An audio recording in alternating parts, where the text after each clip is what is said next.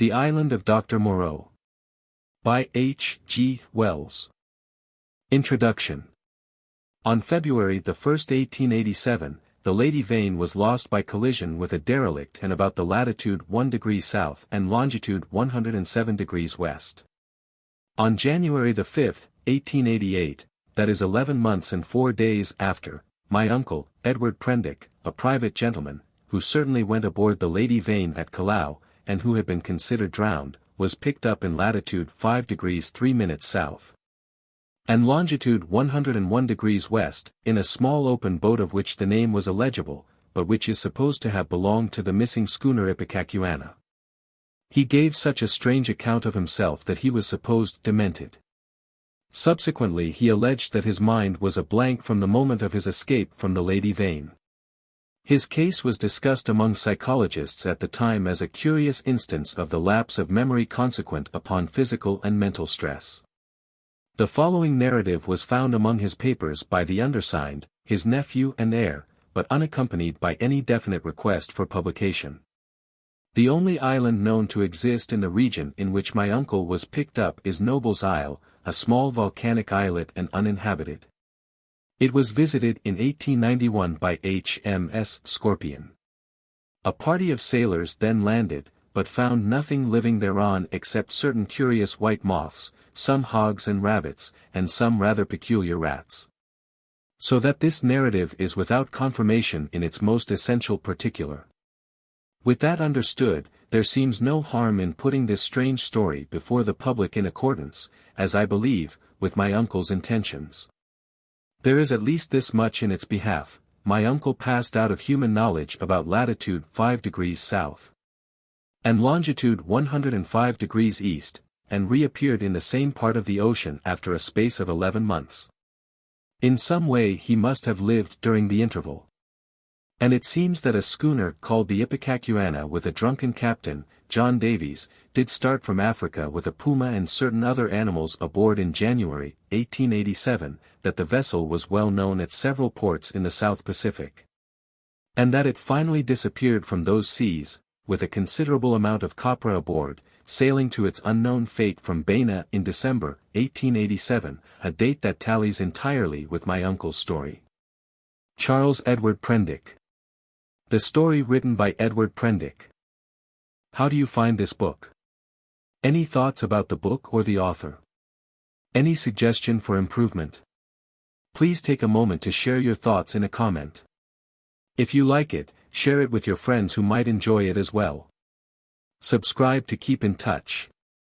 Visit CompleteAudiobooks.com for more quality content. 1. In the Dingey of the Lady Vane.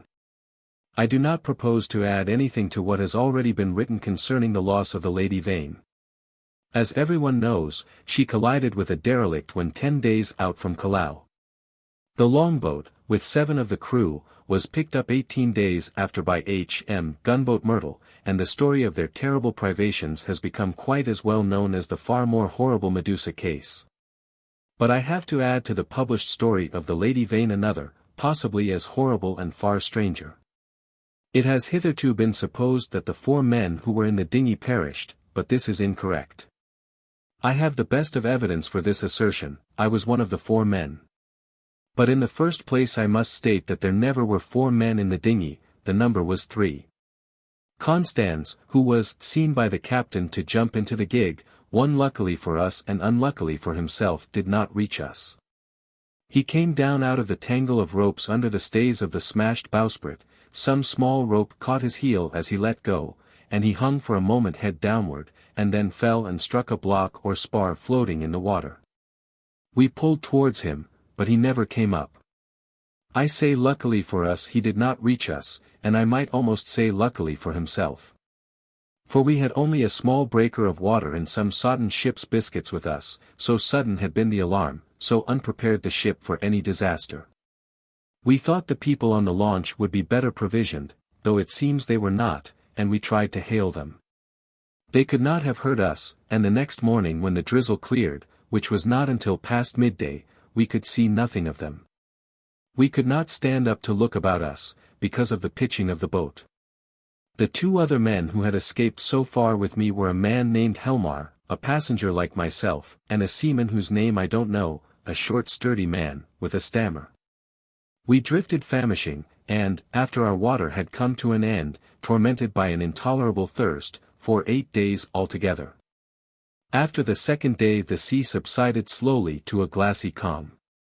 It is quite impossible for the ordinary reader to imagine those 8 days. He has not, luckily for himself, anything in his memory to imagine with. After the first day we said little to one another, and lay in our places in the boat and stared at the horizon, or watched, with eyes that grew larger and more haggard every day, the misery and weakness gaining upon our companions. The sun became pitiless. The water ended on the 4th day, and we were already thinking strange things and saying them with our eyes, but it was, I think, the 6th before Helmar gave voice to the thing we had all been thinking. I remember our voices were dry and thin, so that we bent towards one another and spared our words. I stood out against it with all my might, was rather for scuttling the boat and perishing together among the sharks that followed us. But when Helmar said that if his proposal was accepted we should have drink, the sailor came round to him. I would not draw lots however, and in the night the sailor whispered to Helmar again and again, and I sat in the bows with my clasp knife in my hand, though I doubt if I had the stuff in me to fight. And in the morning I agreed to Helmar's proposal, and we handed halfpence to find the odd man. The lot fell upon the sailor, but he was the strongest of us and would not abide by it, and attacked Helmar with his hands. They grappled together and almost stood up. I crawled along the boat to them, intending to help Helmar by grasping the sailor's leg. But the sailor stumbled with the swaying of the boat, and the two fell upon the gunwale and rolled overboard together. They sank like stones. I remember laughing at that, and wondering why I laughed. The laugh caught me suddenly like a thing from without. I lay across one of the thwarts for I know not how long, thinking that if I had the strength I would drink sea-water and madden myself to die quickly. And even as I lay there I saw, with no more interest than if it had been a picture, a sail come up towards me over the skyline. My mind must have been wandering, and yet I remember all that happened, quite distinctly. I remember how my head swayed with the seas, and the horizon with the sail above it danced up and down. But I also remember as distinctly that I had a persuasion that I was dead, and that I thought what a jest it was that they should come too late by such a little to catch me in my body. For an endless period, as it seemed to me, I lay with my head on the thwart watching the schooner. She was a little ship, schooner rigged fore and aft, come up out of the sea. She kept tacking to and fro in a widening compass, for she was sailing dead into the wind. It never entered my head to attempt to attract attention, and I do not remember anything distinctly after the sight of her side until I found myself in a little cabin aft.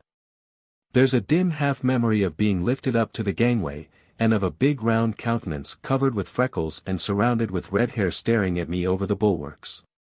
I also had a disconnected impression of a dark face, with extraordinary eyes, close to mine, but that I thought was a nightmare, until I met it again.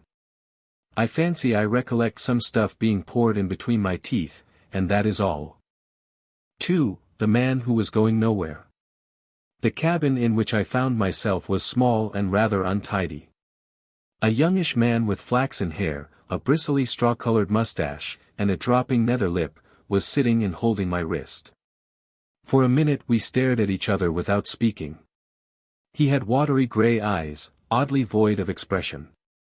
Then just overhead came a sound like an iron bedstead being knocked about, and the low angry growling of some large animal. At the same time the man spoke. He repeated his question, "How do you feel now?" I think I said I felt all right.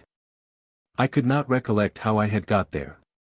He must have seen the question in my face, for my voice was inaccessible to me. "You were picked up in a boat, starving." The name on the boat was the Lady Vane, and there were spots of blood on the gunwale. At the same time my eye caught my hand, so thin that it looked like a dirty skin purse full of loose bones, and all the business of the boat came back to me. "Have some of this," said he, and gave me a dose of some scarlet stuff, iced. It tasted like blood, and made me feel stronger. "You were in luck," said he, "to get picked up by a ship with a medical man aboard." He spoke with a slobbering articulation, with the ghost of a lisp. "What ship is this?" I said slowly, hoarse from my long silence. "It's a little trader from Arica and Callao.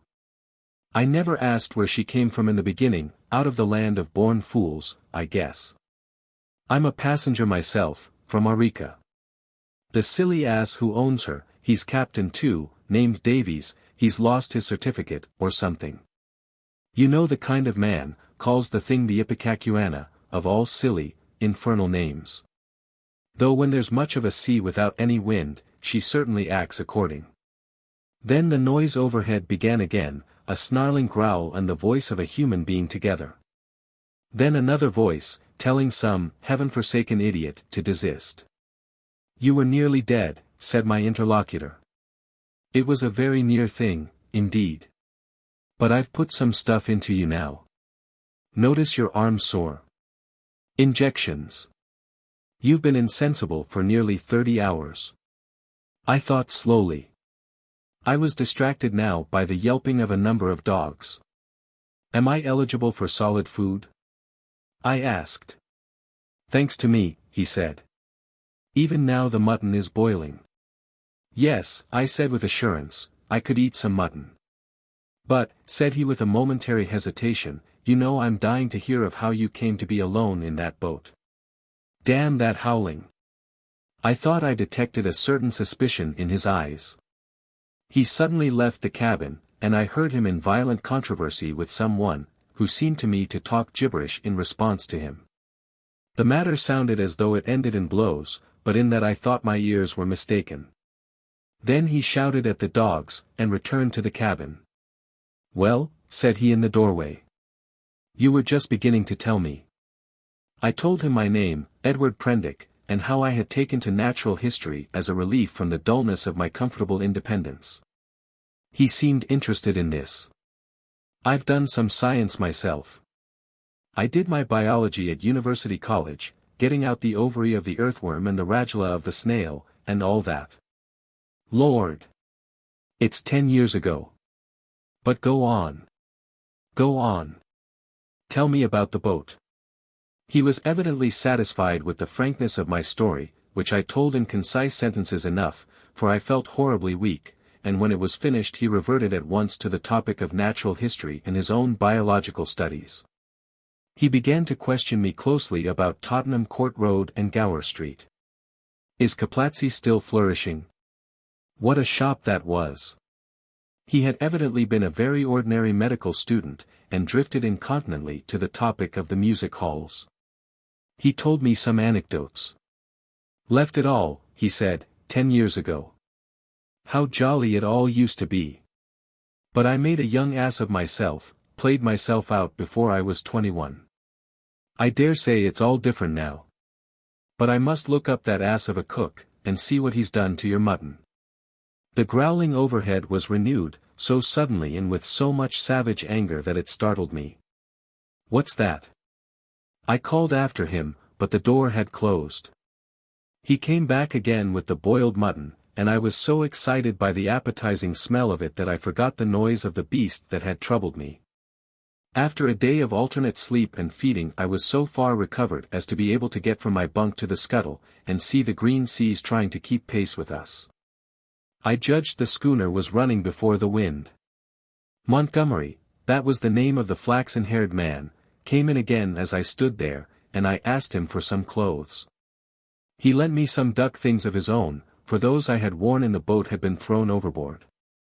They were rather loose for me, for he was large and long in his limbs. He told me casually that the captain was 3 parts drunk in his own cabin.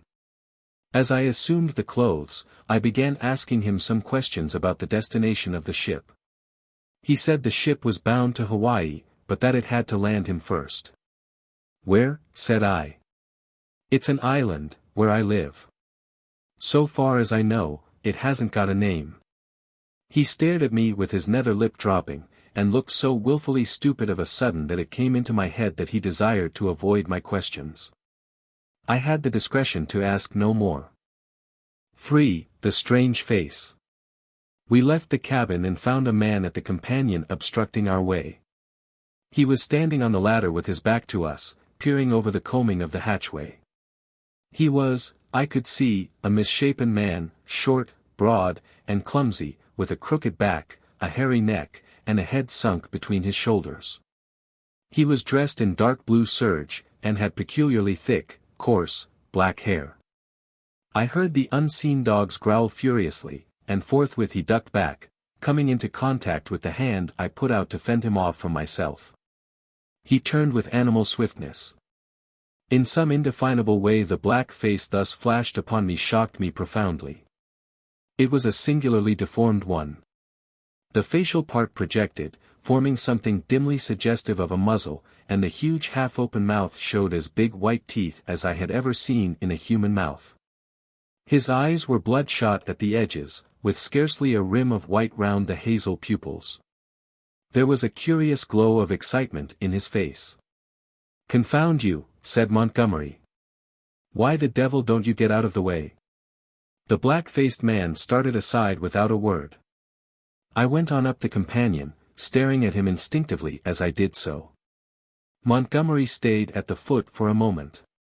"You have no business here, you know," he said in a deliberate tone. "Your place is forward." The black-faced man cowered. "They won't have me forward." He spoke slowly, with a queer, hoarse quality in his voice. "Won't have you forward," said Montgomery, in a menacing voice. "But I tell you to go." He was on the brink of saying something further, then looked up at me suddenly and followed me up the ladder.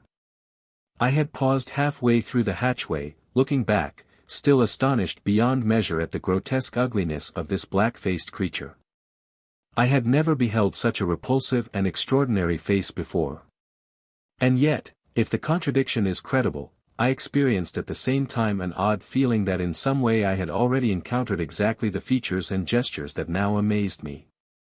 Afterwards it occurred to me that probably I had seen him as I was lifted aboard, and yet that scarcely satisfied my suspicion of a previous acquaintance. Yet how one could have set eyes on so singular a face and yet have forgotten the precise occasion, passed my imagination. Montgomery's movement to follow me released my attention, and I turned and looked about me at the flush deck of the little schooner. I was already half prepared by the sounds I had heard for what I saw. Certainly I never beheld a deck so dirty. It was littered with scraps of carrot, shreds of green stuff, and indescribable filth. Fastened by chains to the mainmast were a number of grisly staghounds, who now began leaping and barking at me, and by the mizzen a huge puma was cramped in a little iron cage far too small even to give it turning room. Farther under the starboard bulwark were some big hutches containing a number of rabbits, and a solitary llama was squeezed in a mere box of a cage forward. The dogs were muzzled by leather straps. The only human being on deck was a gaunt and silent sailor at the wheel. The patched and dirty spankers were tense before the wind, and up aloft the little ship seemed carrying every sail she had. The sky was clear, the sun midway down the western sky, long waves, capped by the breeze with froth, were running with us. We went past the steersman to the taffrail, and saw the water come foaming under the stern and the bubbles go dancing and vanishing in her wake. I turned and surveyed the unsavory length of the ship. "Is this an ocean menagerie?" said I. "Looks like it," said Montgomery. "What are these beasts for? Merchandise, curios? Does the captain think he is going to sell them somewhere in the South Seas?" "It looks like it, doesn't it?" said Montgomery, and turned towards the wake again. Suddenly we heard a yelp and a volley of furious blasphemy from the companion hatchway, and the deformed man with the black face came up hurriedly. He was immediately followed by a heavy red-haired man in a white cap. At the sight of the former the staghounds, who had all tired of barking at me by this time, became furiously excited, howling and leaping against their chains. The black hesitated before them, and this gave the red-haired man time to come up with him and deliver a tremendous blow between the shoulder blades. The poor devil went down like a felled ox, and rolled in the dirt among the furiously excited dogs. It was lucky for him that they were muzzled.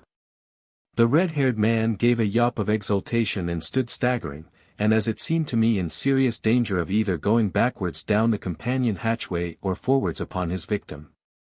So soon as the second man had appeared, Montgomery had started forward. "Steady on there," he cried, in a tone of remonstrance. A couple of sailors appeared on the forecastle. The black-faced man, howling in a singular voice, rolled about under the feet of the dogs. No one attempted to help him. The brutes did their best to worry him, butting their muzzles at him. There was a quick dance of their lithe grey-figured bodies over the clumsy, prostrate figure. The sailors forward shouted, as though it was admirable sport. Montgomery gave an angry exclamation, and went striding down the deck, and I followed him. The black-faced man scrambled up and staggered forward, going and leaning over the bulwark by the main shrouds, where he remained, panting and glaring over his shoulder at the dogs. The red-haired man laughed a satisfied laugh. "Look here, Captain," said Montgomery, with his lisp a little accentuated, gripping the elbows of the red-haired man, "this won't do." I stood behind Montgomery. The captain came half round, and regarded him with the dull and solemn eyes of a drunken man. Won't do?" he said, and added, after looking sleepily into Montgomery's face for a minute, "blasted sawbones." With a sudden movement he shook his arms free, and after 2 ineffectual attempts stuck his freckled fists into his side pockets. "That man's a passenger," said Montgomery. "I'd advise you to keep your hands off him." "Go to hell," said the captain, loudly. He suddenly turned and staggered towards the side. "Do what I like on my own ship," he said. I think Montgomery might have left him then, seeing the brute was drunk. But he only turned a shade paler, and followed the captain to the bulwarks. "Look you here, Captain," he said, "that man of mine is not to be ill-treated. He has been hazed ever since he came aboard." For a minute, alcoholic fumes kept the captain speechless. "Blasted sawbones," was all he considered necessary.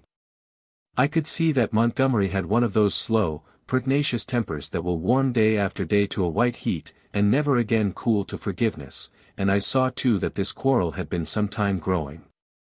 "The man's drunk," said I, perhaps officiously, "you'll do no good." Montgomery gave an ugly twist to his dropping lip. "He's always drunk. Do you think that excuses his assaulting his passengers?" "My ship," began the captain, waving his hand unsteadily towards the cages, "was a clean ship. Look at it now." It was certainly anything but clean. "Crew," continued the captain, "clean, respectable crew. You agreed to take the beasts. I wish I'd never set eyes on your infernal island. What the devil, want beasts for on an island like that? Then, that man of yours, understood he was a man. He's a lunatic, and he hadn't no business aft. Do you think the whole damned ship belongs to you? Your sailors began to haze the poor devil as soon as he came aboard. That's just what he is, he's a devil. An ugly devil. My men can't stand him. I can't stand him. None of us can't stand him. Nor you either." Montgomery turned away. "You leave that man alone, anyhow," he said, nodding his head as he spoke. But the captain meant to quarrel now. He raised his voice. "If he comes this end of the ship again, I'll cut his insides out, I tell you. Cut out his blasted insides. Who are you, to tell me what I'm to do? I tell you I'm captain of this ship, captain and owner. I'm the law here, I tell you, the law and the prophets. I bargained to take a man and his attendant to and from Arica, and bring back some animals. I never bargained to carry a mad devil and a silly sawbones, Well, never mind what he called Montgomery. I saw the latter take a step forward, and interposed. "He's drunk," said I. The captain began some abuse even fouler than the last. "Shut up," I said, turning on him sharply, for I had seen danger in Montgomery's white face. With that I brought the downpour on myself. However, I was glad to avert what was uncommonly near a scuffle, even at the price of the captain's drunken ill will. I do not think I have ever heard quite so much vile language come in a continuous stream from any man's lips before, though I have frequented eccentric company enough. I found some of it hard to endure, though I am a mild-tempered man. But, certainly, when I told the captain to shut up, I had forgotten that I was merely a bit of human flotsam, cut off from my resources and with my fare unpaid, a mere casual dependent on the bounty, or speculative enterprise, of the ship. He reminded me of it with considerable vigor, but at any rate I prevented a fight. 4. At the schooner's rail. That night land was sighted after sundown, and the schooner hove to. Montgomery intimated that was his destination. It was too far to see any details. It seemed to me then simply a low-lying patch of dim blue in the uncertain blue-gray sea. An almost vertical streak of smoke went up from it into the sky. The captain was not on deck when it was sighted. After he had vented his wrath on me he had staggered below, and I understand he went to sleep on the floor of his own cabin. The mate practically assumed the command. He was the gaunt, taciturn individual we had seen at the wheel.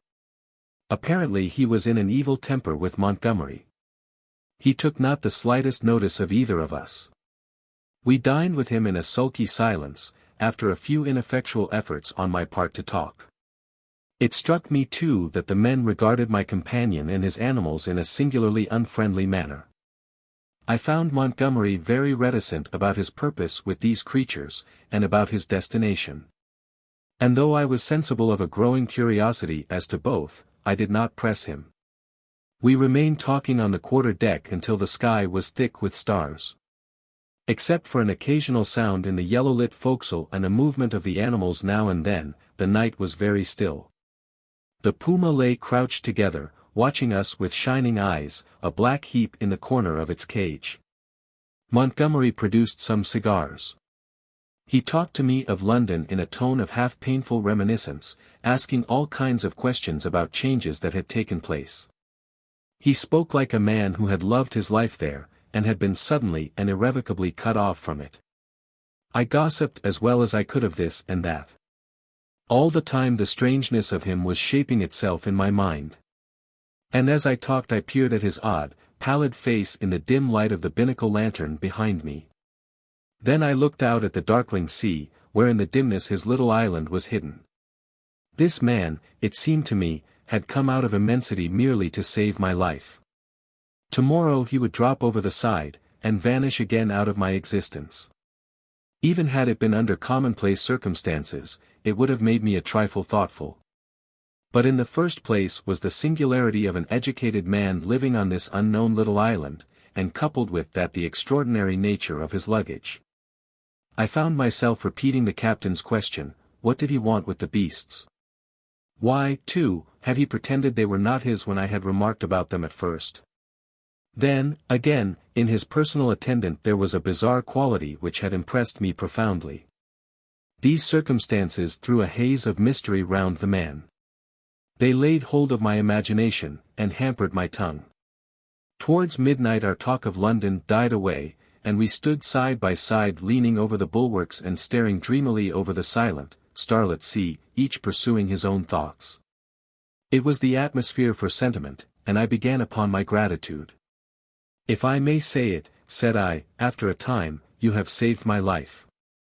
Chance, he answered. Just chance. I prefer to make my thanks to the accessible agent. Thank no one. You had the need, and I had the knowledge, and I injected and fed you much as I might have collected a specimen. I was bored and wanted something to do. If I'd been jaded that day, or hadn't liked your face, well, it's a curious question where you would have been now. This damped my mood a little. At any rate, I began. It's a chance, I tell you, he interrupted, as everything is in a man's life. Only the asses won't see it. Why am I here now, an outcast from civilization, instead of being a happy man enjoying all the pleasures of London? Simply because 11 years ago, I lost my head for 10 minutes on a foggy night. He stopped. Yes, said I. That's all. We relapsed into silence. Presently he laughed. There's something in this starlight that loosens one's tongue. I'm an ass, and yet somehow I would like to tell you. Whatever you tell me, you may rely upon my keeping to myself, if that's it." He was on the point of beginning, and then shook his head, doubtfully. "Don't," said I, "it is all the same to me.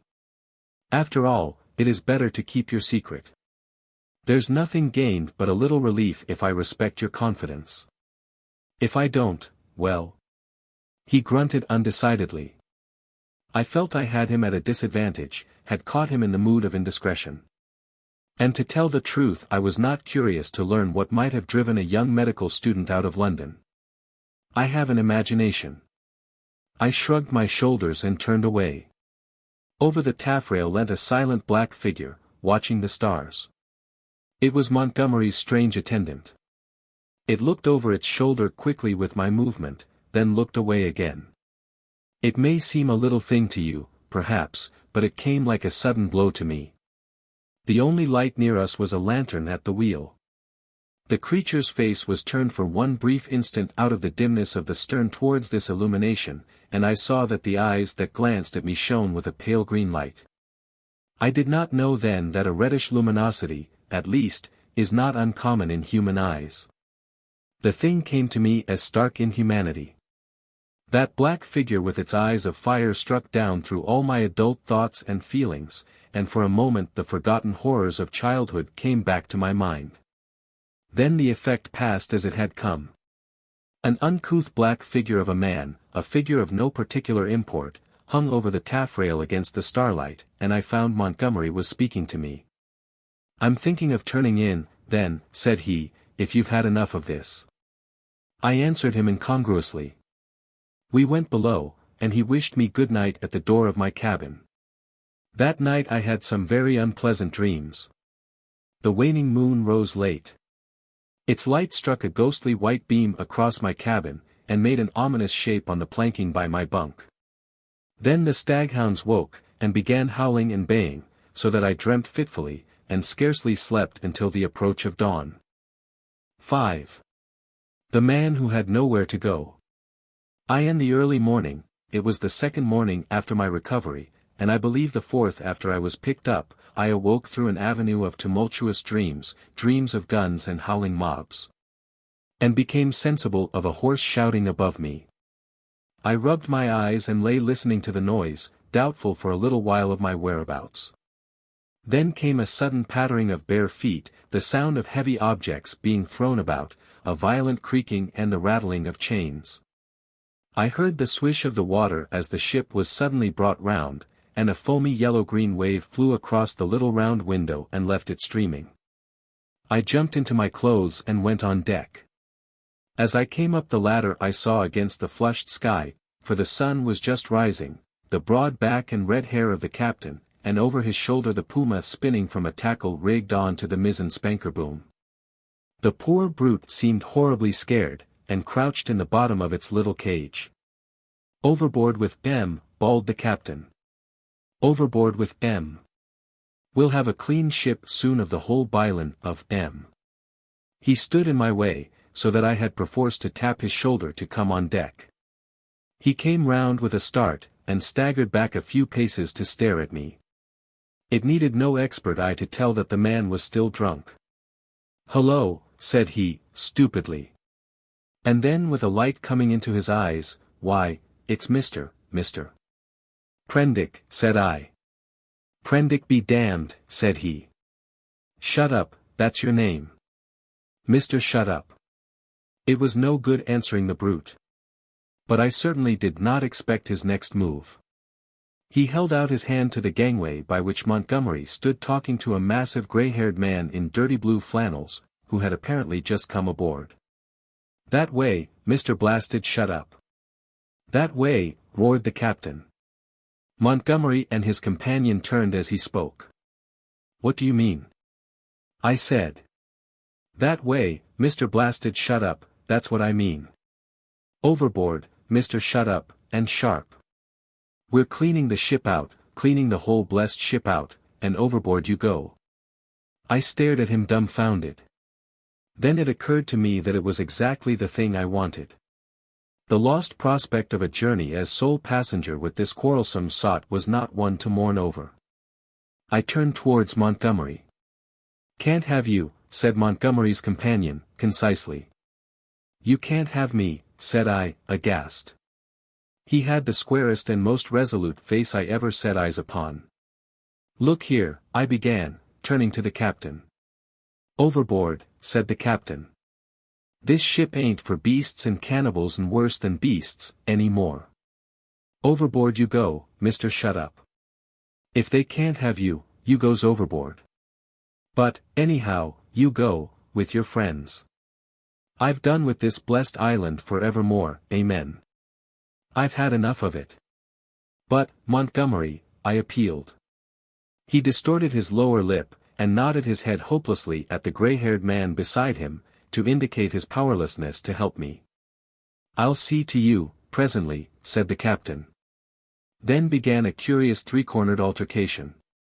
Alternately I appealed to one and another of the three men, first to the gray-haired man to let me land, and then to the drunken captain to keep me aboard.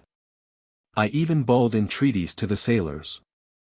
Montgomery said never a word, only shook his head. "You're going overboard, I tell you," was the captain's refrain. "Law be damned. I'm king here." At last I must confess my voice suddenly broke in the middle of a vigorous threat. I felt a gust of hysterical petulance, and went aft and stared dismally at nothing. Meanwhile the sailors progressed rapidly with the task of unshipping the packages and caged animals. A large launch, with 2 standing lugs, lay under the lee of the schooner, and into this the strange assortment of goods were swung.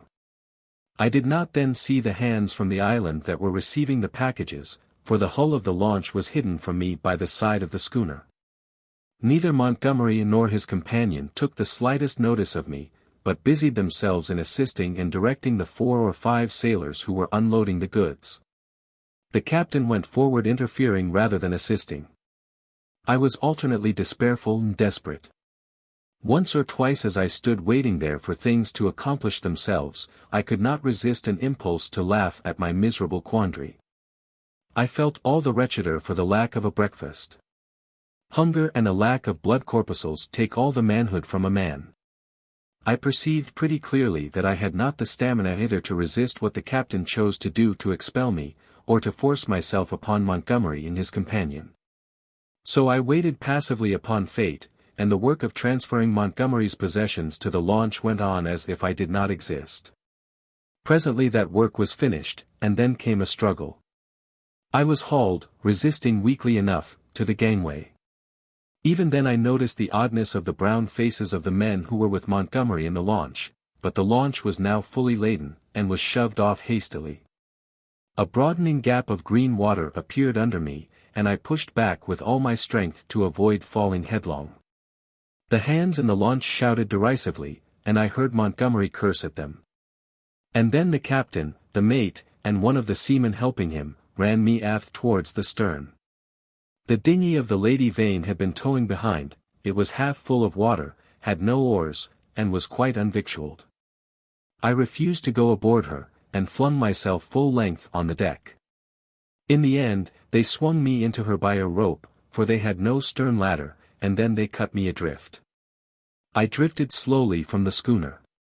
In a kind of stupor I watched all hands take to the rigging, and slowly but surely she came round to the wind, the sails fluttered, and then bellied out as the wind came into them. I stared at her weather-beaten side heeling steeply towards me. And then she passed out of my range of view. I did not turn my head to follow her. At first I could scarcely believe what had happened. I crouched in the bottom of the dinghy, stunned, and staring blankly at the vacant, oily sea. Then I realized that I was in that little hell of mine again, now half swamped. And looking back over the gunwale, I saw the schooner standing away from me, with the red-haired captain mocking at me over the taffrail, and turning towards the island saw the launch growing smaller as she approached the beach. Abruptly the cruelty of this desertion became clear to me. I had no means of reaching the land unless I should chance to drift there. I was still weak, you must remember, from my exposure in the boat. I was empty and very faint, or I should have had more heart. But as it was I suddenly began to sob and weep, as I had never done since I was a little child. The tears ran down my face. In a passion of despair I struck with my fists at the water in the bottom of the boat, and kicked savagely at the gunwale. I prayed aloud for God to let me die. 6. The Evil-Looking Boatmen. But the islanders, seeing that I was really adrift, took pity on me. I drifted very slowly to the eastward, approaching the island slantingly. And presently I saw, with hysterical relief, the launch come round and return towards me. She was heavily laden, and I could make out as she drew nearer Montgomery's white-haired, broad-shouldered companion sitting cramped up with the dogs and several packing cases in the stern sheets. This individual stared fixedly at me without moving or speaking. The black-faced cripple was glaring at me as fixedly in the bows near the Puma. There were 3 other men besides, 3 strange brutish-looking fellows, at whom the staghounds were snarling savagely. Montgomery, who was steering, brought the boat by me, and rising, caught and fastened my painter to the tiller to tow me, for there was no room aboard. I had recovered from my hysterical phase by this time and answered his hail, as he approached, bravely enough. I told him the dinghy was nearly swamped, and he reached me a piggin. I was jerked back as the rope tightened between the boats. For some time I was busy bailing. It was not until I had got the water under, for the water in the dinghy had been shipped, the boat was perfectly sound, that I had leisure to look at the people in the launch again. The white-haired man I found was still regarding me steadfastly, but with an expression, as I now fancied, of some perplexity. When my eyes met his, he looked down at the staghound that sat between his knees. He was a powerfully built man, as I have said, with a fine forehead and rather heavy features. But his eyes had that odd drooping of the skin above the lids which often comes with advancing years, and the fall of his heavy mouth at the corners gave him an expression of pugnacious resolution. He talked to Montgomery in a tone too low for me to hear. From him my eyes travelled to his 3 men, and a strange crew they were. I saw only their faces, yet there was something in their faces, I knew not what, that gave me a queer spasm of disgust. I looked steadily at them, and the impression did not pass, though I failed to see what had occasioned it. They seemed to me then to be brown men, but their limbs were oddly swathed in some thin, dirty, white stuff down even to the fingers and feet. I have never seen men so wrapped up before, and women so only in the East. They wore turbans too, and thereunder peered out their elfin faces at me, faces with protruding lower jaws and bright eyes. They had lank black hair, almost like horsehair, and seemed as they sat to exceed in stature any race of men I have seen. The white-haired man, who I knew was a good 6 feet in height, sat a head below any one of the 3. I found afterwards that really none were taller than myself. But their bodies were abnormally long, and the thigh part of the leg short and curiously twisted. At any rate, they were an amazingly ugly gang, and over the heads of them under the forward lug peered the black face of the man whose eyes were luminous in the dark. As I stared at them, they met my gaze. And then first one and then another turned away from my direct stare, and looked at me in an odd, furtive manner. It occurred to me that I was perhaps annoying them, and I turned my attention to the island we were approaching. It was low, and covered with thick vegetation, chiefly a kind of palm, that was new to me. From one point a thin white thread of vapor rose slantingly to an immense height, and then frayed out like a down feather. We were now within the embrace of a broad bay flanked on either hand by a low promontory. The beach was of dull grey sand, and sloped steeply up to a ridge, perhaps 60 or 70 feet above the sea level, and irregularly set with trees and undergrowth. Halfway up was a square enclosure of some greyish stone, which I found subsequently was built partly of coral and partly of pumiceous lava. 2 thatched roofs peeped from within this enclosure. A man stood awaiting us at the water's edge. I fancied while we were still far off that I saw some other and very grotesque-looking creatures scuttle into the bushes upon the slope, but I saw nothing of these as we drew nearer. This man was of a moderate size, and with a black negroid face. He had a large, almost lipless, mouth, extraordinary lank arms, long thin feet, and bow legs, and stood with his heavy face thrust forward staring at us. He was dressed like Montgomery and his white-haired companion, in jacket and trousers of blue serge. As we came still nearer, this individual began to run to and fro on the beach, making the most grotesque movements. At a word of command from Montgomery, the 4 men in the launch sprang up, and with singularly awkward gestures struck the lugs. Montgomery steered us round and into a narrow little dock excavated in the beach. Then the man on the beach hastened towards us. This dock, as I call it, was really a mere ditch just long enough at this phase of the tide to take the longboat. I heard the bows ground in the sand, staved the dinghy off the rudder of the big boat with my piggin, and freeing the painter, landed. The 3 muffled men, with the clumsiest movements, scrambled out upon the sand, and forthwith set to landing the cargo, assisted by the man on the beach.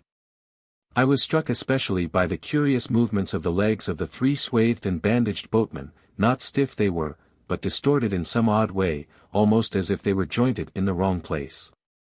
The dogs were still snarling, and strained at their chains after these men, as the white-haired man landed with them. The 3 big fellows spoke to one another in odd guttural tones, and the man who had waited for us on the beach began chattering to them excitedly, a foreign language, as I fancied, as they laid hands on some bales piled near the stern. Somewhere I had heard such a voice before, and I could not think where. The white-haired man stood, holding in a tumult of 6 dogs, and bawling orders over their din. Montgomery, having unshipped the rudder, landed likewise, and all set to work at unloading. I was too faint, what with my long fast and the sun beating down on my bare head, to offer any assistance. Presently the white-haired man seemed to recollect my presence, and came up to me. "You look," said he, "as though you had scarcely breakfasted." His little eyes were a brilliant black under his heavy brows. "I must apologize for that. Now you are our guest, we must make you comfortable, though you are uninvited, you know." He looked keenly into my face. "Montgomery says you are an educated man, Mr. Prendick, says you know something of science. May I ask what that signifies?" I told him I had spent some years at the Royal College of Science, and had done some researches in biology under Huxley. He raised his eyebrows slightly at that. "That alters the case a little, Mr. Prendick," he said, with a trifle more respect in his manner. "As it happens, we are biologists here. This is a biological station, of a sort." His eye rested on the men in white who were busily hauling the Puma, on rollers, towards the walled yard. "I and Montgomery, at least," he added. "Then, when you will be able to get away, I can't say. We're off the track to anywhere. We see a ship once in a 12-month or so." He left me abruptly, and went up the beach past this group, and I think entered the enclosure. The other 2 men were with Montgomery, erecting a pile of smaller packages on a low-wheeled truck. The llama was still on the launch with the rabbit hutches, the staghounds were still lashed to the thwarts. The pile of things completed, all 3 men laid hold of the truck and began shoving the ton-weight or so upon it after the Puma. Presently Montgomery left them, and coming back to me held out his hand. "I'm glad," said he, "for my own part. That captain was a silly ass. He'd have made things lively for you." "It was you," said I, "that saved me again." "That depends. You'll find this island an infernally rum place, I promise you. I'd watch my goings carefully, if I were you." He hesitated, and seemed to alter his mind about what was on his lips. "I wish you'd help me with these rabbits," he said. His procedure with the rabbits was singular. I waded in with him, and helped him lug one of the hutches ashore. No sooner was that done than he opened the door of it, and tilting the thing on one end turned its living contents out on the ground. They fell in a struggling heap one on the top of the other. He clapped his hands, and forthwith they went off with that hopping run of theirs, 15 or 20 of them I should think, up the beach. "Increase and multiply, my friends," said Montgomery. "Replenish the island. Hitherto we've had a certain lack of meat here." As I watched them disappearing, the white-haired man returned with a brandy flask and some biscuits. "Something to go on with, Prendick," said he, in a far more familiar tone than before. I made no ado, but set to work on the biscuits at once, while the white-haired man helped Montgomery to release about a score more of the rabbits. 3 big hutches, however, went up to the house with the puma. The brandy I did not touch, for I have been an abstainer from my birth. 7. The locked door. The reader will perhaps understand that at first everything was so strange about me, and my position was the outcome of such unexpected adventures, that I had no discernment of the relative strangeness of this or that thing. I followed the llama up the beach, and was overtaken by Montgomery, who asked me not to enter the stone enclosure. I noticed then that the puma in its cage and the pile of packages had been placed outside the entrance to this quadrangle. I turned and saw that the launch had now been unloaded, run out again, and was being beached, and the white-haired man was walking towards us. He addressed Montgomery. "And now comes the problem of this uninvited guest. What are we to do with him?" "He knows something of science," said Montgomery. "I'm itching to get to work again, with this new stuff," said the white-haired man, nodding towards the enclosure. His eyes grew brighter. "I dare say you are," said Montgomery, in anything but a cordial tone. "We can't send him over there, and we can't spare the time to build him a new shanty, and we certainly can't take him into our confidence just yet." "I'm in your hands," said I. I had no idea of what he meant by "over there." "I've been thinking of the same things," Montgomery answered. "There's my room with the outer door." "That's it," said the elder man, promptly, looking at Montgomery. And all 3 of us went towards the enclosure. "I'm sorry to make a mystery, Mr. Prendick, but you'll remember you're uninvited. Our little establishment here contains a secret or so, is a kind of Bluebeard's chamber, in fact. Nothing very dreadful, really, to a sane man, but just now, as we don't know you." "Decidedly," said I should be a fool to take offense at any want of confidence." He twisted his heavy mouth into a faint smile. He was one of those saturnine people who smile with the corners of the mouth down, and bowed his acknowledgment of my complaisance. The main entrance to the enclosure was passed. It was a heavy wooden gate, framed in iron and locked, with the cargo of the launch piled outside it, and at the corner we came to a small doorway I had not previously observed. The white-haired man produced a bundle of keys from the pocket of his greasy blue jacket, opened this door, and entered. His keys, and the elaborate locking up of the place even while it was still under his eye, struck me as peculiar. I followed him, and found myself in a small apartment, plainly but not uncomfortably furnished and with its inner door, which was slightly ajar, opening into a paved courtyard. This inner door Montgomery at once closed. A hammock was slung across the darker corner of the room, and a small unglazed window defended by an iron bar looked out towards the sea. This the white-haired man told me was to be my apartment.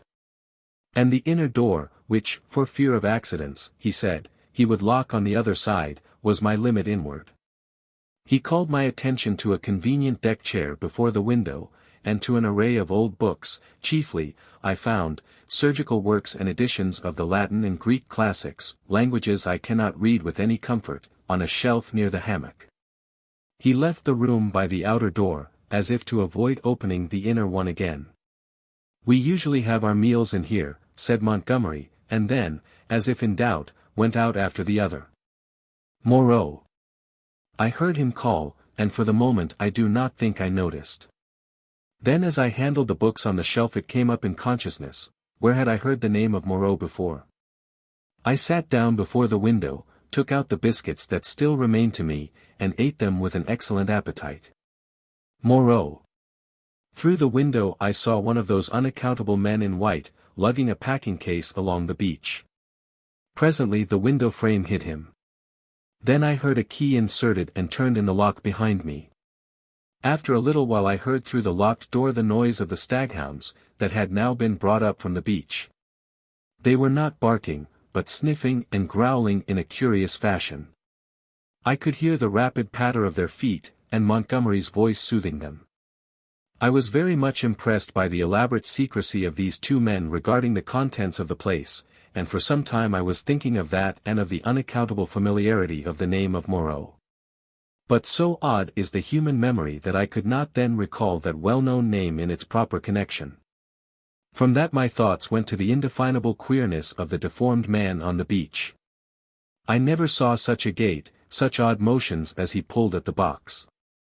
I recalled that none of these men had spoken to me, though most of them I had found looking at me at one time or another in a peculiarly furtive manner, quite unlike the frank stare of your unsophisticated savage.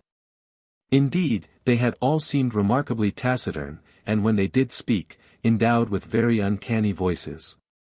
What was wrong with them? Then I recalled the eyes of Montgomery's ungainly attendant. Just as I was thinking of him he came in. He was now dressed in white, and carried a little tray with some coffee and boiled vegetables thereon. I could hardly repress a shuddering recoil as he came, bending amiably, and placed the tray before me on the table.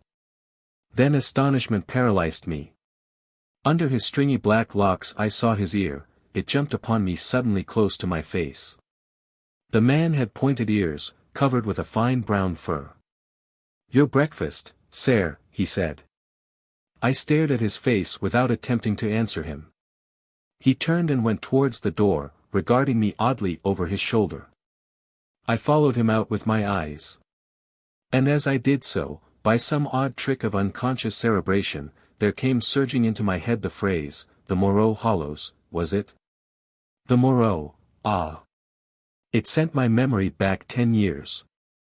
The Moreau horrors. The phrase drifted loose in my mind for a moment, and then I saw it in red lettering on a little buff-colored pamphlet, to read which made one shiver and creep.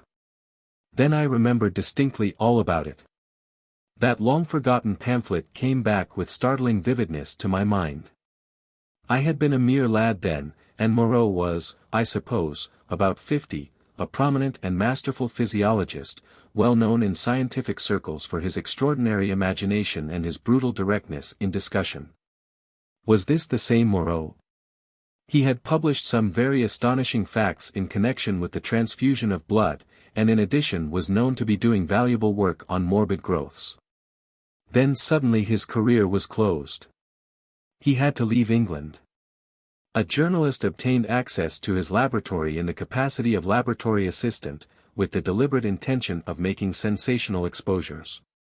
And by the help of a shocking accident, if it was an accident, his gruesome pamphlet became notorious.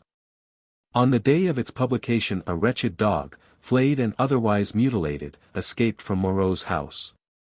It was in the silly season, and a prominent editor, a cousin of the temporary laboratory assistant, appealed to the conscience of the nation.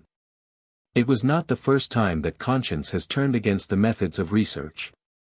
The doctor was simply howled out of the country.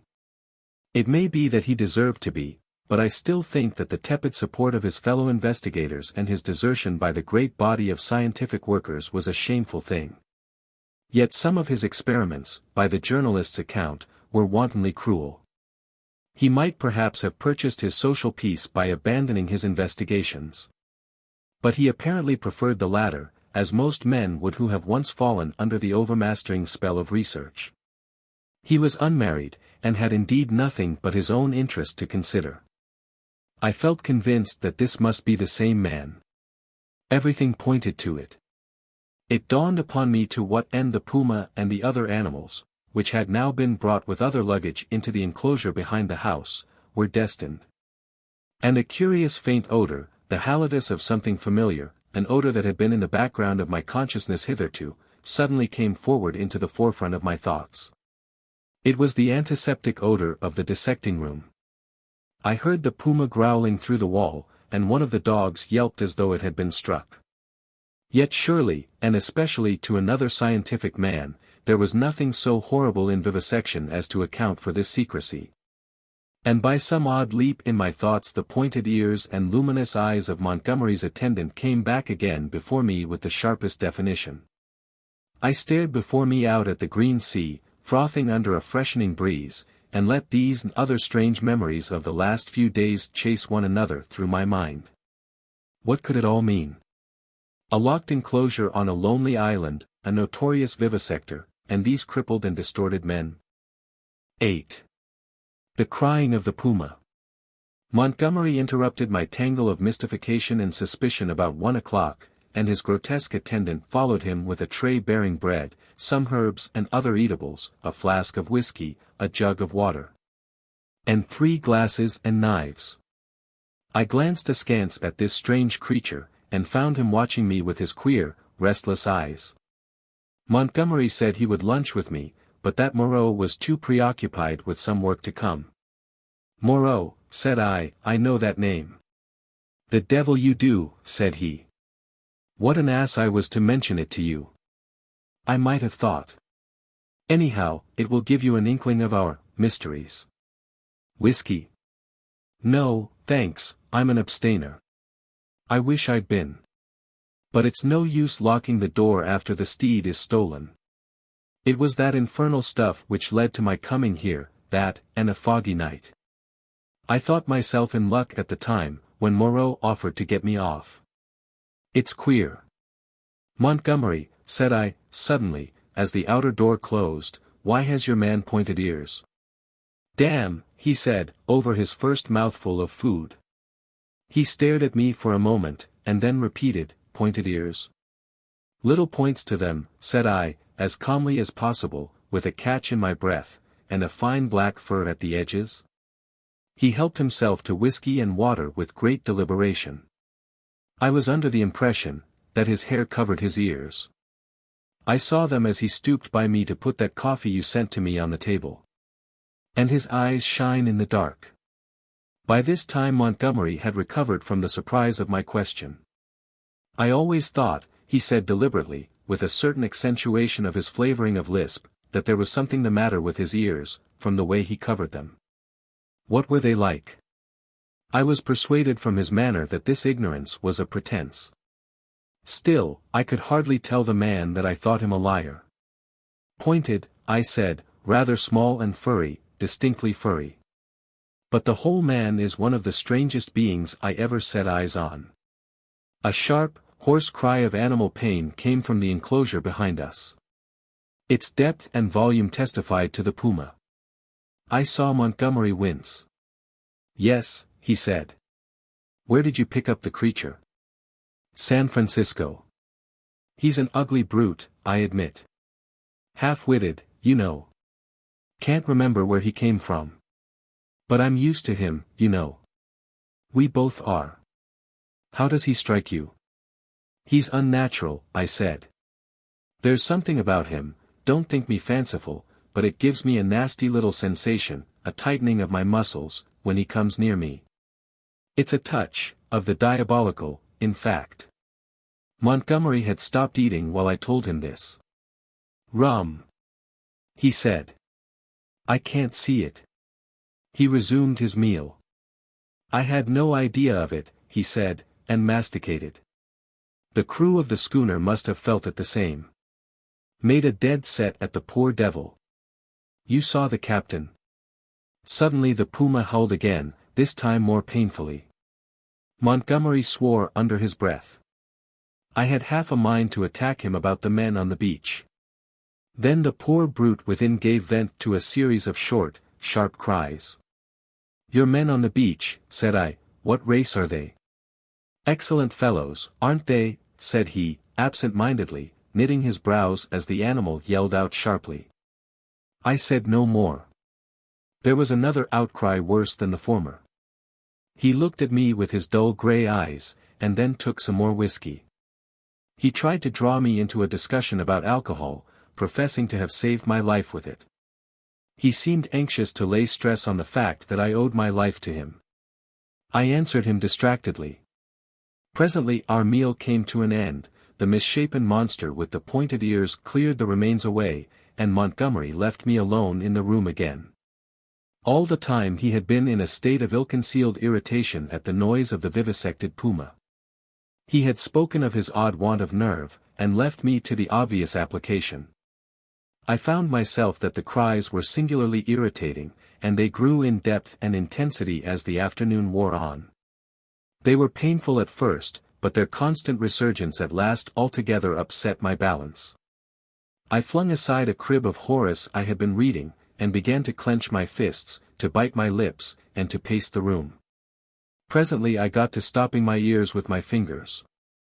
The emotional appeal of those yells grew upon me steadily, grew at last to such an exquisite expression of suffering that I could stand it in that confined room no longer. I stepped out of the door into the slumberous heat of the late afternoon, and walking past the main entrance, locked again, I noticed, turned the corner of the wall. The crying sounded even louder out of doors. It was as if all the pain in the world had found a voice. Yet had I known such pain was in the next room, and had it been dumb, I believe, I have thought since, I could have stood it well enough. It is when suffering finds a voice and sets our nerves quivering that this pity comes troubling us. But in spite of the brilliant sunlight and the green fans of the trees waving in the soothing sea breeze, the world was a confusion, blurred with drifting black and red phantasms, until I was out of earshot of the house in the checkered wall. 9. The Thing in the Forest. I strode through the undergrowth that clothed the ridge behind the house, scarcely heeding whither I went. Passed on through the shadow of a thick cluster of straight-stemmed trees beyond it, and so presently found myself some way on the other side of the ridge, and descending towards a streamlet that ran through a narrow valley. I paused and listened. The distance I had come, or the intervening masses of thicket, deadened any sound that might be coming from the enclosure. The air was still. Then with a rustle a rabbit emerged, and went scampering up the slope before me. I hesitated, and sat down in the edge of the shade. The place was a pleasant one.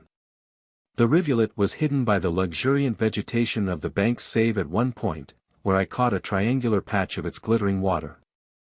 On the farther side I saw through a bluish haze a tangle of trees and creepers, and above these again the luminous blue of the sky.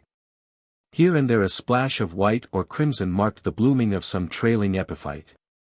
I let my eyes wander over this scene for a while, and then began to turn over in my mind again the strange peculiarities of Montgomery's man. But it was too hot to think elaborately, and presently I fell into a tranquil state midway between dozing and waking. From this I was aroused, after I know not how long, by a rustling amidst the greenery on the other side of the stream. For a moment I could see nothing but the waving summits of the ferns and reeds. Then suddenly upon the bank of the stream appeared something. At first I could not distinguish what it was. It bowed its round head to the water, and began to drink. Then I saw it was a man, going on all fours like a beast. He was clothed in bluish cloth, and was of a copper-colored hue, with black hair. It seemed that grotesque ugliness was an invariable character of these islanders. I could hear the suck of the water at his lips as he drank. I leant forward to see him better, and a piece of lava, detached by my hand, went pattering down the slope. He looked up guiltily, and his eyes met mine. Forthwith he scrambled to his feet, and stood wiping his clumsy hand across his mouth and regarding me. His legs were scarcely half the length of his body. So, staring one another out of countenance, we remained for perhaps the space of a minute. Then, stopping to look back once or twice, he slunk off among the bushes to the right of me, and I heard the swish of the fronds grow faint in the distance and die away. Long after he had disappeared, I remained sitting up staring in the direction of his retreat. My drowsy tranquillity had gone. I was startled by a noise behind me, and turning suddenly saw the flapping white tail of a rabbit vanishing up the slope. I jumped to my feet. The apparition of this grotesque, half-bestial creature had suddenly populated the stillness of the afternoon for me. I looked around me rather nervously, and regretted that I was unarmed. Then I thought that the man I had just seen had been clothed in bluish cloth, had not been naked as a savage would have been.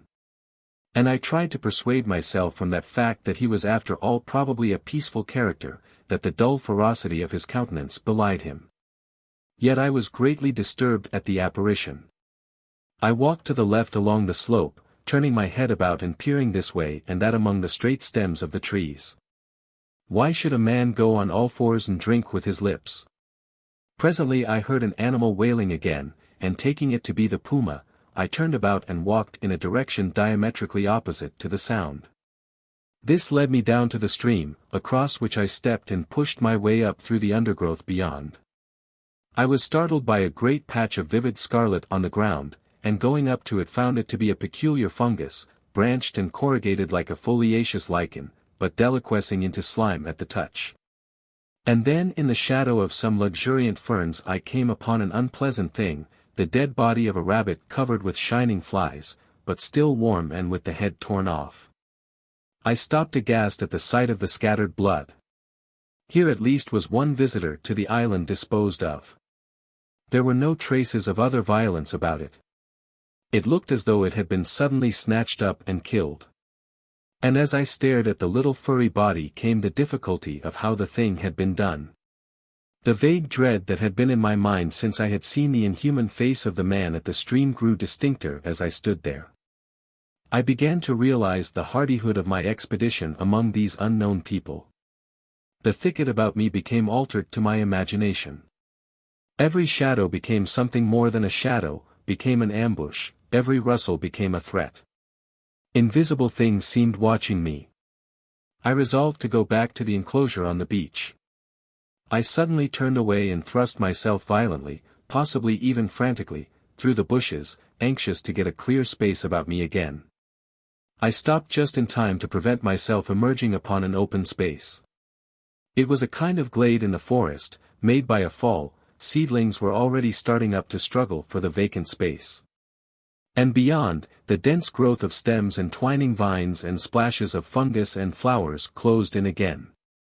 Before me, squatting together upon the fungoid ruins of a huge fallen tree and still unaware of my approach, were three grotesque human figures.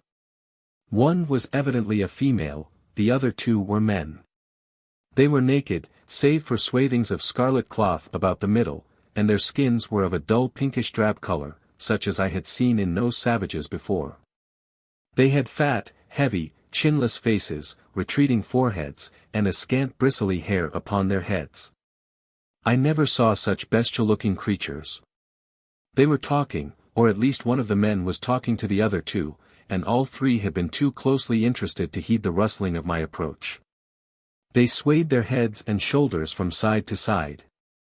The speaker's words came thick and sloppy, and though I could hear them distinctly I could not distinguish what he said. He seemed to me to be reciting some complicated gibberish. Presently his articulation became shriller, and spreading his hands he rose to his feet. At that the others began to gibber in unison, also rising to their feet, spreading their hands and swaying their bodies in rhythm with their chant. I noticed then the abnormal shortness of their legs, and their lank, clumsy feet. All three began slowly to circle round, raising and stamping their feet and waving their arms. A kind of tune crept into their rhythmic recitation, and a refrain, Alula, or Balula, it sounded like. Their eyes began to sparkle, and their ugly faces to brighten, with an expression of strange pleasure. Saliva dripped from their lipless mouths. Suddenly, as I watched their grotesque and unaccountable gestures, I perceived clearly for the first time what it was that had offended me. What had given me the two inconsistent and conflicting impressions of utter strangeness and yet of the strangest familiarity. The three creatures engaged in this mysterious rite were human in shape, and yet human beings with the strangest air about them of some familiar animal.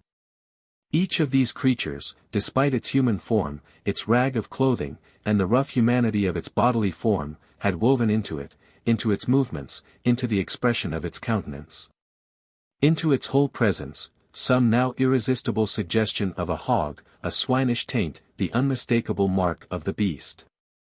I stood overcome by this amazing realization, and then the most horrible questionings came rushing into my mind. They began leaping in the air, first one and then the other, whooping and grunting. Then one slipped, and for a moment was on all fours, to recover, indeed, forthwith. But that transitory gleam of the true animalism of these monsters was enough.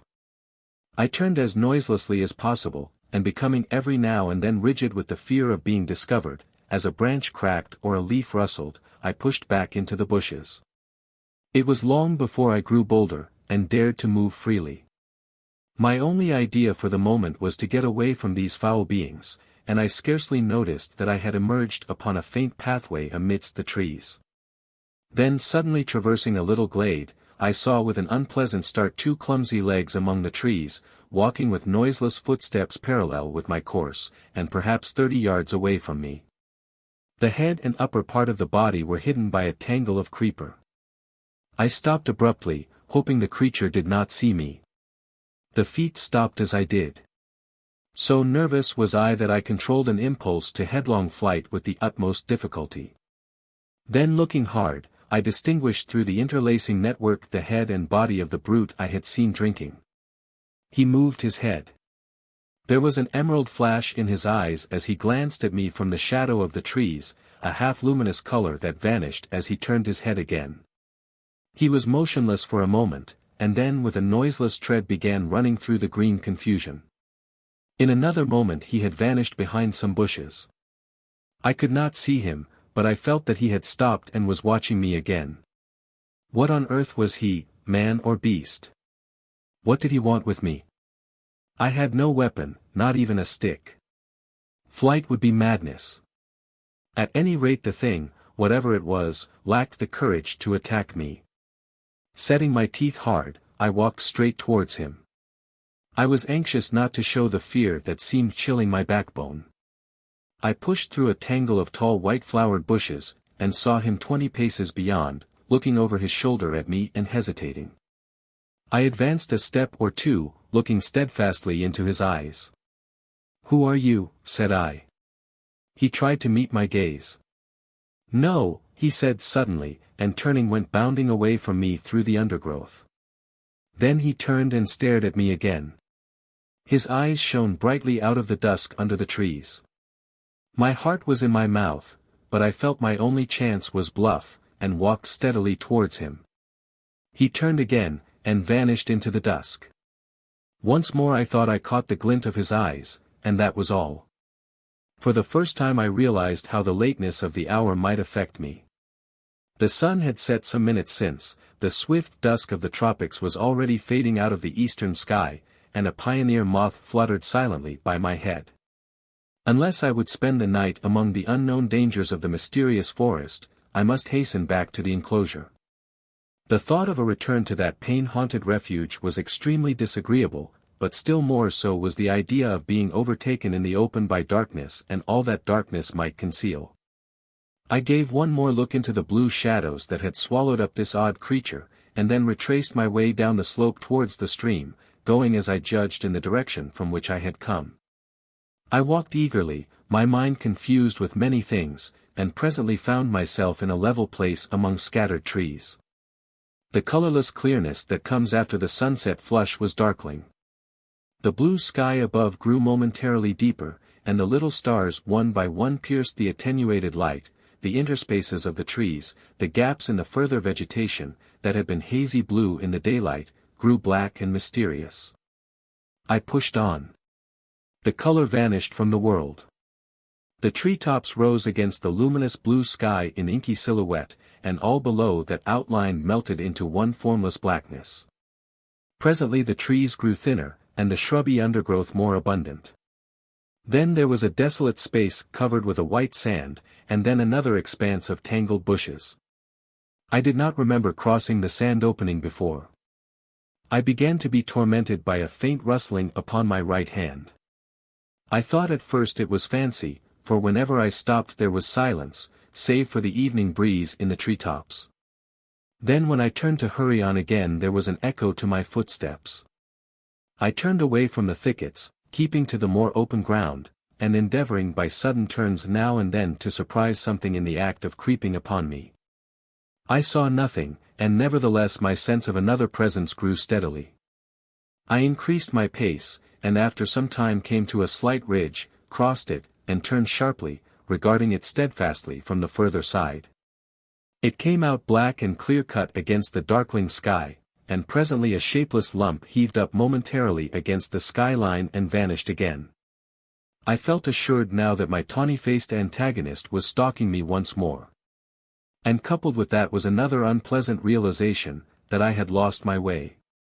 For a time I hurried on hopelessly perplexed, and pursued by that stealthy approach. Whatever it was, the thing either lacked the courage to attack me, or it was waiting to take me at some disadvantage.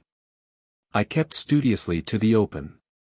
At times I would turn and listen. And presently I had half persuaded myself that my pursuer had abandoned the chase, or was a mere creation of my disordered imagination. Then I heard the sound of the sea. I quickened my footsteps almost into a run, and immediately there was a stumble in my rear. I turned suddenly, and stared at the uncertain trees behind me. One black shadow seemed to leap into another. I listened, rigid, and heard nothing but the creep of the blood in my ears. I thought that my nerves were unstrung, and that my imagination was tricking me, and turned resolutely towards the sound of the sea again. In a minute or so the trees grew thinner, and I emerged upon a bare, low headland running out into the somber water. The night was calm and clear, and the reflection of the growing multitude of the stars shivered in the tranquil heaving of the sea. Some way out, the wash upon an irregular band of reef shone with a pallid light of its own. Westward I saw the zodiacal light mingling with the yellow brilliance of the evening star. The coast fell away from me to the east, and westward it was hidden by the shoulder of the cape. Then I recalled the fact that Moreau's beach lay to the west. A twig snapped behind me, and there was a rustle. I turned, and stood facing the dark trees. I could see nothing, or else I could see too much. Every dark form in the dimness had its ominous quality, its peculiar suggestion of alert watchfulness. So I stood for perhaps a minute, and then, with an eye to the trees still, turned westward to cross the headland, and as I moved, one among the lurking shadows moved to follow me. My heart beat quickly. Presently the broad sweep of a bay to the westward became visible, and I halted again. The noiseless shadow halted a dozen yards from me. A little point of light shone on the further bend of the curve, and the grey sweep of the sandy beach lay faint under the starlight. Perhaps 2 miles away was that little point of light. To get to the beach I should have to go through the trees where the shadows lurked, and down a bushy slope. I could see the thing rather more distinctly now. It was no animal, for it stood erect. At that I opened my mouth to speak, and found a hoarse phlegm choke my voice. I tried again, and shouted, "Who is there?" There was no answer. I advanced a step. The thing did not move, only gathered itself together. My foot struck a stone. That gave me an idea. Without taking my eyes off the black form before me, I stooped and picked up this lump of rock, but at my motion the thing turned abruptly as a dog might have done, and slunk obliquely into the further darkness. Then I recalled a schoolboy expedient against big dogs, and twisted the rock into my handkerchief, and gave this a turn round my wrist. I heard a movement further off among the shadows, as if the thing was in retreat. Then suddenly my tense excitement gave way, I broke into a profuse perspiration and fell a-trembling, with my adversary routed and this weapon in my hand. It was some time before I could summon resolution to go down through the trees and bushes upon the flank of the headland to the beach. At last I did it at a run. And as I emerged from the thicket upon the sand, I heard some other body come crashing after me. At that I completely lost my head with fear, and began running along the sand. Forthwith there came the swift patter of soft feet in pursuit. I gave a wild cry, and redoubled my pace. Some dim, black things about 3 or 4 times the size of rabbits went running or hopping up from the beach towards the bushes as I passed. So long as I live, I shall remember the terror of that chase. I ran near the water's edge, and heard every now and then the splash of the feet that gained upon me. Far away, hopelessly far, was the yellow light. All the night about us was black and still. Splash, splash, came the pursuing feet, nearer and nearer. I felt my breath going, for I was quite out of training, it whooped as I drew it, and I felt a pain like a knife at my side. I perceived the thing would come up with me long before I reached the enclosure, and, desperate and sobbing for my breath, I wheeled round upon it and struck at it as it came up to me, struck with all my strength. The stone came out of the sling of the handkerchief as I did so. As I turned, the thing, which had been running on all fours, rose to its feet, and the missile fell fair on its left temple. The skull rang loud, and the animal man blundered into me, thrust me back with its hands, and went staggering past me to fall headlong upon the sand with its face in the water, and there it lay still. I could not bring myself to approach that black heap. I left it there, with the water rippling round it, under the still stars, and giving it a wide berth pursued my way towards the yellow glow of the house. And presently, with a positive effect of relief, came the pitiful moaning of the puma, the sound that had originally driven me out to explore this mysterious island. At that, though I was faint and horribly fatigued, I gathered together all my strength, and began running again towards the light. I thought I heard a voice calling me. 10. The crying of the man. As I drew near the house I saw that the light shone from the open door of my room. And then I heard coming from out of the darkness at the side of that orange oblong of light, the voice of Montgomery shouting, "Prendick." I continued running. Presently I heard him again. I replied by a feeble, "Hello." And in another moment had staggered up to him. "Where have you been?" said he, holding me at arm's length, so that the light from the door fell on my face. "We have both been so busy that we forgot you until about half an hour ago." He led me into the room and sat me down in the deck chair. For a while I was blinded by the light.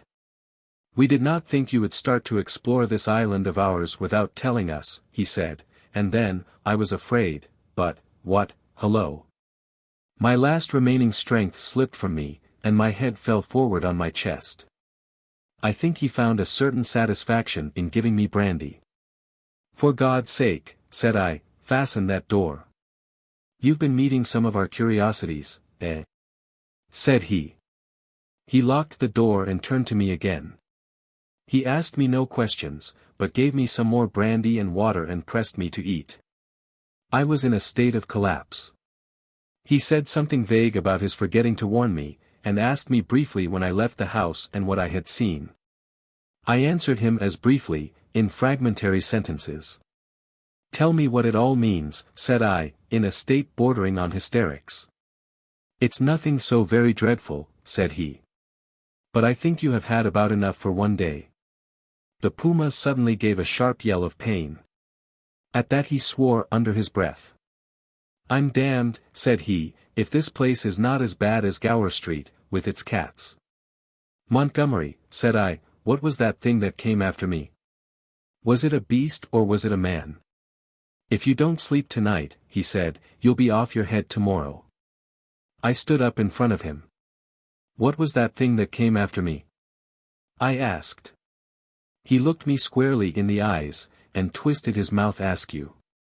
His eyes, which had seemed animated a minute before, went dull. "From your account," said he, "I'm thinking it was a bogle." I felt a gust of intense irritation, which passed as quickly as it came. I flung myself into the chair again, and pressed my hands on my forehead. The puma began once more. Montgomery came round behind me and put his hand on my shoulder. "Look here, Prendick," he said, "I had no business to let you drift out into this silly island of ours. But it's not so bad as you feel, man. Your nerves are worked to rags. Let me give you something that will make you sleep. That will keep on for hours yet. You must simply get to sleep, or I won't answer for it." I did not reply. I bowed forward, and covered my face with my hands. Presently he returned with a small measure containing a dark liquid. This he gave me. I took it unresistingly, and he helped me into the hammock. When I awoke, it was broad day. For a little while I lay flat, staring at the roof above me. The rafters, I observed, were made out of the timbers of a ship. Then I turned my head, and saw a meal prepared for me on the table. I perceived that I was hungry, and prepared to clamber out of the hammock, which, very politely anticipating my intention, twisted round and deposited me upon all fours on the floor. I got up and sat down before the food. I had a heavy feeling in my head, and only the vaguest memory at first of the things that had happened overnight. The morning breeze blew very pleasantly through the unglazed window, and that and the food contributed to the sense of animal comfort which I experienced. Presently the door behind me, the door inward towards the yard of the enclosure, opened. I turned and saw Montgomery's face. "All right," said he. "I'm frightfully busy." And he shut the door. Afterwards I discovered that he forgot to relock it. Then I recalled the expression of his face the previous night, and with that the memory of all I had experienced reconstructed itself before me. Even as that fear came back to me came a cry from within, but this time it was not the cry of a puma. I put down the mouthful that hesitated upon my lips, and listened. Silence, save for the whisper of the morning breeze. I began to think my ears had deceived me. After a long pause I resumed my meal, but with my ears still vigilant. Presently I heard something else, very faint and low. I sat as if frozen in my attitude. Though it was faint and low, it moved me more profoundly than all that I had hitherto heard of the abominations behind the wall. There was no mistake this time in the quality of the dim, broken sounds, no doubt at all of their source. For it was groaning, broken by sobs and gasps of anguish. It was no brute this time, it was a human being in torment. As I realized this I rose, and in 3 steps had crossed the room, seized the handle of the door into the yard, and flung it open before me. "Prendick, man!" "Stop!" cried Montgomery, intervening. A startled deerhound yelped and snarled. There was blood, I saw, in the sink, brown, and some scarlet, and I smelt the peculiar smell of carbolic acid.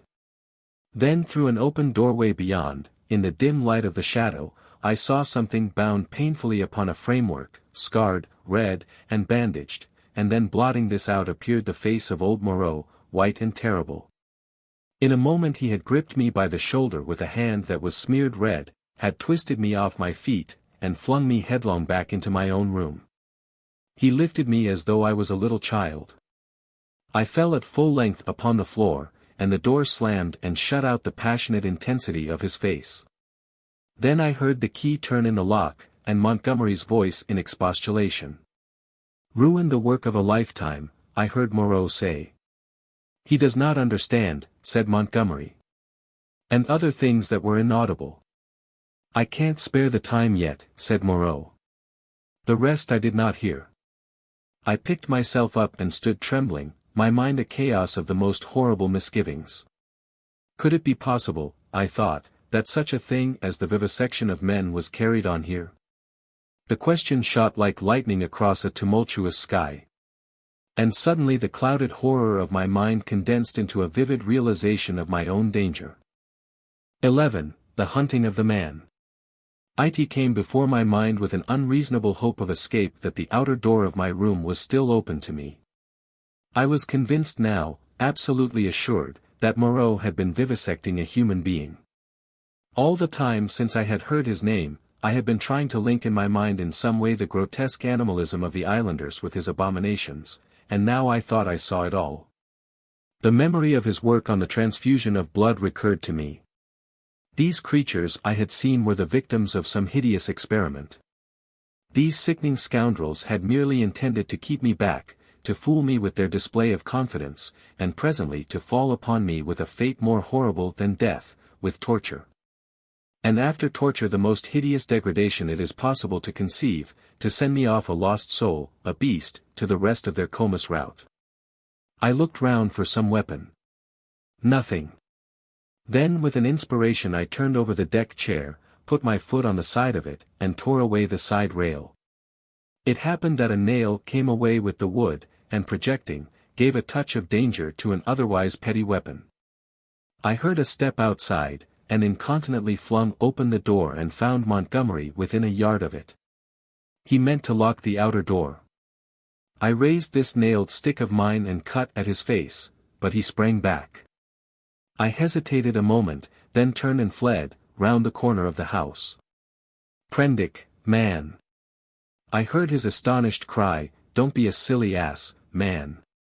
Another minute, thought I, and he would have had me locked in, and as ready as a hospital rabbit for my fate. He emerged behind the corner, for I heard him shout, "Prendick." Then he began to run after me, shouting things as he ran. This time running blindly, I went northeastward in a direction at right angles to my previous expedition. Once, as I went running headlong up the beach, I glanced over my shoulder and saw his attendant with him. I ran furiously up the slope, over it, then turning eastward along a rocky valley fringed on either side with jungle. I ran for perhaps a mile altogether, my chest straining, my heart beating in my ears. And then hearing nothing of Montgomery or his man, and feeling upon the verge of exhaustion, I doubled sharply back towards the beach as I judged, and lay down in the shelter of a canebrake. There I remained for a long time, too fearful to move, and indeed too fearful even to plan a course of action.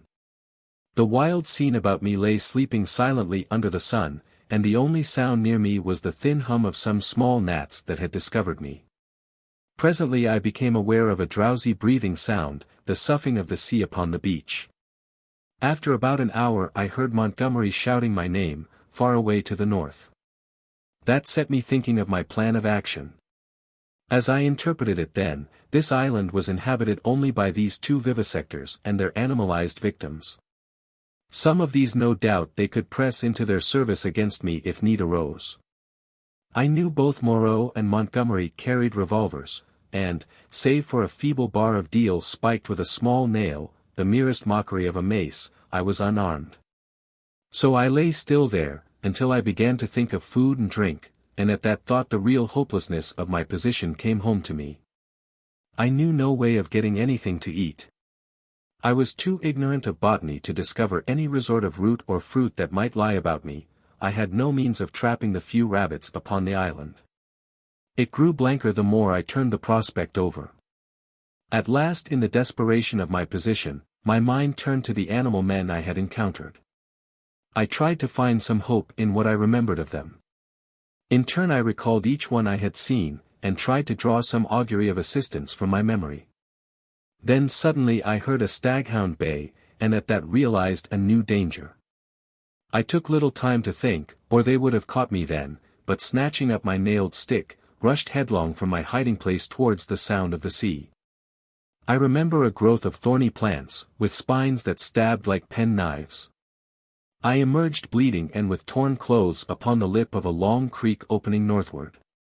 I went straight into the water without a minute's hesitation, wading up the creek, and presently finding myself knee-deep in a little stream. I scrambled out at last on the westward bank, and with my heart beating loudly in my ears, crept into a tangle of ferns to await the issue. I heard the dog, there was only one, draw nearer, and yelp when it came to the thorns. Then I heard no more, and presently began to think I had escaped. The minutes passed, the silence lengthened out, and at last after an hour of security my courage began to return to me. By this time I was no longer very much terrified or very miserable. I had, as it were, passed the limit of terror and despair. I felt now that my life was practically lost, and that persuasion made me capable of daring anything. I had even a certain wish to encounter Moreau face to face. And as I had waded into the water, I remembered that if I were too hard pressed at least one path of escape from torment still lay open to me, they could not very well prevent my drowning myself. I had half a mind to drown myself then. But an odd wish to see the whole adventure out, a queer, impersonal, spectacular interest in myself, restrained me. I stretched my limbs, sore and painful from the pricks of the spiny plants, and stared around me at the trees. And, so suddenly that it seemed to jump out of the green tracery about it, my eyes lit upon a black face watching me. I saw that it was the simian creature who had met the launch upon the beach. He was clinging to the oblique stem of a palm tree. I gripped my stick, and stood up facing him. He began chattering. You, was all I could distinguish at first. Suddenly he dropped from the tree, and in another moment was holding the fronds apart and staring curiously at me. I did not feel the same repugnance towards this creature which I had experienced in my encounters with the other beast men. You, he said, in the boat. He was a man, then, at least as much of a man as Montgomery's attendant, for he could talk. Yes, I said, I came in the boat. From the ship. Oh. He said, and his bright, restless eyes traveled over me, to my hands, to the stick I carried, to my feet, to the tattered places in my coat, and the cuts and scratches I had received from the thorns. He seemed puzzled at something. His eyes came back to my hands. He held his own hand out and counted his digits slowly, 1, 2, 3, 4, 5, I did not grasp his meaning then. Afterwards I was to find that a great proportion of these beast people had malformed hands, lacking sometimes even 3 digits. But guessing this was in some way a greeting, I did the same thing by way of reply. He grinned with immense satisfaction. Then his swift roving glance went round again, he made a swift movement, and vanished. The fern fronds he had stood between came swishing together. I pushed out of the break after him, and was astonished to find him swinging cheerfully by one lank arm from a rope of creepers that looped down from the foliage overhead. His back was to me. "Hello," said I. He came down with a twisting jump, and stood facing me. "I say," said I, "where can I get something to eat?" "Eat," he said. "Eat man's food, now." And his eye went back to the swing of ropes. "At the huts." "But where are the huts?" "Oh. I'm new, you know."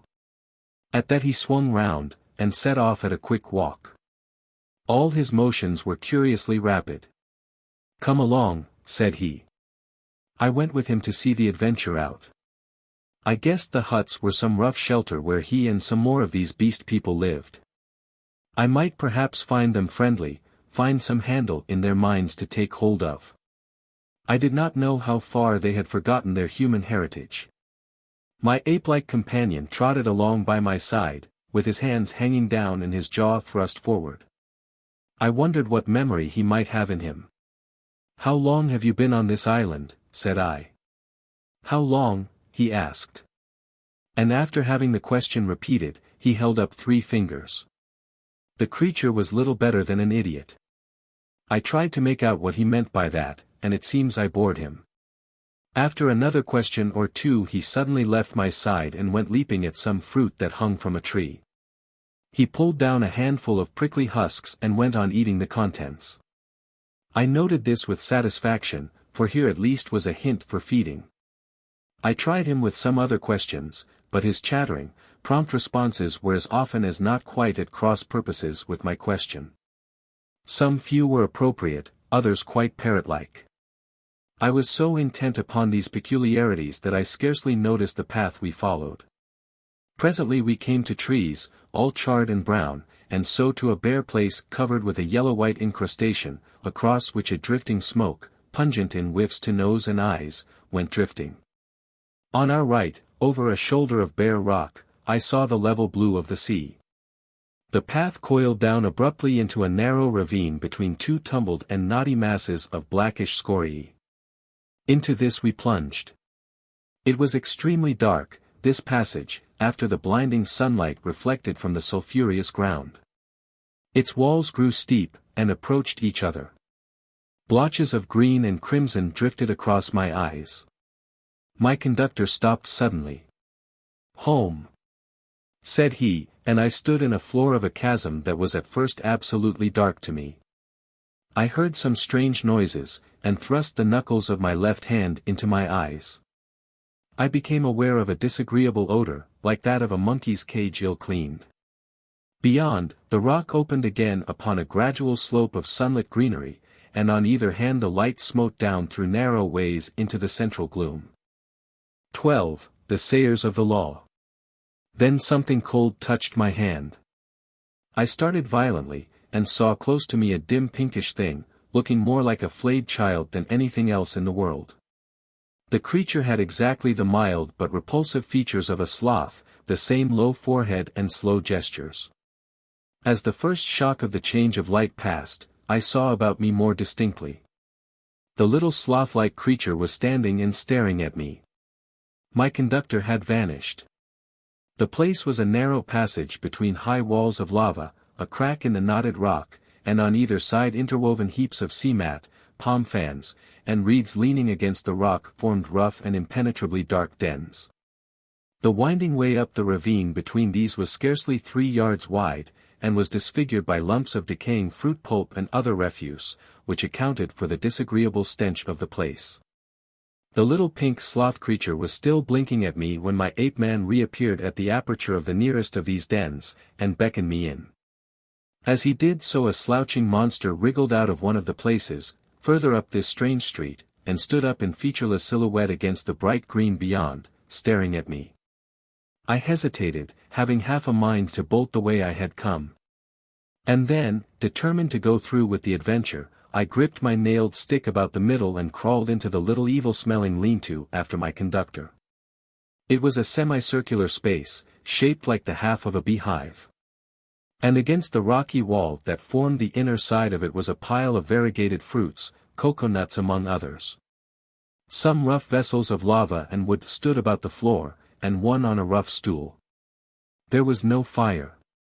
In the darkest corner of the hut sat a shapeless mass of darkness that grunted, "Hey," as I came in, and my ape-man stood in the dim light of the doorway and held out a split coconut to me as I crawled into the other corner and squatted down.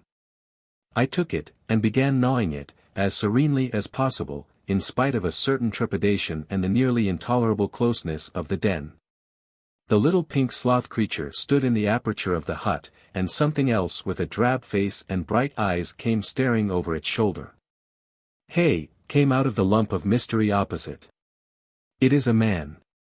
It is a man," gabbled my conductor, a man, a five-man, like me." "Shut up," said the voice from the dark, and grunted. I gnawed my coconut amid an impressive stillness. I peered hard into the blackness, but could distinguish nothing. "It is a man," the voice repeated. "He comes to live with us." It was a thick voice, with something in it, a kind of whistling overtone, that struck me as peculiar, but the English accent was strangely good. The ape-man looked at me as though he expected something. I perceived the pause was interrogative. "He comes to live with you," I said. "It is a man. He must learn the law." I began to distinguish now a deeper blackness in the black, a vague outline of a hunched-up figure.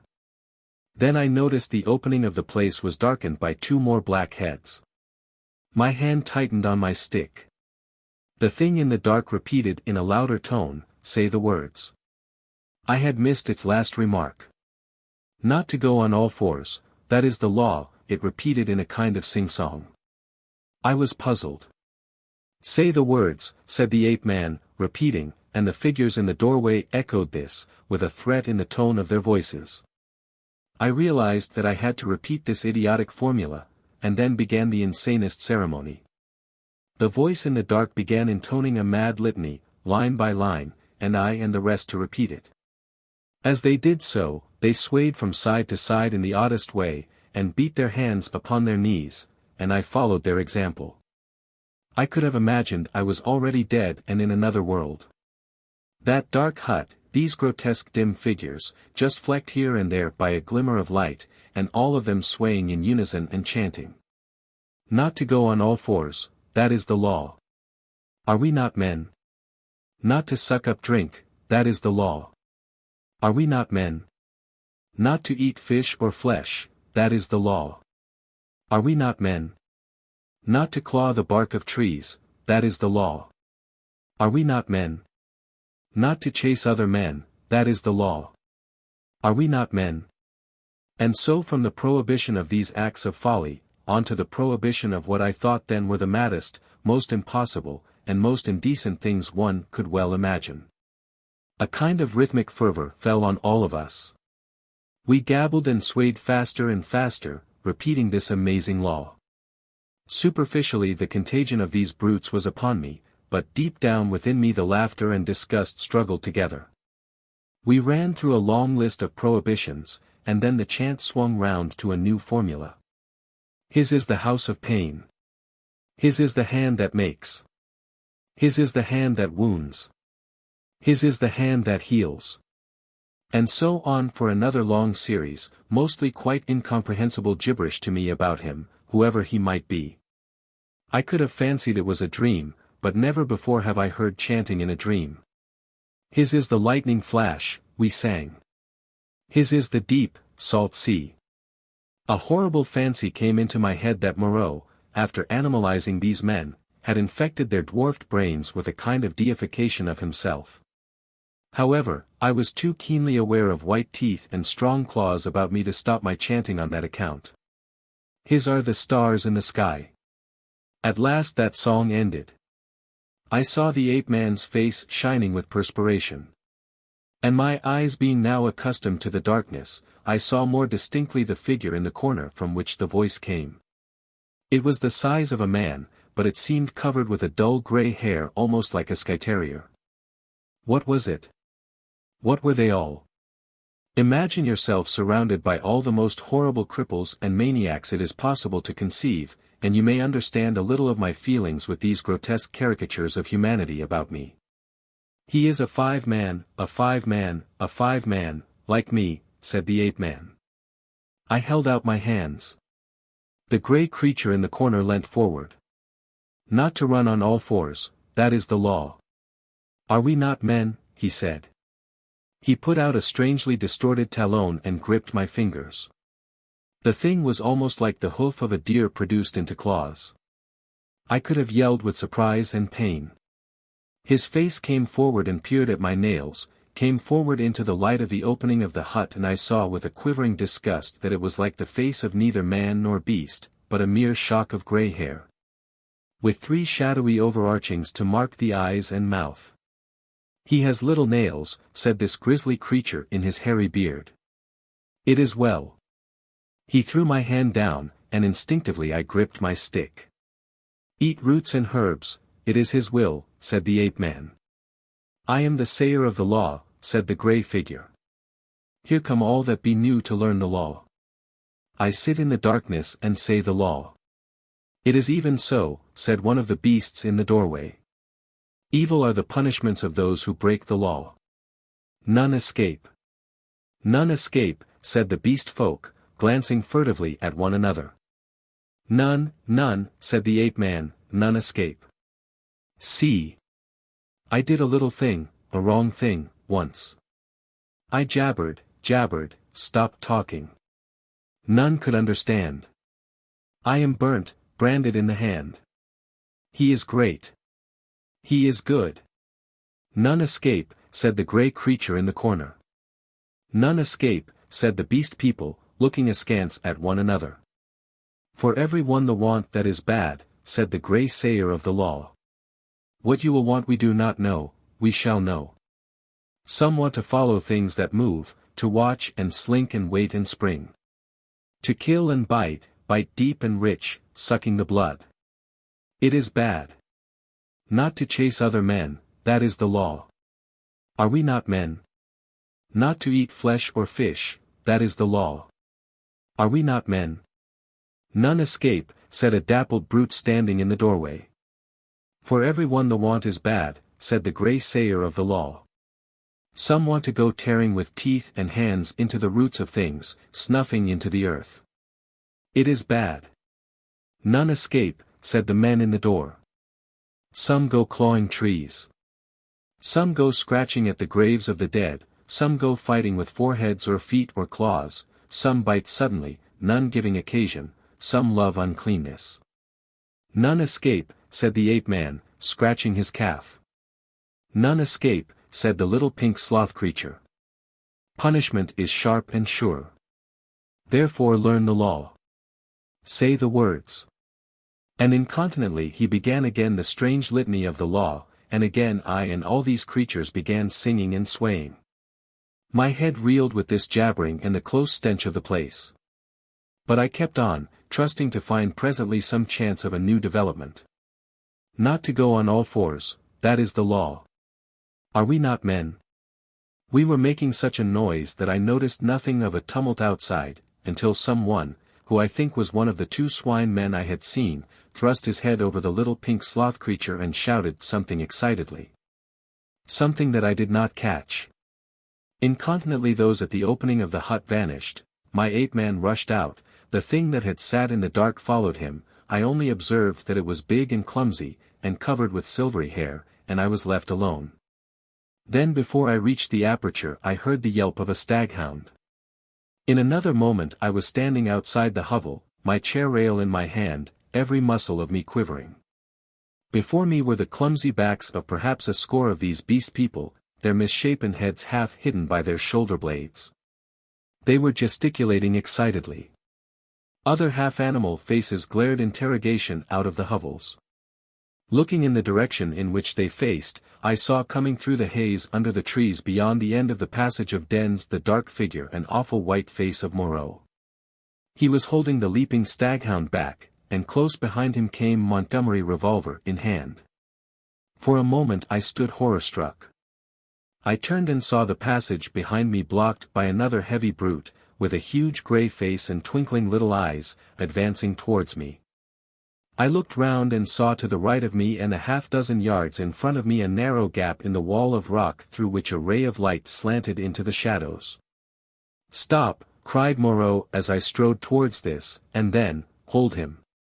At that, first one face turned towards me and then others.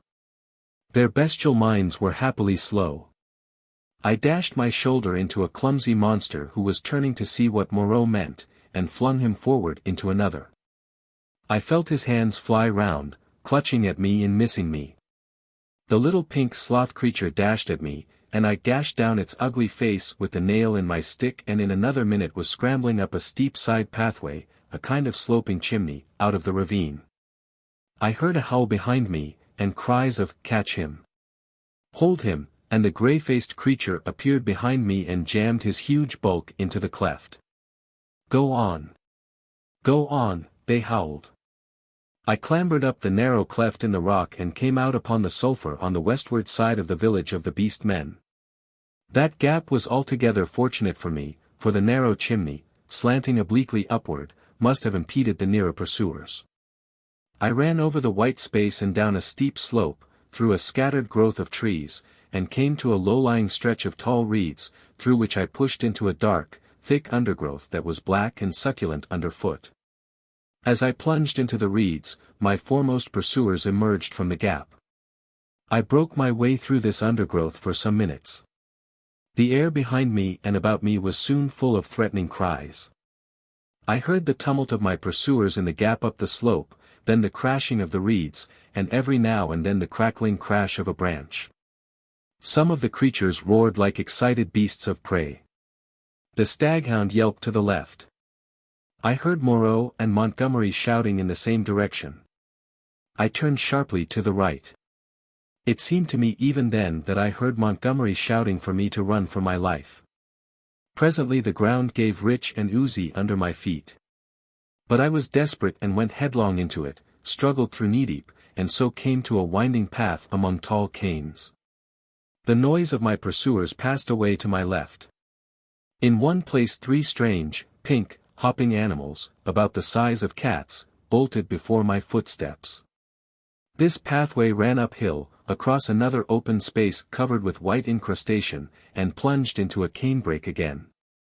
Then suddenly it turned parallel with the edge of a steep-walled gap, which came without warning, like the ha-ha of an English park, turned with an unexpected abruptness. I was still running with all my might, and I never saw this drop until I was flying headlong through the air. I fell on my forearms and head, among thorns, and rose with a torn ear and bleeding face. I had fallen into a precipitous ravine, rocky and thorny, full of a hazy mist which drifted about me in wisps, and with a narrow streamlet from which this mist came meandering down the center. I was astonished at this thin fog in the full blaze of daylight, but I had no time to stand wondering then. I turned to my right, downstream, hoping to come to the sea in that direction, and so have my way open to drown myself. It was only later I found that I had dropped my nailed stick in my fall. Presently the ravine grew narrower for a space, and carelessly I stepped into the stream. I jumped out again pretty quickly, for the water was almost boiling. I noticed too there was a thin sulphurous scum drifting upon its coiling water. Almost immediately came a turn in the ravine, and the indistinct blue horizon. The nearer sea was flashing the sun from a myriad facets. I saw my death before me. But I was hot and panting, with the warm blood oozing out on my face and running pleasantly through my veins. I felt more than a touch of exultation too, at having distanced my pursuers. It was not in me then to go out and drown myself yet. I stared back the way I had come. I listened. Save for the hum of the gnats and the chirp of some small insects that hopped among the thorns, the air was absolutely still. Then came the yelp of a dog, very faint, and a chattering and gibbering, the snap of a whip, and voices. They grew louder, then fainter again. The noise receded up the stream and faded away. For a while the chase was over. But I knew now how much hope of help for me lay in the beast people. 13. A Parley. I turned again and went on down towards the sea. I found the hot stream broadened out to a shallow, weedy sand, in which an abundance of crabs and long-bodied, many-legged creatures started from my footfall. I walked to the very edge of the salt water, and then I felt I was safe. I turned and stared, arms akimbo, at the thick green behind me, into which the steamy ravine cut like a smoking gash. But, as I say, I was too full of excitement and, a true saying, though those who have never known danger may doubt it, too desperate to die. Then it came into my head that there was one chance before me yet. While Moreau and Montgomery and their bestial rabble chased me through the island, might I not go round the beach until I came to their enclosure, make a flank march upon them, in fact, and then with a rock lugged out of their loosely built wall, perhaps, smash in the lock of the smaller door and see what I could find, knife, pistol, or what not, to fight them with when they returned. It was at any rate something to try.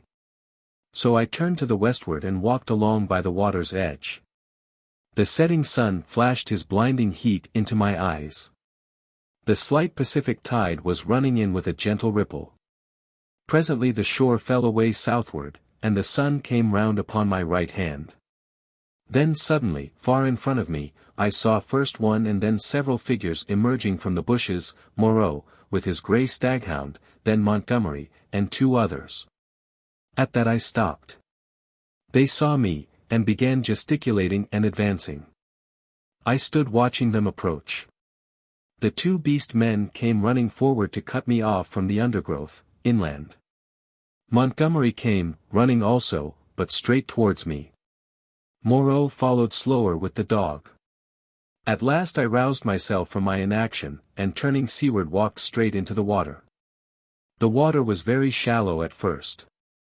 I was 30 yards out before the waves reached to my waist. Dimly I could see the intertidal creatures darting away from my feet. "What are you doing, man?" cried Montgomery. I turned, standing waist deep, and stared at them. Montgomery stood panting at the margin of the water. His face was bright red with exertion, his long flaxen hair blown about his head, and his dropping nether lip showed his irregular teeth. Moreau was just coming up, his face pale and firm, and the dog at his hand barked at me. Both men had heavy whips. Farther up the beach stared the beast men. "What am I doing?" "I am going to drown myself," said I. Montgomery and Moreau looked at each other. "Why?" asked Moreau. "Because that is better than being tortured by you." "I told you so," said Montgomery, and Moreau said something in a low tone. "What makes you think I shall torture you?" asked Moreau. "What I saw," I said. "And those, yonder." "Hush," said Moreau, and held up his hand. "I will not," said I. "They were men, what are they now? I at least will not be like them." I looked past my interlocutors. Up the beach were Myling, Montgomery's attendant, and one of the white-swathed brutes from the boat. Farther up, in the shadow of the trees, I saw my little ape-man, and behind him some other dim figures. "Who are these creatures?" said I, pointing to them and raising my voice more and more that it might reach them. "They were men like yourselves, whom you have infected with some bestial taint, men whom you have enslaved, and whom you still fear." "You who listen," I cried, pointing now to Moreau and shouting past him to the beast men, "you who listen. Do you not see these men still fear you, go in dread of you? Why, then, do you fear them? You are many." "For God's sake," cried Montgomery, "stop that, Prendick." "Prendick," cried Moreau. They both shouted together, as if to drown my voice. And behind them lowered the staring faces of the beast men, wondering, their deformed hands hanging down, their shoulders hunched up. They seemed, as I fancied, to be trying to understand me, to remember, I thought, something of their human past. I went on shouting, I scarcely remember what, that Moreau and Montgomery could be killed, that they were not to be feared, that was the burden of what I put into the heads of the beast people. I saw the green-eyed man in the dark rags, who had met me on the evening of my arrival, come out from among the trees, and others followed him, to hear me better. At last for want of breath I paused. "Listen to me for a moment," said the steady voice of Moreau, "and then say what you will." "Well," said I. He coughed, thought, then shouted, "Latin, Prendick. Bad Latin, schoolboy Latin, but try and understand. Hi non sunt homines. Sunt animalia canos habemus, vivisected. A humanizing process. I will explain. Come ashore." I laughed. "A pretty story," said I, "they talk, build houses. They were men. It's likely I'll come ashore. The water just beyond where you stand is deep, and full of sharks." "That's my way," said I, short and sharp. "Presently. Wait a minute." He took something out of his pocket that flashed back the sun, and dropped the object at his feet. "That's a loaded revolver," said he. "Montgomery here will do the same. Now we are going up the beach until you are satisfied the distance is safe. Then come and take the revolvers." "Not I. You have a third between you. I want you to think over things, Prendick. In the first place, I never asked you to come upon this island. If we vivisected men, we should import men, not beasts. In the next, we had you drugged last night, had we wanted to work you any mischief. And in the next, now your first panic is over and you can think a little, is Montgomery here quite up to the character you give him? We have chased you for your good. Because this island is full of inimical phenomena. Besides, why should we want to shoot you when you have just offered to drown yourself? Why did you set your people onto me when I was in the hut? We felt sure of catching you, and bringing you out of danger. Afterwards we drew away from the scent, for your good." I mused. It seemed just possible. Then I remembered something again. "But I saw," said I, "in the enclosure. That was the puma." "Look here, Prendick," said Montgomery, "you're a silly ass. Come out of the water and take these revolvers, and talk. We can't do anything more than we could do now." I will confess that then, and indeed always, I distrusted and dreaded Moreau. But Montgomery was a man I felt I understood. "Go up the beach," said I, after thinking, and added, "holding your hands up." "Can't do that," said Montgomery, with an explanatory nod over his shoulder. "Undignified." "Go up to the trees, then," said I, "as you please." "It's a damned silly ceremony," said Montgomery. Both turned and faced the 6 or 7 grotesque creatures, who stood there in the sunlight, solid, casting shadows, moving, and yet so incredibly unreal. Montgomery cracked his whip at them, and forthwith they all turned and fled helter-skelter into the trees, and when Montgomery and Moreau were at a distance I judged sufficient, I waded ashore, and picked up and examined the revolvers. To satisfy myself against the subtlest trickery, I discharged one at a round lump of lava, and had the satisfaction of seeing the stone pulverized and the beach splashed with lead. Still I hesitated for a moment. "I'll take the risk," said I, at last, and with a revolver in each hand I walked up the beach towards them. "That's better," said Moreau, without affectation. "As it is, you have wasted the best part of my day with your confounded imagination." And with a touch of contempt which humiliated me, he and Montgomery turned and went on in silence before me.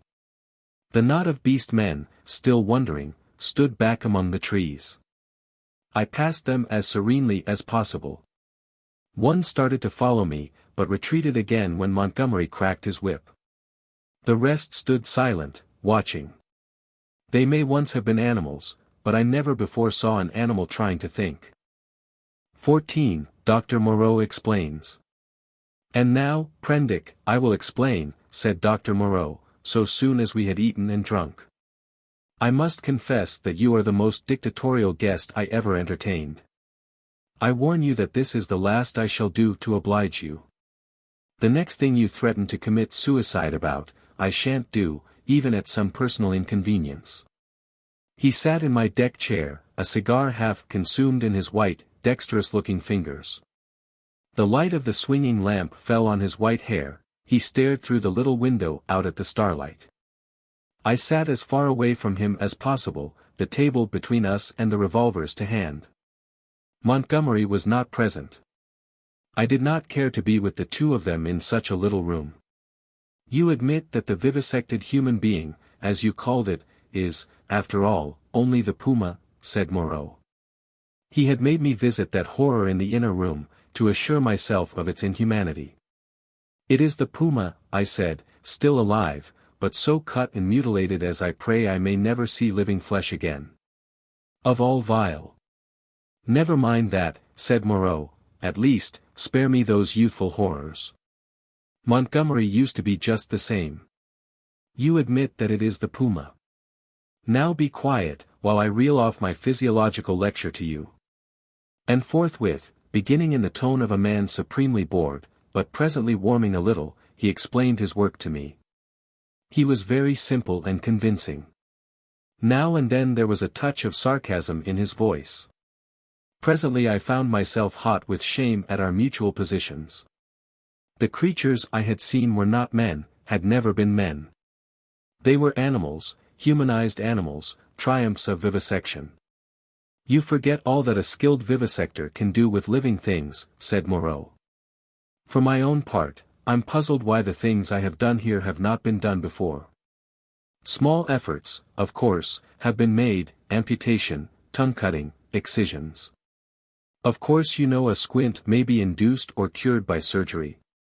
Then in the case of excisions you have all kinds of secondary changes, pigmentary disturbances, modifications of the passions, alterations in the secretion of fatty tissue.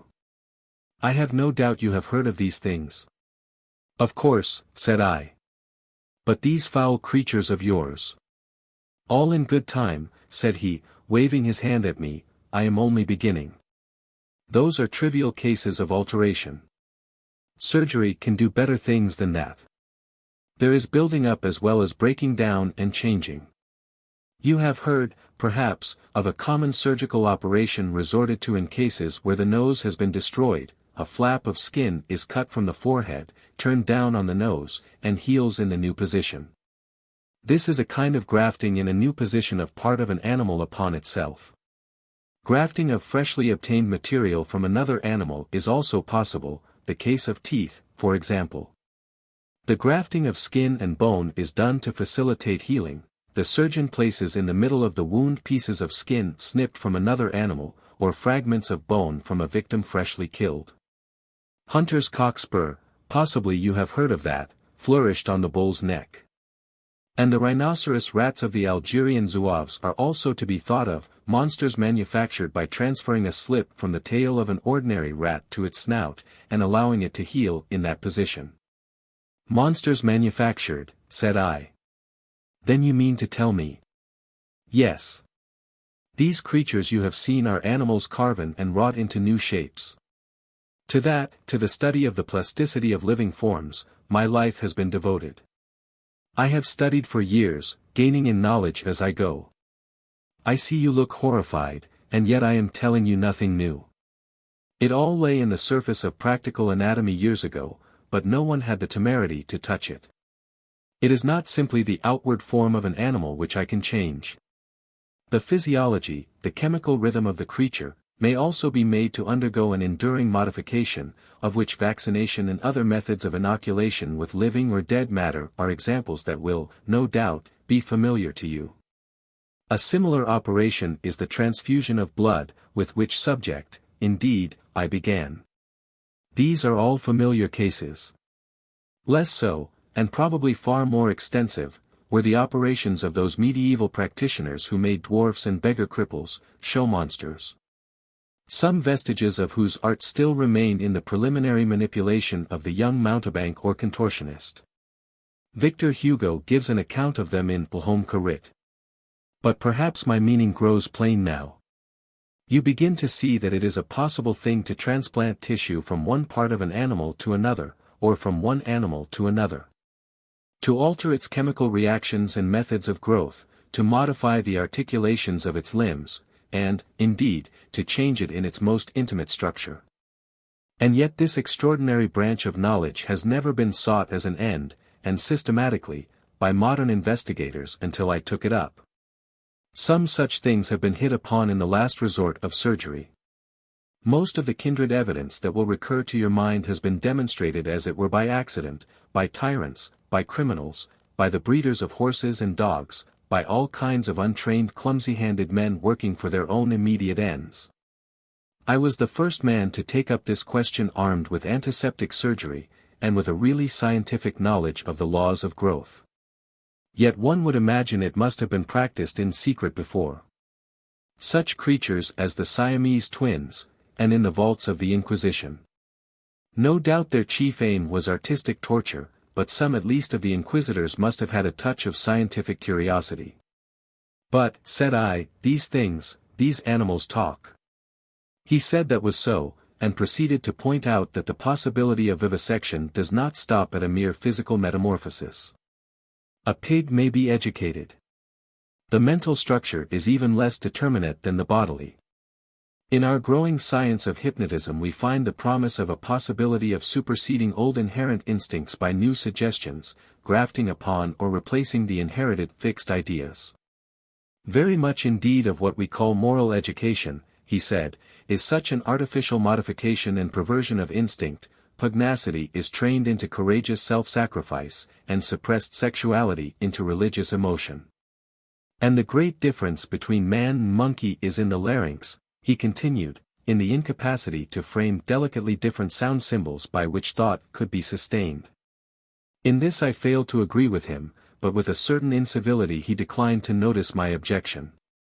He repeated that the thing was so, and continued his account of his work. I asked him why he had taken the human form as a model. There seemed to me then, and there still seems to me now, a strange wickedness for that choice. He confessed that he had chosen that form by chance. I might just as well have worked to form sheep into llamas and llamas into sheep. I suppose there is something in the human form that appeals to the artistic turn of mind more powerfully than any animal shape can. But I've not confined myself to man-making. Once or twice, he was silent, for a minute perhaps. These years. How they have slipped by. And here I have wasted a day saving your life, and am now wasting an hour explaining myself. But, said I still do not understand. Where is your justification for inflicting all this pain? The only thing that could excuse vivisection to me would be some application. Precisely, said he. But, you see, I am differently constituted. We are on different platforms. You are a materialist. I am not a materialist, I began hotly. In my view. For it is just this question of pain that parts us. So long as visible or audible pain turns you sick, so long as your own pains drive you. So long as pain underlies your propositions about sin, so long, I tell you, you are an animal, thinking a little less obscurely what an animal feels. This pain. I gave an impatient shrug at such sophistry. Oh, but it is such a little thing. A mind truly open to what science has to teach must see that it is a little thing. It may be that save in this little planet, this speck of cosmic dust, invisible long before the nearest star could be attained, it may be, I say, that nowhere else does this thing called pain occur. But the laws we feel our way towards, why, even on this earth, even among living things, what pain is there? As he spoke he drew a little penknife from his pocket, opened the smaller blade, and moved his chair so that I could see his thigh. Then, choosing the place deliberately, he drove the blade into his leg and withdrew it. No doubt, he said, you have seen that before. It does not hurt a pinprick. But what does it show? The capacity for pain is not needed in the muscle, and it is not placed there, is but little needed in the skin, and only here and there over the thigh is a spot capable of feeling pain. Pain is simply our intrinsic medical advisor to warn us and stimulate us. Not all living flesh is painful, nor is all nerve, not even all sensory nerve. There's no taint of pain, real pain, in the sensations of the optic nerve. If you wound the optic nerve, you merely see flashes of light, just as disease of the auditory nerve merely means a humming in our ears. Plants do not feel pain, nor the lower animals. It's possible that such animals as the starfish and crayfish do not feel pain at all. Then with men, the more intelligent they become, the more intelligently they will see after their own welfare, and the less they will need the goad to keep them out of danger. I never yet heard of a useless thing that was not ground out of existence by evolution sooner or later. Did you? And pain gets needless. Then I am a religious man, Prendick, as every sane man must be. It may be, I fancy, that I have seen more of the ways of this world's maker than you, for I have sought his laws, in my way, all my life, while you, I understand, have been collecting butterflies. And I tell you, pleasure and pain have nothing to do with heaven or hell. Pleasure and pain, bah! What is your theologian's ecstasy but Mahomet's hurry in the dark? This store which men and women set on pleasure and pain, Prendick, is the mark of the beast upon them, the mark of the beast from which they came. Pain and pleasure, they are for us only so long as we wriggle in the dust. You see, I went on with this research just the way it led me. That is the only way I ever heard of true research going. I asked a question, devised some method of obtaining an answer, and got a fresh question. Was this possible or that possible? You cannot imagine what this means to an investigator, what an intellectual passion grows upon him. You cannot imagine the strange, colorless delight of these intellectual desires. The thing before you is no longer an animal, a fellow creature, but a problem. Sympathetic pain, all I know of it I remember as a thing I used to suffer from years ago. I wanted, it was the one thing I wanted, to find out the extreme limit of plasticity in a living shape. But, said I, the thing is an abomination. To this day I have never troubled about the ethics of the matter, he continued. The study of nature makes a man at last as remorseless as nature. I have gone on, not heeding anything but the question I was pursuing, and the material has, dripped into the huts yonder. It is nearly 11 years since we came here, I and Montgomery in 6 Kanakas. I remember the green stillness of the island and the empty ocean about us, as though it was yesterday. The place seemed waiting for me. The stores were landed and the house was built. The Kanakas founded some huts near the ravine. I went to work here upon what I had brought with me. There were some disagreeable things happened at first. I began with a sheep, and killed it after a day and a half by a slip of the scalpel. I took another sheep, and made a thing of pain and fear and left it bound up to heal. It looked quite human to me when I had finished it. But when I went to it I was discontented with it. It remembered me, and was terrified beyond imagination, and it had no more than the wits of a sheep. The more I looked at it the clumsier it seemed, until at last I put the monster out of its misery. These animals without courage, these fear-haunted, pain-driven things, without a spark of pugnacious energy to face torment, they are no good for man-making. Then I took a gorilla I had. And upon that, working with infinite care and mastering difficulty after difficulty, I made my first man. All the week, night and day, I molded him. With him it was chiefly the brain that needed molding, much had to be added, much changed. I thought him a fair specimen of the negroid type when I had finished him, and he lay bandaged, bound, and motionless before me. It was only when his life was assured that I left him and came into this room again, and found Montgomery much as you are. He had heard some of the cries as the thing grew human, cries like those that disturbed you so. I didn't take him completely into my confidence at first. And the Kanakas too, had realized something of it. They were scared out of their wits by the sight of me. I got Montgomery over to me, in a way. But I and he had the hardest job to prevent the Kanakas deserting. Finally they did, and so we lost the yacht. I spent many days educating the brute. Altogether I had him for 3 or 4 months. I taught him the rudiments of English. Gave him ideas of counting, even made the thing read the alphabet. But at that he was slow, though I've met with idiots slower. He began with a clean sheet, mentally, had no memories left in his mind of what he had been. When his scars were quite healed, and he was no longer anything but painful and stiff, and able to converse a little, I took him yonder and introduced him to the Kanakas as an interesting stowaway. They were horribly afraid of him at first, somehow, which offended me rather, for I was conceited about him, but his ways seemed so mild, and he was so abject, that after a time they received him and took his education in hand. He was quick to learn, very imitative and adaptive, and built himself a hovel rather better, it seemed to me, than their own shanties. There was one among the boys a bit of a missionary, and he taught the thing to read, or at least to pick out letters, and gave him some rudimentary ideas of morality, but it seems the beast's habits were not all that is desirable. I rested from work for some days after this, and was in a mind to write an account of the whole affair to wake up English physiology.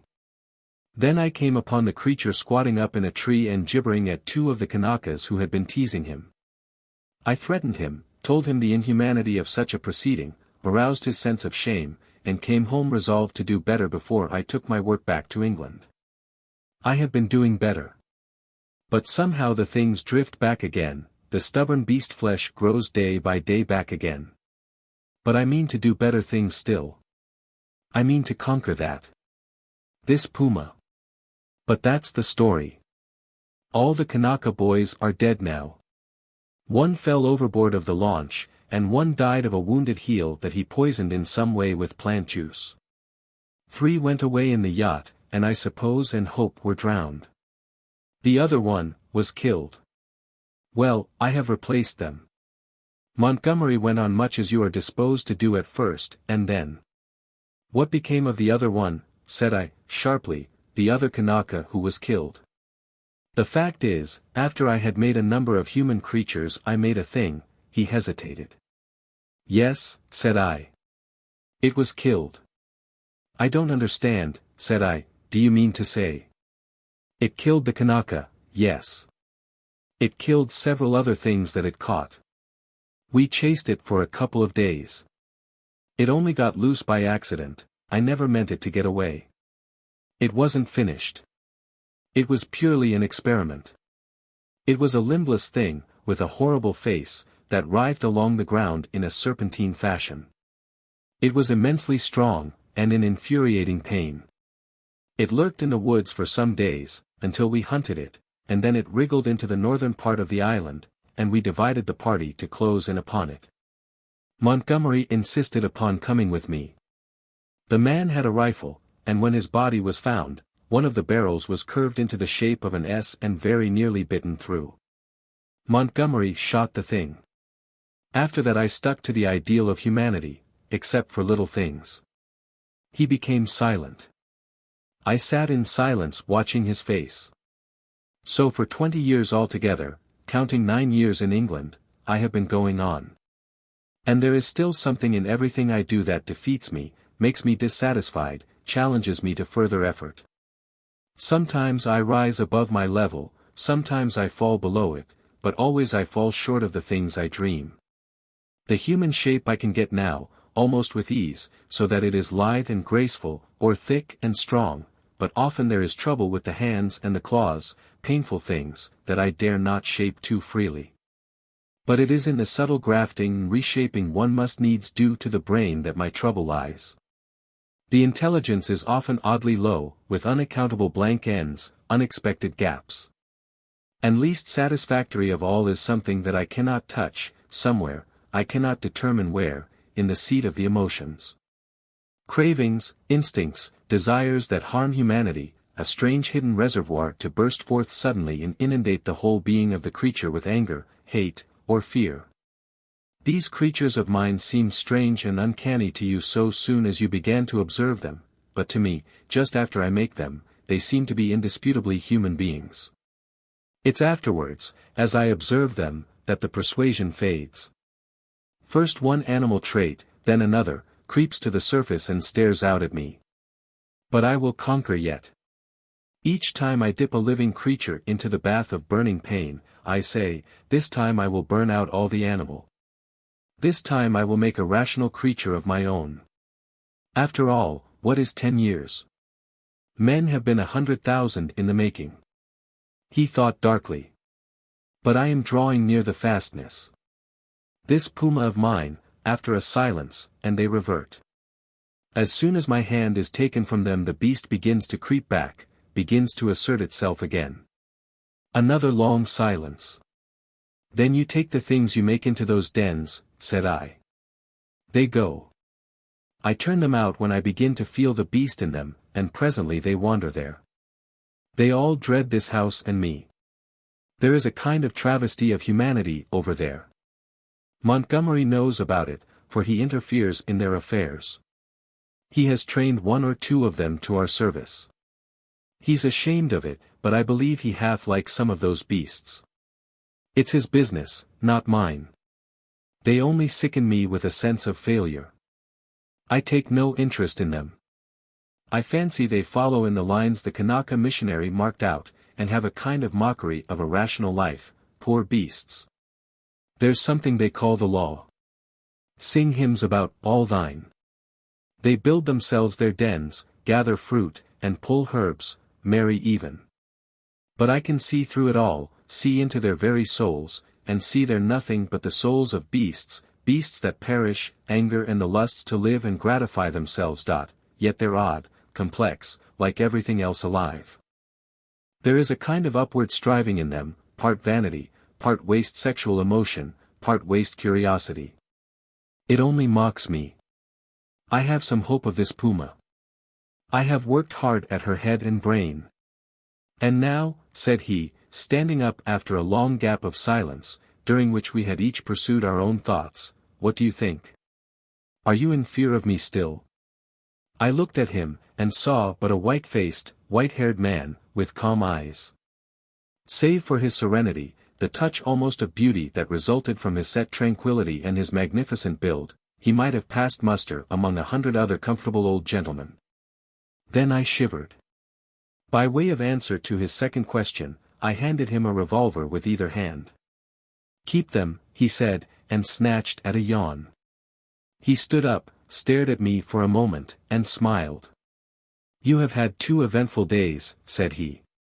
I should advise some sleep. I'm glad it's all clear. Good night.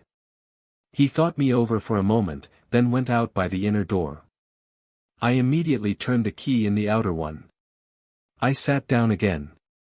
Sat for a time in a kind of stagnant mood, so weary, emotionally, mentally, and physically, that I could not think beyond the point at which he had left me.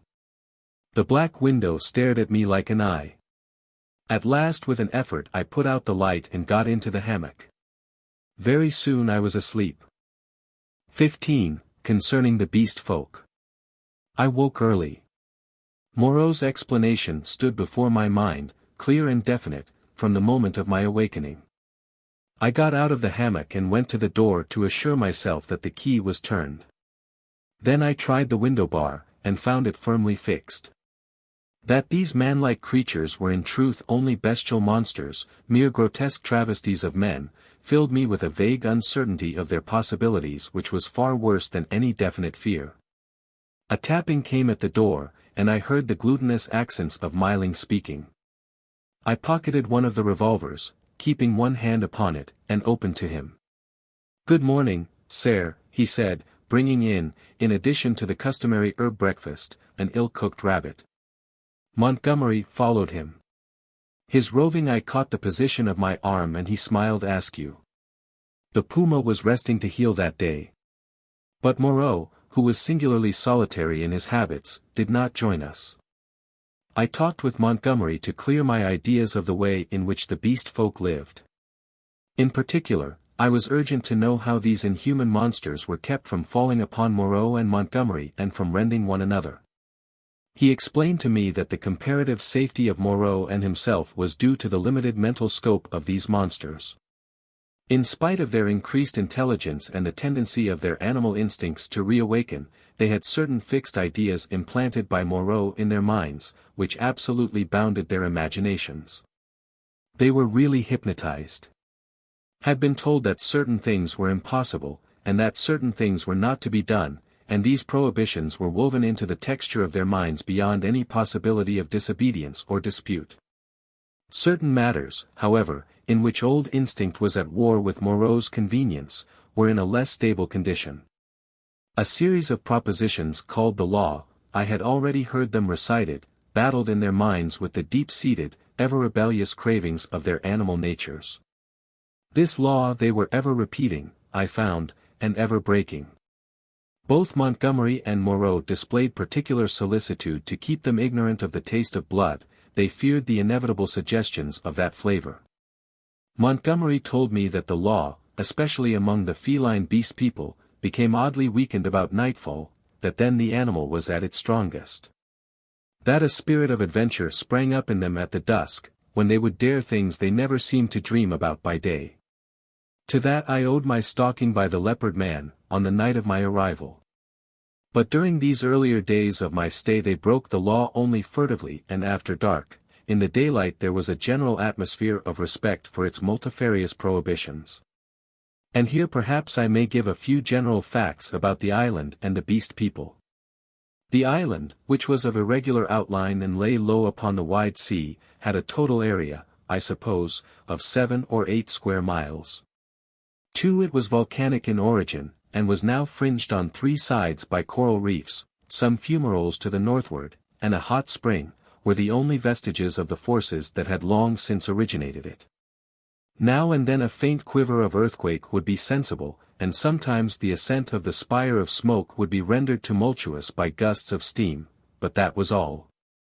The population of the island, Montgomery informed me, now numbered rather more than 60 of these strange creations of Moreau's art, not counting the smaller monstrosities which lived in the undergrowth and were without human form. Altogether he had made nearly 120, but many had died, and others, like the writhing footless thing of which he had told me, had come by violent ends. In answer to my question, Montgomery said that they actually bore offspring, but that these generally died. When they lived, Moreau took them and stamped the human form upon them. There was no evidence of the inheritance of their acquired human characteristics. The females were less numerous than the males, and liable to much furtive persecution in spite of the monogamy the law enjoined. It would be impossible for me to describe these beast people in detail. My eye has had no training in details, and unhappily I cannot sketch. Most striking, perhaps, in their general appearance was the disproportion between the legs of these creatures and the length of their bodies. And yet, so relative is our idea of grace, my eye became habituated to their forms, and at last I even fell in with their persuasion that my own long thighs were ungainly. Another point was the forward carriage of the head and the clumsy and inhuman curvature of the spine. Even the ape-man lacked that inward sinuous curve of the back which makes the human figure so graceful. Most had their shoulders hunched clumsily, and their short forearms hung weakly at their sides. Few of them were conspicuously hairy, at least until the end of my time upon the island. The next most obvious deformity was in their faces, almost all of which were prognathous, malformed about the ears, with large and protuberant noses, very furry or very bristly hair, and often strangely colored or strangely placed eyes. None could laugh, though the ape-man had a chattering titter. Beyond these general characters their heads had little in common. Each preserved the quality of its particular species, the human mark distorted but did not hide the leopard, the ox, or the sow, or other animal or animals, from which the creature had been molded. The voices, too, varied exceedingly. The hands were always malformed, and though some surprised me by their unexpected human appearance, almost all were deficient in the number of the digits, clumsy about the fingernails, and lacking any tactile sensibility. The 2 most formidable animal men were my leopard man and a creature made of hyena and swine. Larger than these were the 3 bull creatures who pulled in the boat. Then came the silvery hairy man, who was also the sayer of the law, miling, and a satyr-like creature of ape and goat. There were 3 swine men and a swine woman, a mare rhinoceros creature, and several other females whose sources I did not ascertain. There were several wolf creatures, a bear bull, and a Saint Bernard man. I have already described the ape man, and there was a particularly hateful, and evil-smelling, old woman made of vixen and bear, whom I hated from the beginning. She was said to be a passionate votary of the law. Smaller creatures were certain dappled youths and my little sloth creature. But enough of this catalogue. At first I had a shivering horror of the brutes, felt all too keenly that they were still brutes. But insensibly I became a little habituated to the idea of them, and moreover I was affected by Montgomery's attitude towards them. He had been with them so long that he had come to regard them as almost normal human beings.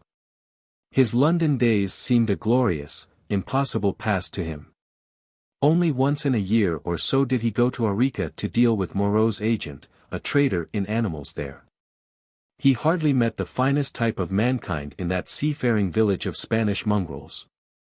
The men aboard ship, he told me, seemed at first just as strange to him as the beast men seemed to me, unnaturally long in the leg, flat in the face, prominent in the forehead, suspicious, dangerous, and cold-hearted. In fact, he did not like men. His heart had warmed to me, he thought, because he had saved my life. I fancied even then that he had a sneaking kindness for some of these metamorphosed brutes, a vicious sympathy with some of their ways, but that he attempted to veil it from me at first. Miling, the black-faced man, Montgomery's attendant, the first of the beast folk I had encountered, did not live with the others across the island, but in a small kennel at the back of the enclosure. The creature was scarcely so intelligent as the ape-man, but far more docile, and the most human-looking of all the beast folk. And Montgomery had trained it to prepare food, and indeed to discharge all the trivial domestic offices that were required. It was a complex trophy of Moreau's horrible skill, a bear, tainted with dog and ox, and one of the most elaborately made of all his creatures. It treated Montgomery with a strange tenderness and devotion. Sometimes he would notice it, pat it, call it half-mocking, half-jocular names, and so make it caper with extraordinary delight. Sometimes he would ill-treat it, especially after he had been at the whiskey, kicking it, beating it, pelting it with stones or lighted fusees. But whether he treated it well or ill, it loved nothing so much as to be near him. I say I became habituated to the beast people, that 1,000 things which had seemed unnatural and repulsive speedily became natural and ordinary to me. I suppose everything in existence takes its color from the average hue of our surroundings. Montgomery and Moreau were too peculiar and individual to keep my general impressions of humanity well defined. I would see one of the clumsy bovine creatures who worked the launch treading heavily through the undergrowth, and find myself asking, trying hard to recall, how he differed from some really human yokel trudging home from his mechanical labors. Or I would meet the fox-bear woman's vulpine, shifty face, strangely human in its speculative cunning, and even imagine I had met it before in some city byway.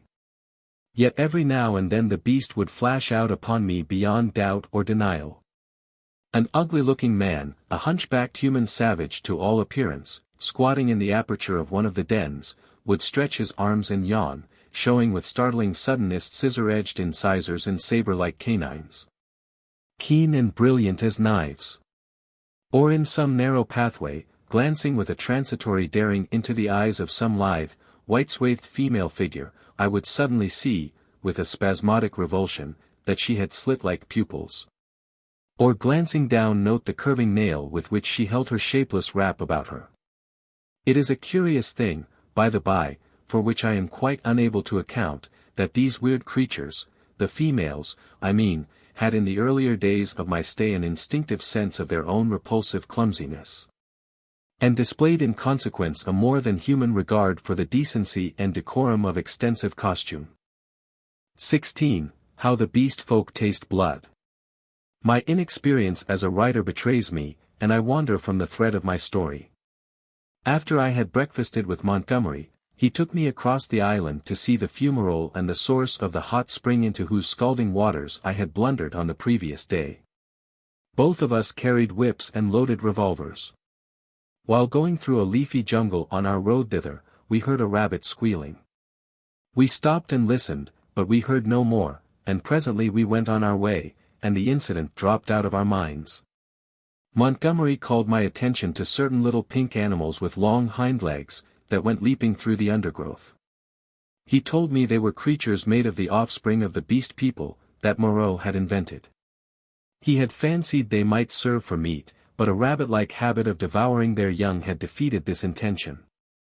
I had already encountered some of these creatures, once during my moonlight flight from the leopard man, and once during my pursuit by Moreau on the previous day. By chance, one hopping to avoid us leapt into the hole caused by the uprooting of a wind-blown tree. Before it could extricate itself we managed to catch it. It spat like a cat, scratched and kicked vigorously with its hind legs, and made an attempt to bite, but its teeth were too feeble to inflict more than a painless pinch. It seemed to me rather a pretty little creature. And as Montgomery stated that it never destroyed the turf by burrowing, and was very cleanly in its habits, I should imagine it might prove a convenient substitute for the common rabbit in gentlemen's parks. We also saw on our way the trunk of a tree barked in long strips and splintered deeply. Montgomery called my attention to this. Not to claw bark of trees, that is the law, he said. Much some of them care for it. It was after this, I think, that we met the satyr and the ape-man. The satyr was a gleam of classical memory on the part of Moreau, his face ovine in expression, like the coarser Hebrew type, his voice a harsh bleat, his nether extremities satanic. He was gnawing the husk of a pod-like fruit as he passed us. Both of them saluted Montgomery. "Hail," said they, to the other with the whip. "There's a third with a whip now," said Montgomery. "So you'd better mind." "Was he not made?" said the ape-man. He said he was made." The satyr man looked curiously at me.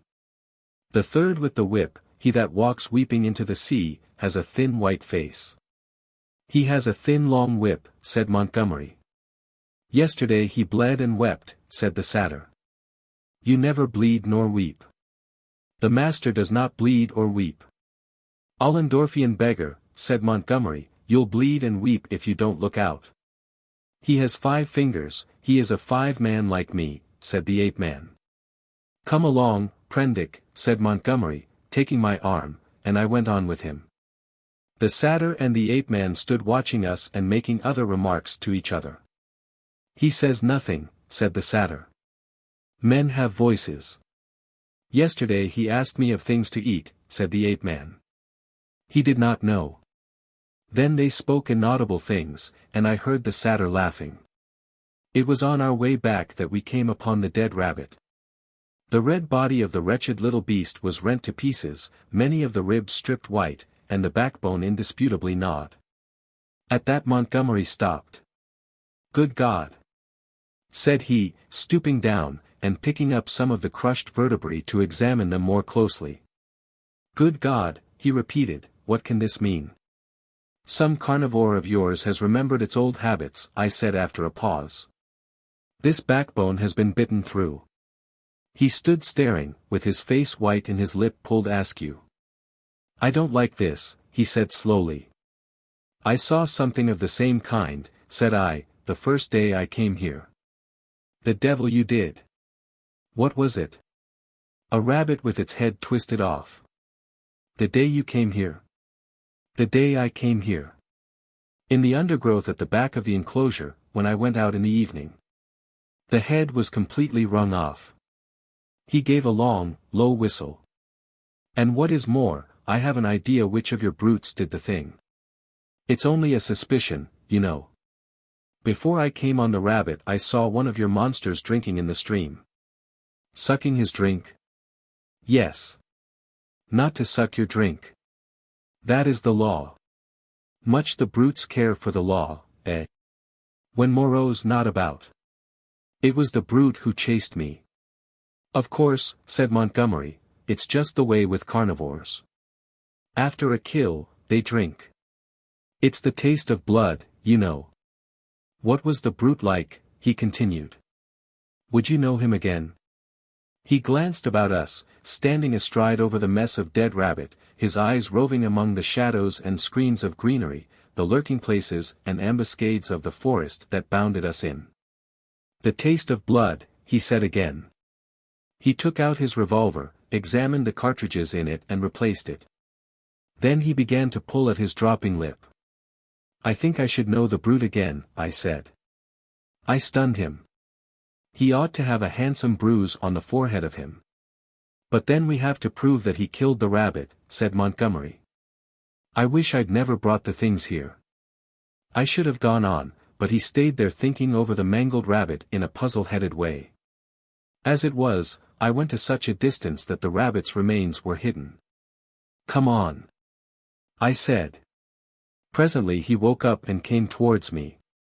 "You see," he said, almost in a whisper, "they are all supposed to have a fixed idea against eating anything that runs on land.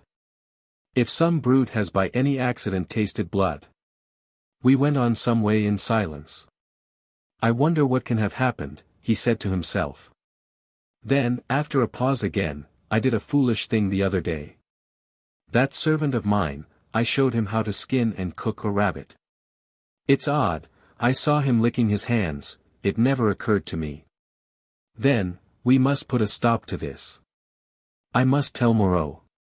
He could think of nothing else on our homeward journey. Moreau took the matter even more seriously than Montgomery, and I need scarcely say that I was affected by their evident consternation. "We must make an example," said Moreau. "I've no doubt in my own mind that the leopard man was the sinner. But how can we prove it? I wish, Montgomery, you had kept your taste for meat in hand, and gone without these exciting novelties. We may find ourselves in a mess yet, through it." "I was a silly ass," said Montgomery. "But the thing's done now. And you said I might have them, you know." "We must see to the thing at once," said Moreau. "I suppose if anything should turn up, Miling can take care of himself." "I'm not so sure of Miling," said Montgomery. "I think I ought to know him." In the afternoon, Moreau, Montgomery, myself and Miling went across the island to the huts in the ravine. We three were armed. Miling carried the little hatchet he used in chopping firewood, and some coils of wire. Moreau had a huge cowherd's horn slung over his shoulder. "You will see a gathering of the beast people," said Montgomery. "It is a pretty sight." Moreau said not a word on the way, but the expression of his heavy, white-fringed face was grimly set. We crossed the ravine down which smoked the stream of hot water, and followed the winding pathway through the canebrakes until we reached a wide area covered over with a thick, powdery yellow substance which I believe was sulfur. Above the shoulder of a weedy bank the sea glittered. We came to a kind of shallow natural amphitheater, and here the four of us halted. Then Moreau sounded the horn, and broke the sleeping stillness of the tropical afternoon. He must have had strong lungs. The hooting note rose and rose amidst its echoes, to at last an ear-penetrating intensity. "Ah," said Moreau, letting the curved instrument fall to his side again. Immediately there was a crashing through the yellow canes, and a sound of voices from the dense green jungle that marked the morass through which I had run on the previous day. Then at 3 or 4 points on the edge of the sulphurous area appeared the grotesque forms of the beast people hurrying towards us. I could not help a creeping horror, as I perceived first one and then another trot out from the trees or reeds and come shambling along over the hot dust. But Moreau and Montgomery stood calmly enough, and, perforce, I stuck beside them. First to arrive was the satyr, strangely unreal for all that he cast a shadow and tossed the dust with his hoofs. After him from the brake came a monstrous lout, a thing of horse and rhinoceros, chewing a straw as it came. Then appeared the swine woman and 2 wolf women, then the fox bear witch, with her red eyes in her peaked red face, and then others, all hurrying eagerly. As they came forward they began to cringe towards Moreau and chant, quite regardless of one another, fragments of the latter half of the litany of the law, "His is the hand that wounds, his is the hand that heals," and so forth. As soon as they had approached within a distance of perhaps 30 yards they halted, and bowing on knees and elbows began flinging the white dust upon their heads. Imagine the scene if you can. We three blue-clad men, with our misshapen black-faced attendant, standing in a wide expanse of sunlit yellow dust under the blazing blue sky, and surrounded by this circle of crouching and gesticulating monstrosities. Some almost human save in their subtle expression and gestures, some like cripples, some so strangely distorted as to resemble nothing but the denizens of our wildest dreams. And, beyond, the reedy lines of a canebrake in one direction, a dense tangle of palm trees on the other, separating us from the ravine with the huts, and to the north the hazy horizon of the Pacific Ocean. 62, 63, counted Moreau. There are 4 more. I do not see the leopard man, said I. Presently Moreau sounded the great horn again, and at the sound of it all the beast people writhed and grovelled in the dust. Then, slinking out of the canebrake, stooping near the ground and trying to join the dust-throwing circle behind Moreau's back, came the leopard man. The last of the beast people to arrive was the little ape man. The earlier animals, hot and weary with their grovelling, shot vicious glances at him. Cease, said Moreau, in his firm, loud voice, and the beast people sat back upon their hams and rested from their worshipping. Where is the sayer of the law? Said Moreau, and the hairy grey monster bowed his face in the dust. Say the words, said Moreau. Forthwith all in the kneeling assembly, swaying from side to side and dashing up the sulphur with their hands, first the right hand in a puff of dust, and then the left, began once more to chant their strange litany. When they reached, not to eat flesh or fish, that is the law, Moreau held up his lank white hand. Stop, he cried, and there fell absolute silence upon them all. I think they all knew and dreaded what was coming. I looked round at their strange faces. When I saw their wincing attitudes and the furtive dread in their bright eyes, I wondered that I had ever believed them to be men. That law has been broken, said Moreau. None escape, from the faceless creature with the silvery hair.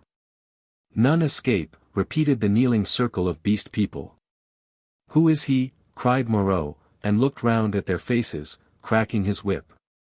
I fancied the hyena swine looked dejected, so too did the leopard man. Moreau stopped, facing this creature, who cringed towards him with the memory in dread of infinite torment. Who is he? Repeated Moreau, in a voice of thunder. Evil is he who breaks the law, chanted the sayer of the law. Moreau looked into the eyes of the leopard man, and seemed to be dragging the very soul out of the creature. Who breaks the law, said Moreau, taking his eyes off his victim, and turning towards us. It seemed to me there was a touch of exultation in his voice. Goes back to the house of pain, they all clamored, goes back to the house of pain, O master. Back to the house of pain, back to the house of pain, gabbled the ape-man, as though the idea was sweet to him. Do you hear? Said Moreau, turning back to the criminal, my friend, hello. For the leopard man, released from Moreau's eye, had risen straight from his knees, and now, with eyes aflame and his huge feline tusks flashing out from under his curling lips, leapt towards his tormentor. I am convinced that only the madness of unendurable fear could have prompted this attack. The whole circle of 80 monsters seemed to rise about us. I drew my revolver. The two figures collided. I saw Moreau reeling back from the leopard man's blow. There was a furious yelling and howling all about us. Everyone was moving rapidly. For a moment I thought it was a general revolt. The furious face of the leopard man flashed by mine, with Myling close in pursuit. I saw the yellow eyes of the hyena swine blazing with excitement, his attitude as if he were half resolved to attack me. The satyr, too, glared at me over the hyena swine's hunched shoulders. I heard the crack of Moreau's pistol, and saw the pink flash dart across the tumult. The whole crowd seemed to swing round in the direction of the glint of fire, and I too was swung round by the magnetism of the movement. In another second I was running, one of a tumultuous shouting crowd, in pursuit of the escaping leopard man. That is all I can tell definitely. I saw the leopard man strike Moreau, and then everything spun about me until I was running headlong. Myling was ahead, close in pursuit of the fugitive. Behind, their tongues already lolling out, ran the wolf women in great leaping strides. The swine folk followed, squealing with excitement, and the two bullmen in their swathings of white. Then came Moreau in a cluster of the beast people, his wide-brimmed straw hat blown off, his revolver in hand, and his lank white hair streaming out. The hyena swine ran beside me, keeping pace with me and glancing furtively at me out of his feline eyes, and the others came pattering and shouting behind us. The leopard man went bursting his way through the long canes, which sprang back as he passed, and rattled in Miling's face. We others in the rear found a trampled path for us when we reached the break. The chase lay through the break for perhaps a quarter of a mile, and then plunged into a dense thicket, which retarded our movements exceedingly, though we went through it in a crowd together, fronds flicking into our faces. Ropey creepers catching us under the chin or gripping our ankles, thorny plants hooking into and tearing cloth and flesh together. "He has gone on all fours through this," panted Moreau, now just ahead of me. "None escape," said the wolf bear, laughing into my face with the exultation of hunting. We burst out again among rocks, and saw the quarry ahead running lightly on all fours and snarling at us over his shoulder. At that the wolf folk howled with delight. The thing was still clothed, and at a distance its face still seemed human. But the carriage of its four limbs was feline, and the furtive droop of its shoulder was distinctly that of a hunted animal. It leapt over some thorny yellow flowering bushes, and was hidden. Miling was halfway across the space. Most of us now had lost the first speed of the chase, and had fallen into a longer and steadier stride. I saw as we traversed the open that the pursuit was now spreading from a column into a line. The hyena swine still ran close to me, watching me as it ran, every now and then puckering its muzzle with a snarling laugh. At the edge of the rocks the leopard man, realizing that he was making for the projecting cape upon which he had stalked me on the night of my arrival, had doubled in the undergrowth, but Montgomery had seen the maneuver, and turned him again. So, panting, tumbling against rocks, torn by brambles, impeded by ferns and reeds, I helped to pursue the leopard man who had broken the law, and the hyena swine ran, laughing savagely, by my side. I staggered on, my head reeling, my heart beating against my ribs, tired almost to death, and yet not daring to lose sight of the chase lest I should be left alone with this horrible companion. I staggered on in spite of infinite fatigue and the dense heat of the tropical afternoon. At last the fury of the hunt slackened. We had pinned the wretched brute into a corner of the island. Moreau, whip in hand, marshaled us all into an irregular line, and we advanced now slowly, shouting to one another as we advanced and tightening the cordon about our victim. He lurked noiseless and invisible in the bushes through which I had run from him during that midnight pursuit. "Steady," cried Moreau, "steady," as the ends of the line crept round the tangle of undergrowth and hemmed the brute in. "Where a rush!" came the voice of Montgomery from beyond the thicket. I was on the slope above the bushes, Montgomery and Moreau beat along the beach beneath. Slowly we pushed in among the fretted network of branches and leaves. The quarry was silent. "Back to the house of pain, the house of pain, the house of pain," yelped the voice of the ape-man, some 20 yards to the right. When I heard that, I forgave the poor wretch all the fear he had inspired in me. I heard the twigs snap and the boughs swish aside before the heavy tread of the horse rhinoceros upon my right. Then suddenly through a polygon of green, in the half-darkness under the luxuriant growth, I saw the creature we were hunting. I halted. He was crouched together into the smallest possible compass, his luminous green eyes turned over his shoulder regarding me. It may seem a strange contradiction in me, I cannot explain the fact, but now, seeing the creature there in a perfectly animal attitude, with the light gleaming in its eyes and its imperfectly human face distorted with terror, I realized again the fact of its humanity. In another moment other of its pursuers would see it, and it would be overpowered and captured, to experience once more the horrible tortures of the enclosure. Abruptly I slipped out my revolver, aimed between its terror-struck eyes, and fired. As I did so, the hyena swine saw the thing, and flung itself upon it with an eager cry, thrusting thirsty teeth into its neck. All about me the green masses of the thicket were swaying and cracking as the beast people came rushing together. One face and then another appeared. "Don't kill it, Prendick," cried Moreau. "Don't kill it," and I saw him stooping as he pushed through under the fronds of the big ferns. In another moment he had beaten off the hyena swine with the handle of his whip, and he and Montgomery were keeping away the excited carnivorous beast people, and particularly Myling, from the still quivering body. The hairy grey thing came sniffing at the corpse under my arm. The other animals, in their animal ardor, jostled me to get a nearer view. "Confound you, Prendick," said Moreau. "I wanted him." "I'm sorry," said I, though I was not. It was the impulse of the moment. I felt sick with exertion and excitement. Turning, I pushed my way out of the crowding beast people and went on alone up the slope towards the higher part of the headland. Under the shouted directions of Moreau I heard the 3 white-swathed bullmen begin dragging the victim down towards the water. It was easy now for me to be alone. The beast people manifested a quite human curiosity about the dead body, and followed it in a thick knot, sniffing and growling at it as the bullmen dragged it down the beach. I went to the headland and watched the bullmen, black against the evening sky as they carried the weighted dead body out to sea, and like a wave across my mind came the realization of the unspeakable aimlessness of things upon the island. Upon the beach among the rocks beneath me were the ape-man, the hyena swine, and several other of the beast people, standing about Montgomery and Moreau.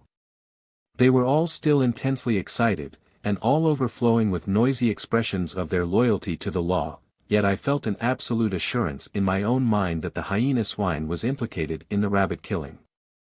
A strange persuasion came upon me, that, save for the grossness of the line, the grotesqueness of the forms, I had here before me the whole balance of human life in miniature, the whole interplay of instinct, reason, and fate in its simplest form.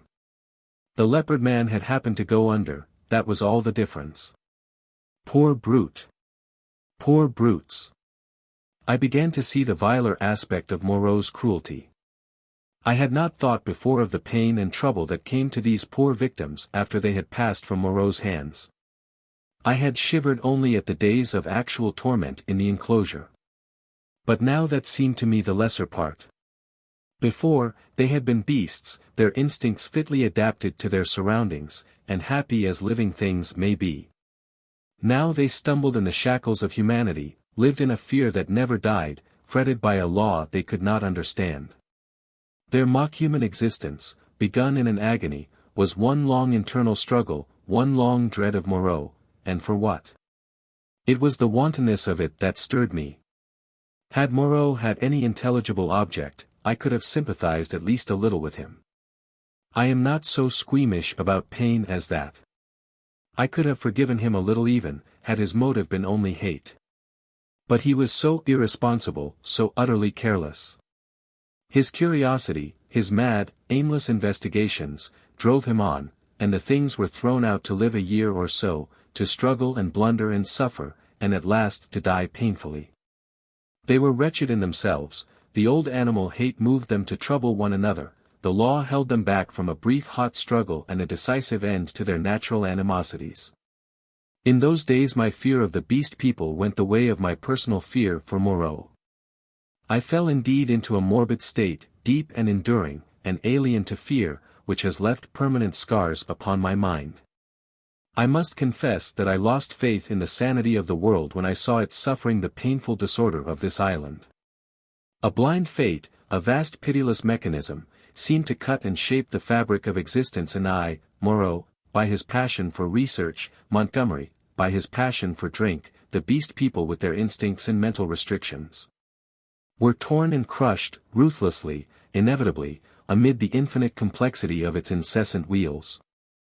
But this condition did not come all at once. I think indeed that I anticipate a little in speaking of it now. 17. The Catastrophe. Scarcely 6 weeks passed before I had lost every feeling but dislike and abhorrence for this infamous experiment of Moreau's. My one idea was to get away from these horrible caricatures of my Maker's image, back to the sweet and wholesome intercourse of men. My fellow creatures, from whom I was thus separated, began to assume idyllic virtue and beauty in my memory. My first friendship with Montgomery did not increase. His long separation from humanity, his secret vice of drunkenness, his evident sympathy with the beast people, tainted him to me. Several times I let him go alone among them. I avoided intercourse with them in every possible way.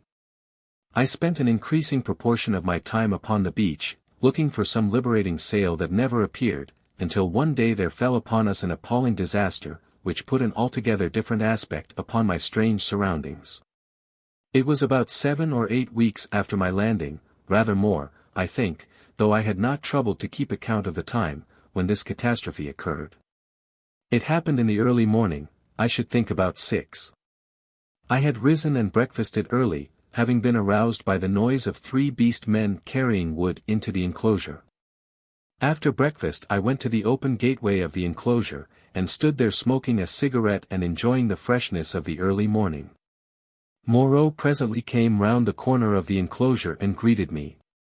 He passed by me, and I heard him behind me unlock and enter his laboratory. So indurated was I at that time to the abomination of the place, that I heard without a touch of emotion the puma victim begin another day of torture. It met its persecutor with a shriek, almost exactly like that of an angry virago.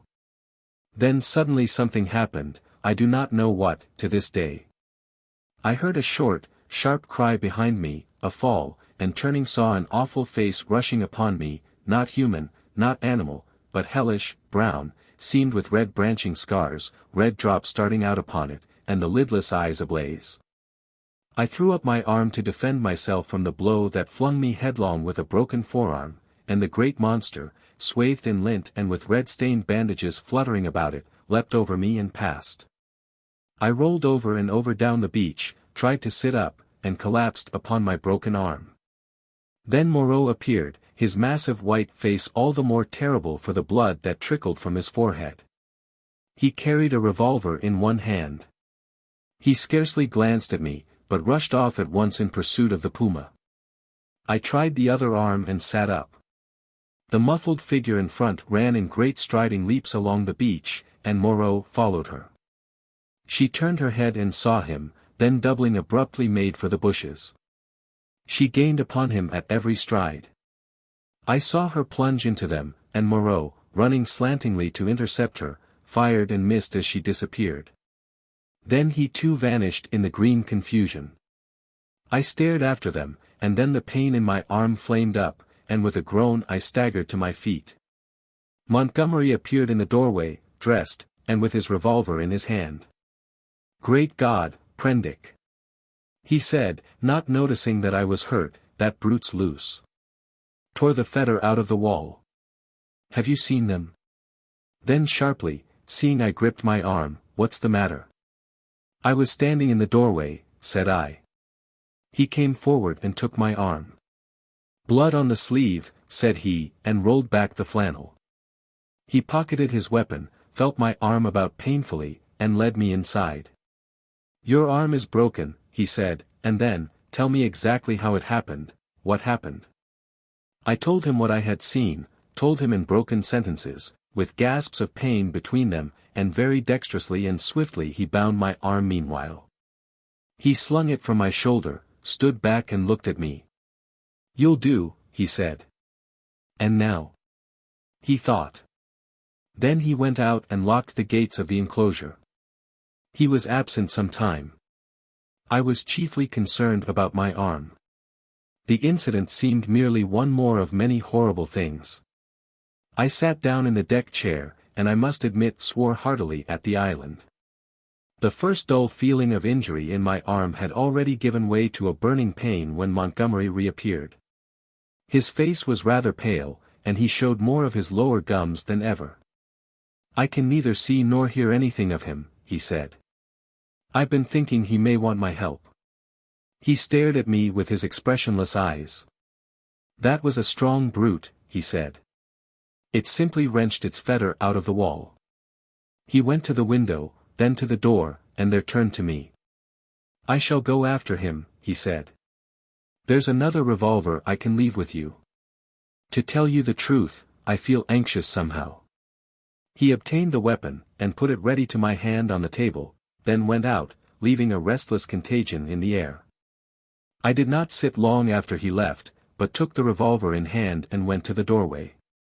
The morning was as still as death. Not a whisper of wind was stirring, the sea was like polished glass, the sky empty, the beach desolate. In my half-excited, half-feverish state, this stillness of things oppressed me. I tried to whistle, and the tune died away. I swore again, the second time that morning. Then I went to the corner of the enclosure and stared inland at the green bush that had swallowed up Moreau and Montgomery. When would they return, and how? Then far away up the beach a little grey beast man appeared, ran down to the water's edge and began splashing about. I strolled back to the doorway, then to the corner again, and so began pacing to and fro like a sentinel upon duty. Once I was arrested by the distant voice of Montgomery bawling, "Coo-ee-ee, Moreau." My arm became less painful, but very hot. I got feverish and thirsty. My shadow grew shorter. I watched the distant figure until it went away again. Would Moreau and Montgomery never return? 3 seabirds began fighting for some stranded treasure. Then from far away behind the enclosure I heard a pistol shot. A long silence, and then came another. Then a yelling cry nearer, and another dismal gap of silence. My unfortunate imagination set to work to torment me. Then suddenly a shot close by. I went to the corner, startled, and saw Montgomery, his face scarlet, his hair disordered, and the knee of his trousers torn. His face expressed profound consternation. Behind him slouched the beast man, Miling, and round Miling's jaws were some queer dark stains. "Has he come?" said Montgomery. "Moreau?" said I. "No." "My God!" The man was panting, almost sobbing. "Go back in," he said, taking my arm. "They're mad. They're all rushing about mad. What can have happened? I don't know. I'll tell you, when my breath comes. Where's some brandy?" Montgomery limped before me into the room and sat down in the deck chair.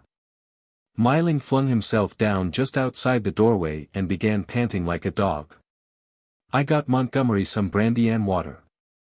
He sat staring in front of him at nothing, recovering his breath. After some minutes he began to tell me what had happened. He had followed their track for some way. It was plain enough at first on account of the crushed and broken bushes, white rags torn from the puma's bandages, and occasional smears of blood on the leaves of the shrubs and undergrowth. He lost the track, however, on the stony ground beyond the stream where I had seen the beast man drinking, and went wandering aimlessly westward shouting Moreau's name. Then Miling had come to him carrying a light hatchet. Miling had seen nothing of the puma affair, had been felling wood, and heard him calling. They went on shouting together. 2 beast men came crouching and peering at them through the undergrowth, with gestures and a furtive carriage that alarmed Montgomery by their strangeness. He hailed them, and they fled guiltily. He stopped shouting after that, and after wandering some time farther in an undecided way, determined to visit the huts. He found the ravine deserted. Growing more alarmed every minute, he began to retrace his steps. Then it was he encountered the 2 swine men I had seen dancing on the night of my arrival, blood-stained they were about the mouth, and intensely excited. They came crashing through the ferns, and stopped with fierce faces when they saw him. He cracked his whip in some trepidation, and forthwith they rushed at him. Never before had a beast man dared to do that. One he shot through the head, Miling flung himself upon the other, and the 2 rolled grappling. Miling got his brute under and with his teeth in its throat, and Montgomery shot that too as it struggled in Miling's grip. He had some difficulty in inducing Miling to come on with him. Thence they had hurried back to me. On the way, Miling had suddenly rushed into a thicket and driven out an undersized ocelot man, also blood-stained, and lame through a wound in the foot.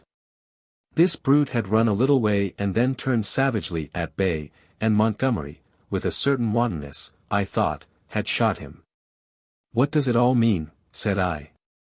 He shook his head, and turned once more to the brandy. 18. The Finding of Moreau. When I saw Montgomery swallow a third dose of brandy, I took it upon myself to interfere. He was already more than half fuddled. I told him that some serious thing must have happened to Moreau by this time, or he would have returned before this, and that it behoved us to ascertain what that catastrophe was. Montgomery raised some feeble objections, and at last agreed. We had some food, and then all three of us started. It is possibly due to the tension of my mind, at the time, but even now that start into the hot stillness of the tropical afternoon is a singularly vivid impression. Myling went first, his shoulder hunched, his strange black head moving with quick starts as he peered first on this side of the way and then on that. He was unarmed, his axe he had dropped when he encountered the swine man. Teeth were his weapons, when it came to fighting. Montgomery followed with stumbling footsteps, his hands in his pockets, his face downcast. He was in a state of muddled sullenness with me on account of the brandy. My left arm was in a sling, it was lucky it was my left, and I carried my revolver in my right. Soon we traced a narrow path through the wild luxuriance of the island, going northwestward. And presently Myling stopped, and became rigid with watchfulness. Montgomery almost staggered into him, and then stopped too. Then, listening intently, we heard coming through the trees the sound of voices and footsteps approaching us. "He is dead," said a deep, vibrating voice. "He is not dead, he is not dead," jabbered another. We saw," said several voices. "Hullo," suddenly shouted Montgomery, "hullo, there." "Confound you," said I, and gripped my pistol. There was a silence, then a crashing among the interlacing vegetation, first here, then there, and then half a dozen faces appeared, strange faces, lit by a strange light. Myling made a growling noise in his throat. I recognized the ape-man. I had indeed already identified his voice, and two of the white-swathed brown-featured creatures I had seen in Montgomery's boat. With these were the two dappled brutes and that grey, horribly crooked creature who said the law, with grey hair streaming down its cheeks, heavy grey eyebrows, and grey locks pouring off from a central parting upon its sloping forehead, a heavy, faceless thing, with strange red eyes, looking at us curiously from amidst the green. For a space no one spoke.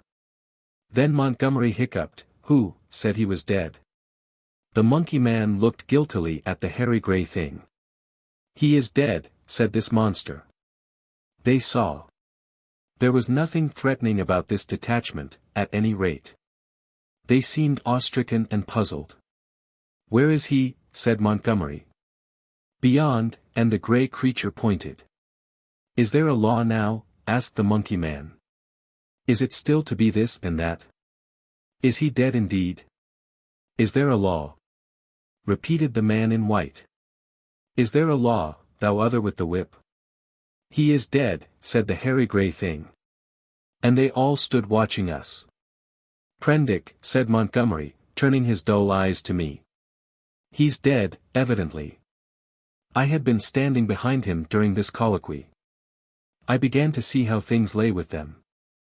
I suddenly stepped in front of Montgomery and lifted up my voice. "Children of the law," I said, "he is not dead." Myling turned his sharp eyes on me. "He has changed his shape, he has changed his body," I went on. "For a time you will not see him. He is, there," I pointed upward, "where he can watch you. You cannot see him, but he can see you. Fear the law." I looked at them squarely. They flinched.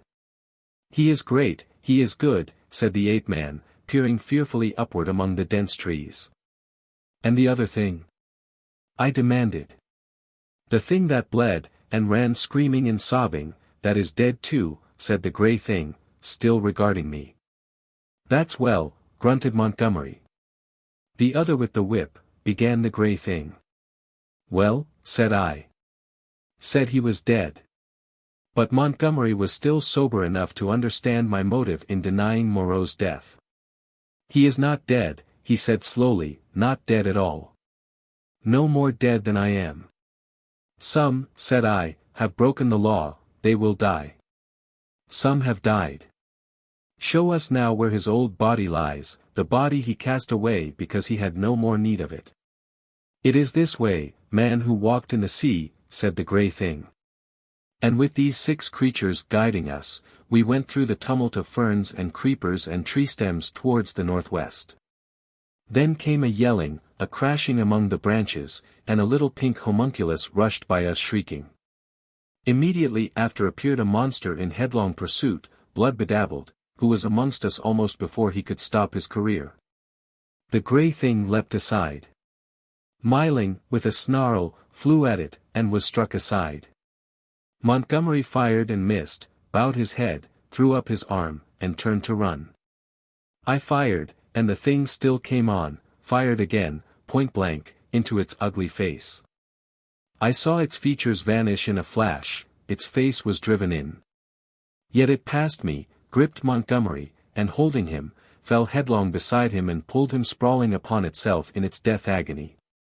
I found myself alone with Myling, the dead brute, and the prostrate man.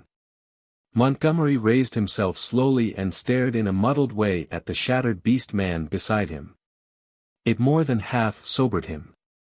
He scrambled to his feet. Then I saw the grey thing returning cautiously through the trees. See, said I, pointing to the dead brute, is the law not alive? This came of breaking the law. He peered at the body. He sends the fire that kills, said he, in his deep voice, repeating part of the ritual. The others gathered round and stared for a space.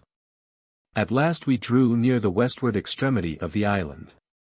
We came upon the gnawed and mutilated body of the puma, its shoulder bone smashed by a bullet, and perhaps 20 yards farther found at last what we sought. Moreau lay face downward in a trampled space in a canebrake. One hand was almost severed at the wrist and his silvery hair was dabbled in blood. His head had been battered in by the fetters of the puma. The broken canes beneath him were smeared with blood. His revolver we could not find. Montgomery turned him over. Resting at intervals, and with the help of the 7 beast people, for he was a heavy man, we carried Moreau back to the enclosure. The night was darkling. Twice we heard unseen creatures howling and shrieking past our little band, and once the little pink sloth creature appeared and stared at us, and vanished again. But we were not attacked again. At the gates of the enclosure our company of beast people left us, Myling going with the rest. We locked ourselves in, and then took Moreau's mangled body into the yard and laid it upon a pile of brushwood. Then we went into the laboratory and put an end to all we found living there. 19. Montgomery's Bank Holiday. When this was accomplished, and we had washed and eaten, Montgomery and I went into my little room and seriously discussed our position for the first time. It was then near midnight. He was almost sober, but greatly disturbed in his mind. He had been strangely under the influence of Moreau's personality. I do not think it had ever occurred to him that Moreau could die. This disaster was the sudden collapse of the habits that had become part of his nature in the 10 or more monotonous years he had spent on the island. He talked vaguely, answered my questions crookedly, wandered into general questions. This silly ass of a world, he said, what a muddle it all is. I haven't had any life. I wonder when it's going to begin. 16 years being bullied by nurses and schoolmasters at their own sweet will. 5 in London grinding hard at medicine, bad food, shabby lodgings, shabby clothes, shabby vice, a blunder, I didn't know any better, and hustled off to this beastly island. 10 years here. What's it all for, Prendick? Are we bubbles blown by a baby? It was hard to deal with such ravings. The thing we have to think of now, said I, is how to get away from this island. What's the good of getting away? I'm an outcast. Where am I to join on? It's all very well for you, Prendick. Poor old Moreau. We can't leave him here to have his bones picked. As it is, and besides, what will become of the decent part of the beast folk? Well, said I, that will do tomorrow. I've been thinking we might make the brushwood into a pyre and burn his body, and those other things. Then what will happen with the beast folk? I don't know. I suppose those that were made of beasts of prey will make silly asses of themselves sooner or later. We can't massacre the lot, can we? I suppose that's what your humanity would suggest. But they'll change. They are sure to change. He talked thus inconclusively until at last I felt my temper going. Damnation, he exclaimed at some petulance of mine, can't you see I'm in a worse hole than you are? And he got up, and went for the brandy. Drink. He said returning, you logic-chopping, chalky-faced saint of an atheist, drink. Not I, said I, and sat grimly watching his face under the yellow paraffin flare, as he drank himself into a garrulous misery. I have a memory of infinite tedium. He wandered into a maudlin defense of the beast people and of Myling. Myling, he said, was the only thing that had ever really cared for him. And suddenly an idea came to him. I'm damned, said he, staggering to his feet and clutching the brandy bottle. By some flash of intuition I knew what it was he intended. You don't give drink to that beast, I said, rising and facing him. Beast, said he. You're the beast. He takes his liquor like a Christian. Come out of the way, Prendick. For God's sake, said I. Get out of the way, he roared, and suddenly whipped out his revolver.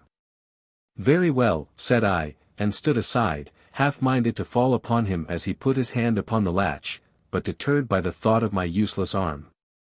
You've made a beast of yourself, to the beasts you may go. He flung the doorway open, and stood half-facing me between the yellow lamplight and the pallid glare of the moon. His eye sockets were blotches of black under his stubbly eyebrows. You're a solemn prig, Prendick, a silly ass. You're always fearing and fancying. We're on the edge of things. I'm bound to cut my throat tomorrow. I'm going to have a damned bank holiday tonight. He turned and went out into the moonlight. Myling, he cried, Myling, old friend. 3 dim creatures in the silvery light came along the edge of the one beach, one a white-wrapped creature, the other 2 blotches of blackness following it. They halted, staring. Then I saw Myling's hunched shoulders as he came round the corner of the house. Drink, cried Montgomery, drink, you brutes. Drink and be men. Damn, I'm the cleverest. Moreau forgot this is the last touch. Drink, I tell you. And waving the bottle in his hand he started off at a kind of quick trot to the westward, Myling ranging himself between him and the 3 dim creatures who followed. I went to the doorway. They were already indistinct in the mist of the moonlight before Montgomery halted. I saw him administer a dose of the raw brandy to Myling, and saw the 5 figures melt into one vague patch. Sing! I heard Montgomery shout, sing all together, confound old Prendick. That's right, now again, confound old Prendick. The black group broke up into 5 separate figures, and wound slowly away from me along the band of shining beach. Each went howling at his own sweet will, yelping insults at me, or giving whatever other vent this new inspiration of brandy demanded. Presently I heard Montgomery's voice shouting, right turn. And they passed with their shouts and howls into the blackness of the landward trees. Slowly, very slowly, they receded into silence. The peaceful splendor of the night healed again. The moon was now past the meridian and traveling down the west. It was at its full, and very bright riding through the empty blue sky. The shadow of the wall lay, a yard wide and of inky blackness, at my feet. The eastward sea was a featureless gray, dark and mysterious. And between the sea and the shadow the gray sands, of volcanic glass and crystals, flashed and shone like a beach of diamonds. Behind me the paraffin lamp flared hot and ruddy. Then I shut the door, locked it, and went into the enclosure where Moreau lay beside his latest victims, the staghounds and the llama and some other wretched brutes, with his massive face calm even after his terrible death. And with the hard eyes open, staring at the dead white moon above. I sat down upon the edge of the sink, and with my eyes upon that ghastly pile of silvery light and ominous shadows began to turn over my plans.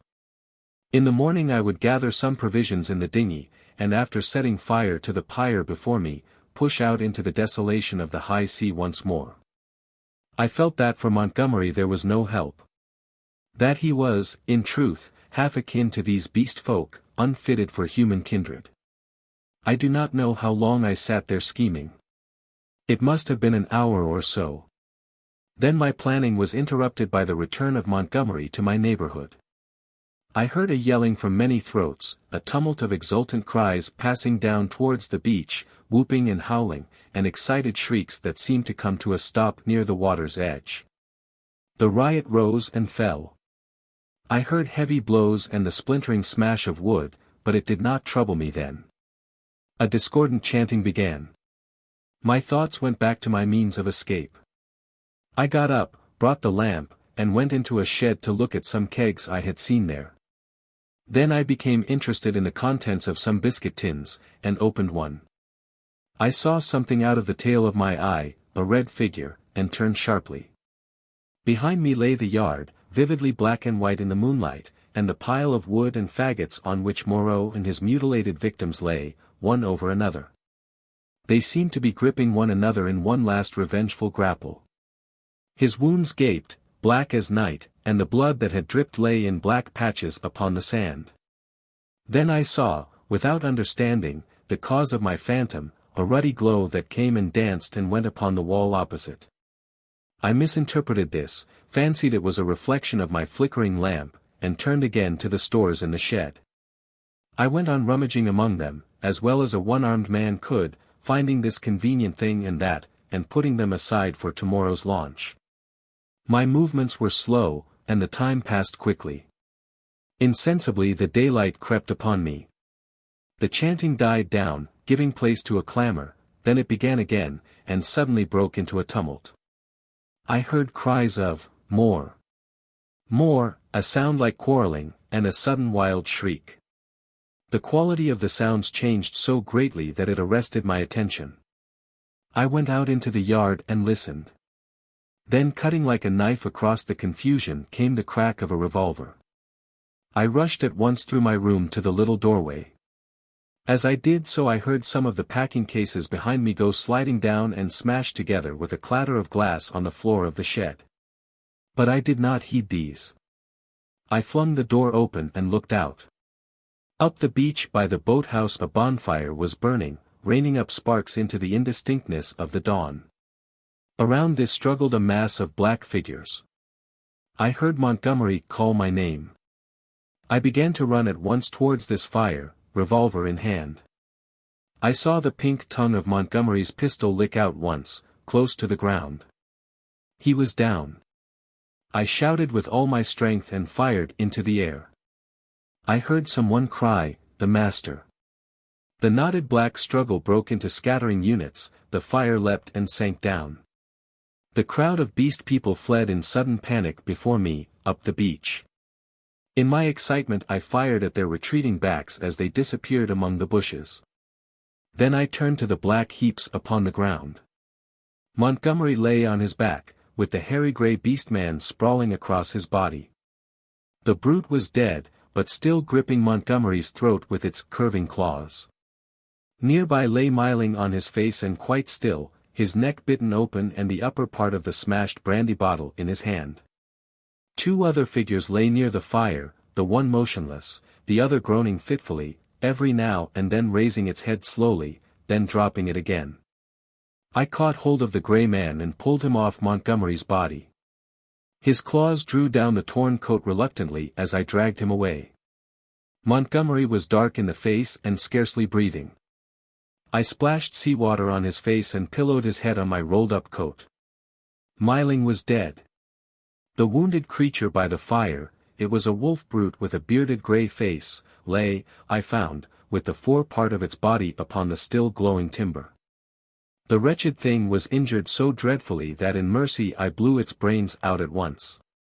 The other brute was one of the bullmen swathed in white.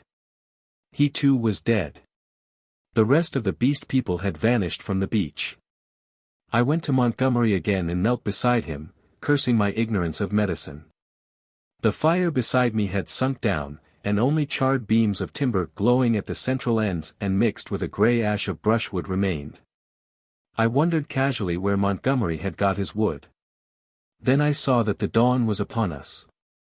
The sky had grown brighter, the setting moon was becoming pale and opaque in the luminous blue of the day. The sky to the eastward was rimmed with red. Suddenly I heard a thud and a hissing behind me, and, looking round, sprang to my feet with a cry of horror. Against the warm dawn great tumultuous masses of black smoke were boiling up out of the enclosure, and through their stormy darkness shot flickering threads of blood-red flame. Then the thatched roof caught. I saw the curving charge of the flames across the sloping straw. A spurt of fire jetted from the window of my room. I knew at once what had happened. I remembered the crash I had heard. When I had rushed out to Montgomery's assistance, I had overturned the lamp. The hopelessness of saving any of the contents of the enclosure stared me in the face. My mind came back to my plan of flight, and turning swiftly I looked to see where the 2 boats lay upon the beach. They were gone. 2 axes lay upon the sands beside me. Chips and splinters were scattered broadcast, and the ashes of the bonfire were blackening and smoking under the dawn. Montgomery had burnt the boats to revenge himself upon me and prevent our return to mankind. A sudden convulsion of rage shook me. I was almost moved to batter his foolish head in, as he lay there helpless at my feet. Then suddenly his hand moved, so feebly, so pitifully, that my wrath vanished. He groaned, and opened his eyes for a minute. I knelt down beside him and raised his head. He opened his eyes again, staring silently at the dawn, and then they met mine. The lids fell. "Sorry," he said presently, with an effort. He seemed trying to think. "The last," he murmured, "the last of this silly universe. What a mess." I listened. His head fell helplessly to one side. I thought some drink might revive him. But there was neither drink nor vessel in which to bring drink at hand. He seemed suddenly heavier. My heart went cold. I bent down to his face, put my hand through the rent in his blouse. He was dead. And even as he died a line of white heat, the limb of the sun, rose eastward beyond the projection of the bay, splashing its radiance across the sky and turning the dark sea into a weltering tumult of dazzling light. It fell like a glory upon his death-shrunken face. I let his head fall gently upon the rough pillow I had made for him, and stood up. Before me was the glittering desolation of the sea, the awful solitude upon which I had already suffered so much. Behind me the island, hushed under the dawn, its beast people silent and unseen. The enclosure, with all its provisions and ammunition, burnt noisily, with sudden gusts of flame, a fitful crackling, and now and then a crash. The heavy smoke drove up the beach away from me, rolling low over the distant treetops towards the huts in the ravine. Beside me were the charred vestiges of the boats and these 5 dead bodies. Then out of the bushes came 3 beast people, with hunched shoulders, protruding heads, misshapen hands awkwardly held, and inquisitive, unfriendly eyes, and advanced towards me with hesitating gestures. 20, alone with the beast folk. I faced these people, facing my fate in them, single-handed now, literally single-handed, for I had a broken arm. In my pocket was a revolver with 2 empty chambers. Among the chips scattered about the beach lay the 2 axes that had been used to chop up the boats. The tide was creeping in behind me. There was nothing for it but courage. I looked squarely into the faces of the advancing monsters. They avoided my eyes, and their quivering nostrils investigated the bodies that lay beyond me on the beach. I took 6 steps, picked up the blood-stained whip that lay beneath the body of the wolf-man, and cracked it. They stopped and stared at me. "Salute," said I, "bow down." They hesitated. One bent his knees. I repeated my command, with my heart in my mouth, and advanced upon them. One knelt, then the other 2. I turned and walked towards the dead bodies, keeping my face towards the 3 kneeling beast men, very much as an actor passing up the stage faces the audience. "They broke the law," said I, putting my foot on the sayer of the law. They have been slain, even the sayer of the law, even the other with the whip. Great is the law. Come and see. None escape, said one of them, advancing and peering. None escape, said I, therefore hear and do as I command. They stood up, looking questioningly at one another. Stand there, said I. I picked up the hatchets and swung them by their heads from the sling of my arm, turned Montgomery over. Picked up his revolver still loaded in 2 chambers, and bending down to rummage, found 6 cartridges in his pocket. Take him, said I, standing up again and pointing with the whip. Take him, and carry him out and cast him into the sea. They came forward, evidently still afraid of Montgomery, but still more afraid of my cracking red whiplash. And after some fumbling and hesitation, some whip-cracking and shouting, they lifted him gingerly, carried him down to the beach, and went splashing into the dazzling welter of the sea. On, said I, on. Carry him far. They went in up to their armpits and stood regarding me. Let go, said I, and the body of Montgomery vanished with a splash. Something seemed to tighten across my chest. Good, said I, with a break in my voice. And they came back, hurrying and fearful, to the margin of the water, leaving long wakes of black in the silver. At the water's edge they stopped, turning and glaring into the sea as though they presently expected Montgomery to arise therefrom and exact vengeance. Now these, said I, pointing to the other bodies. They took care not to approach the place where they had thrown Montgomery into the water, but instead, carried the 4 dead beast people slantingly along the beach for perhaps 100 yards before they waded out and cast them away. As I watched them disposing of the mangled remains of Myling, I heard a light footfall behind me, and turning quickly saw the big hyena swine perhaps 12 yards away. His head was bent down, his bright eyes were fixed upon me, his stumpy hands clenched and held close by his side. He stopped in this crouching attitude when I turned, his eyes a little averted. For a moment we stood eye to eye. I dropped the whip and snatched at the pistol in my pocket, for I meant to kill this brute, the most formidable of any left now upon the island, at the first excuse. It may seem treacherous, but so I was resolved. I was far more afraid of him than of any other 2 of the beast folk. His continued life was I knew a threat against mine. I was perhaps 12 seconds collecting myself. Then cried I, salute. Bow down. His teeth flashed upon me in a snarl. Who are you that I should? Perhaps a little too spasmodically I drew my revolver, aimed quickly and fired. I heard him yelp, saw him run sideways and turn, knew I had missed, and clicked back the cock with my thumb for the next shot. But he was already running headlong, jumping from side to side, and I dared not risk another miss. Every now and then he looked back at me over his shoulder. He went slanting along the beach, and vanished beneath the driving masses of dense smoke that were still pouring out from the burning enclosure. For some time I stood staring after him. I turned to my 3 obedient beast folk again and signaled them to drop the body they still carried. Then I went back to the place by the fire where the bodies had fallen and kicked the sand until all the brown bloodstains were absorbed and hidden. I dismissed my 3 serfs with a wave of the hand, and went up the beach into the thickets. I carried my pistol in my hand, my whip thrust with the hatchets in the sling of my arm.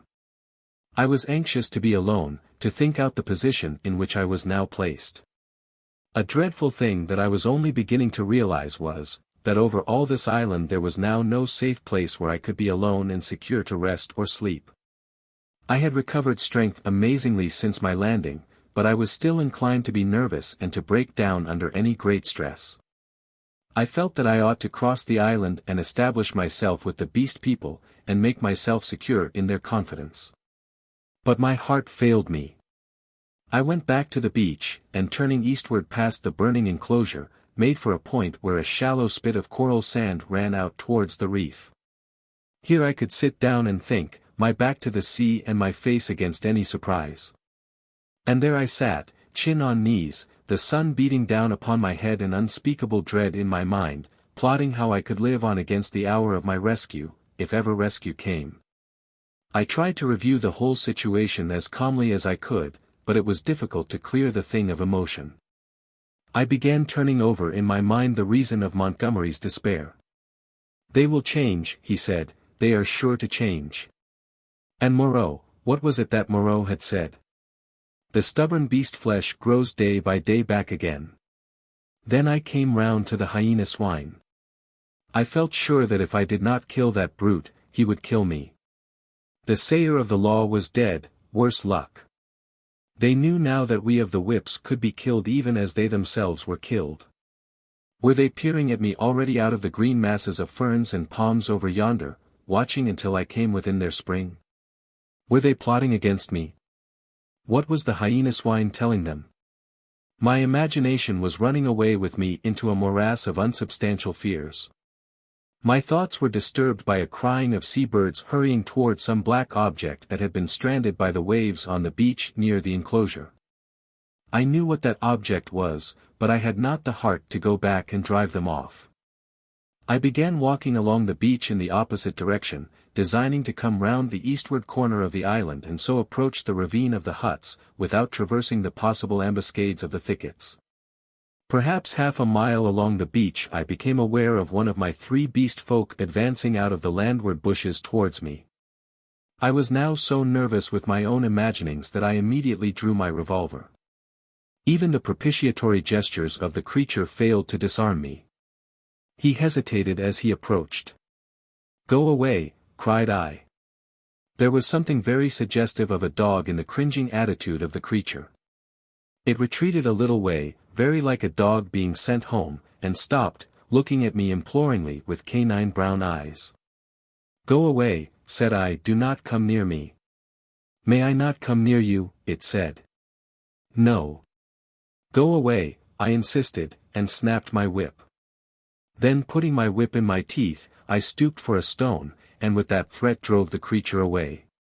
So in solitude I came round by the ravine of the beast people, and hiding among the weeds and reeds that separated this crevice from the sea I watched such of them as appeared. Trying to judge from their gestures and appearance how the death of Moreau and Montgomery and the destruction of the House of Pain had affected them. I know now the folly of my cowardice. Had I kept my courage up to the level of the dawn, had I not allowed it to ebb away in solitary thought, I might have grasped the vacant scepter of Moreau and ruled over the beast people. As it was I lost the opportunity, and sank to the position of a mere leader among my fellows. Towards noon certain of them came and squatted basking in the hot sand. The imperious voices of hunger and thirst prevailed over my dread. I came out of the bushes, and, revolver in hand, walked down towards these seated figures. One, a wolf woman, turned her head and stared at me, and then the others. None attempted to rise or salute me. I felt too faint and weary to insist, and I let the moment pass. "I want food," said I, almost apologetically, and drawing near. "There is food in the huts," said an ox-boar man, drowsily, and looking away from me. I passed them, and went down into the shadow and odors of the almost deserted ravine. In an empty hut I feasted on some specked and half-decayed fruit. And then after I had propped some branches and sticks about the opening, and placed myself with my face towards it and my hand upon my revolver, the exhaustion of the last 30 hours claimed its own, and I fell into a light slumber. Hoping that the flimsy barricade I had erected would cause sufficient noise in its removal to save me from surprise. 21. The Reversion of the Beast Folk. In this way I became one among the beast people in the island of Dr. Moreau. When I awoke, it was dark about me. My arm ached in its bandages. I sat up, wondering at first where I might be. I heard coarse voices talking outside. Then I saw that my barricade had gone, and that the opening of the hut stood clear. My revolver was still in my hand. I heard something breathing, saw something crouched together close beside me. I held my breath, trying to see what it was. It began to move slowly, interminably. Then something soft and warm and moist passed across my hand. All my muscles contracted. I snatched my hand away. A cry of alarm began and was stifled in my throat. Then I just realized what had happened sufficiently to stay my fingers on the revolver. "Who is that?" I said in a hoarse whisper, the revolver still pointed. "I, master." "Who are you?" "They say there is no master now." "But I know, I know. I carried the bodies into the sea, O walker in the sea. The bodies of those you slew. I am your slave, master." "Are you the one I met on the beach?" I asked. "The same, master." The thing was evidently faithful enough, for it might have fallen upon me as I slept. "It is well," I said, extending my hand for another licking kiss. I began to realize what its presence meant, and the tide of my courage flowed. "Where are the others?" I asked. "They are mad, they are fools," said the dog man. "Even now they talk together beyond there. They say, the master is dead. The other with the whip is dead. That other who walked in the sea is as we are. We have no master, no whips, no house of pain, any more. There is an end. We love the law, and will keep it, but there is no pain, no master, no whips forever again. So they say. But I know, master, I know." I felt in the darkness, and patted the dogman's head. "It is well," I said again. "Presently you will slay them all," said the dogman. "Presently," I answered, "I will slay them all, after certain days and certain things have come to pass. Every one of them save those you spare, every one of them shall be slain. What the master wishes to kill, the master kills," said the dogman with a certain satisfaction in his voice. "And that their sins may grow," I said, "let them live in their folly until their time is ripe. Let them not know that I am the master." "The master's will is sweet," said the dogman, with the ready tact of his canine blood. "But one has sinned," said I, "him I will kill, whenever I may meet him. When I say to you, that is he, see that you fall upon him. And now I will go to the men and women who are assembled together." For a moment the opening of the hut was blackened by the exit of the dogman. Then I followed and stood up, almost in the exact spot where I had been when I had heard Moreau and his staghound pursuing me. But now it was night, and all the miasmatic ravine about me was black, and beyond, instead of a green, sunlit slope, I saw a red fire, before which hunched, grotesque figures moved to and fro. Farther were the thick trees, a bank of darkness, fringed above with the black lace of the upper branches. The moon was just riding up on the edge of the ravine, and like a bar across its face drove the spire of vapor that was forever streaming from the fumaroles of the island. "Walk by me," said I, nerving myself. And side by side we walked down the narrow way, taking little heed of the dim things that peered at us out of the huts. None about the fire attempted to salute me. Most of them disregarded me, ostentatiously. I looked round for the hyena swine, but he was not there.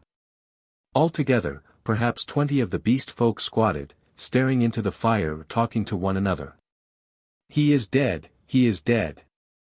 The master is dead," said the voice of the ape-man to the right of me. "The house of pain, there is no house of pain." "He is not dead," said I, in a loud voice. "Even now he watches us." This startled them. 20 pairs of eyes regarded me. "The house of pain is gone," said I, "it will come again. The master you cannot see, yet even now he listens among you." "True, true," said the dog-man. They were staggered at my assurance. An animal may be ferocious and cunning enough, but it takes a real man to tell a lie. "The man with the bandaged arm speaks a strange thing," said one of the beast folk. "I tell you it is so," I said. "The master and the house of pain will come again. Woe be to him who breaks the law." They looked curiously at one another. With an affectation of indifference I began to chop idly at the ground in front of me with my hatchet. They looked, I noticed, at the deep cuts I made in the turf. Then the satyr raised a doubt. I answered him. Then one of the dappled things objected, and an animated discussion sprang up round the fire. Every moment I began to feel more convinced of my present security. I talked now without the catching in my breath, due to the intensity of my excitement, that had troubled me at first. In the course of about an hour I had really convinced several of the beast folk of the truth of my assertions, and talked most of the others into a dubious state. I kept a sharp eye for my enemy the hyena swine, but he never appeared. Every now and then a suspicious movement would startle me, but my confidence grew rapidly. Then as the moon crept down from the zenith, one by one the listeners began to yawn, showing the oddest teeth in the light of the sinking fire, and first one and then another retired towards the dens in the ravine. And I, dreading the silence and darkness, went with them, knowing I was safer with several of them than with one alone. In this manner began the longer part of my sojourn upon this island of Dr. Moreau. But from that night until the end came, there was but one thing happened to tell save a series of innumerable small unpleasant details and the fretting of an incessant uneasiness. So that I prefer to make no chronicle for that gap of time, to tell only one cardinal incident of the 10 months I spent as an intimate of these half-humanized brutes. There is much that sticks in my memory that I could write, things that I would cheerfully give my right hand to forget, but they do not help the telling of the story. In the retrospect it is strange to remember how soon I fell in with these monsters' ways, and gained my confidence again. I had my quarrels with them of course, and could show some of their teeth marks still. But they soon gained a wholesome respect for my trick of throwing stones and for the bite of my hatchet. And my St. Bernard man's loyalty was of infinite service to me. I found their simple scale of honor was based mainly on the capacity for inflicting trenchant wounds. Indeed, I may say, without vanity, I hope, that I held something like preeminence among them. One or two, whom in a rare access of high spirits I had scarred rather badly, bore me a grudge, but it vented itself chiefly behind my back, and at a safe distance from my missiles, in grimaces. The hyena swine avoided me, and I was always on the alert for him. My inseparable dog-man hated and dreaded him intensely. I really believe that was at the root of the brute's attachment to me. It was soon evident to me that the former monster had tasted blood, and gone the way of the leopard man. He formed a lair somewhere in the forest, and became solitary. Once I tried to induce the beast folk to hunt him, but I lacked the authority to make them cooperate for one end. Again and again I tried to approach his den and come upon him unaware. But always he was too acute for me, and saw or winded me and got away. He too made every forest pathway dangerous to me and my ally with his lurking ambuscades. The dog-man scarcely dared to leave my side. In the first month or so the beast folk, compared with their latter condition, were human enough, and for one or two besides my canine friend I even conceived a friendly tolerance. The little pink sloth creature displayed an odd affection for me, and took to following me about. The monkey man bored me, however. He assumed, on the strength of his 5 digits, that he was my equal, and was forever jabbering at me, jabbering the most errant nonsense. One thing about him entertained me a little, he had a fantastic trick of coining new words. He had an idea, I believe, that to gabble about names that meant nothing was the proper use of speech. He called it big thinks to distinguish it from little thinks, the sane everyday interests of life. If ever I made a remark he did not understand, he would praise it very much, ask me to say it again, learn it by heart, and go off repeating it, with a word wrong here or there, to all the milder of the beast people. He thought nothing of what was plain and comprehensible. I invented some very curious, big thinks, for his especial use. I think now that he was the silliest creature I ever met. He had developed in the most wonderful way the distinctive silliness of man without losing one jot of the natural folly of a monkey. This, I say, was in the earlier weeks of my solitude among these brutes. During that time they respected the usage established by the law, and behaved with general decorum. Once I found another rabbit torn to pieces, by the hyena swine, I am assured, but that was all.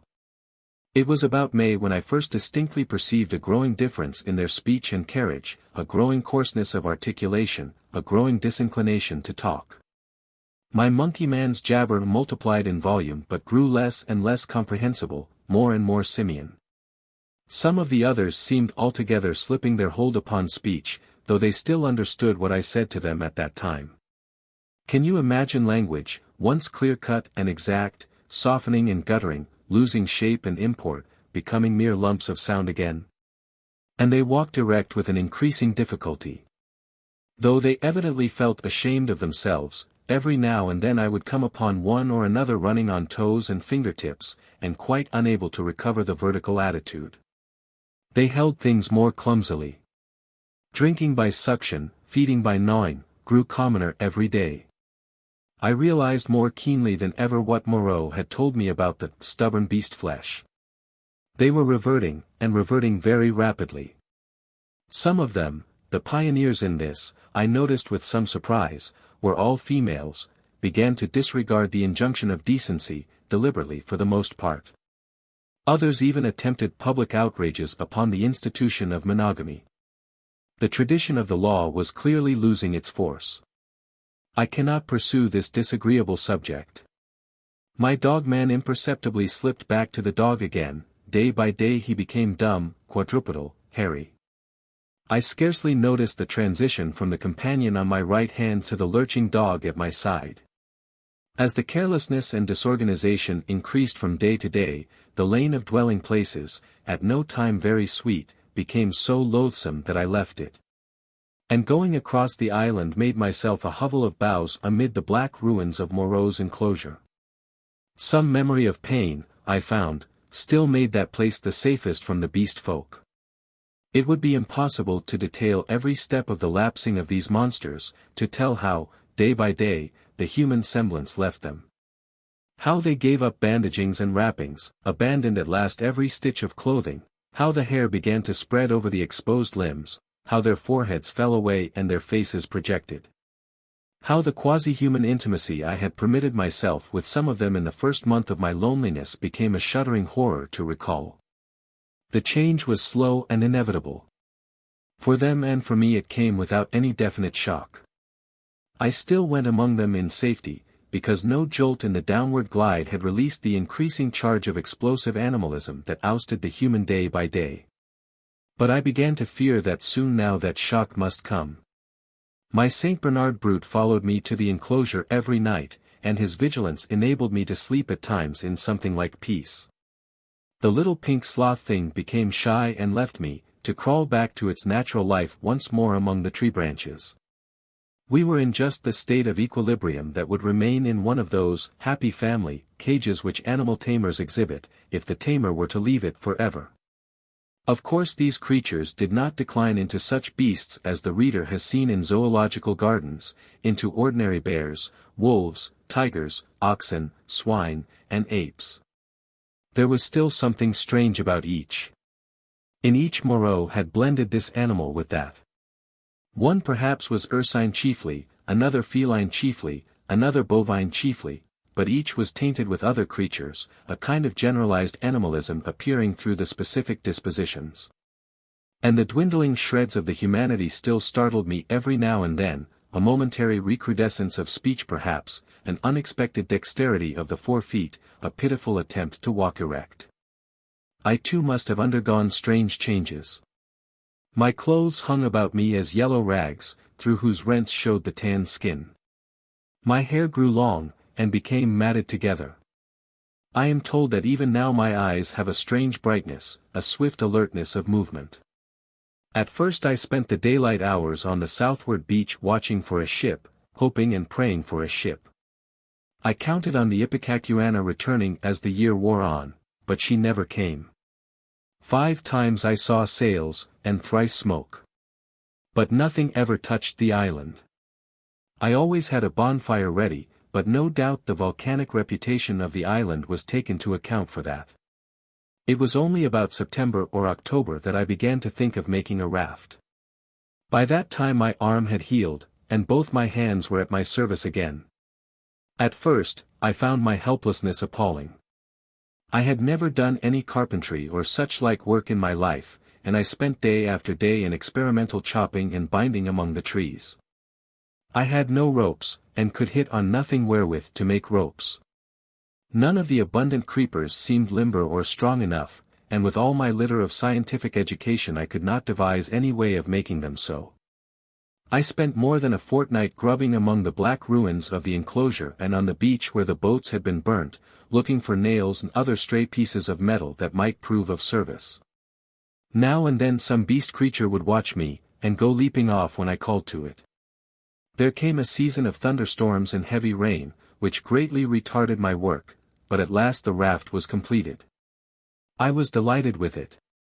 But with a certain lack of practical sense which has always been my bane, I had made it a mile or more from the sea, and before I had dragged it down to the beach the thing had fallen to pieces.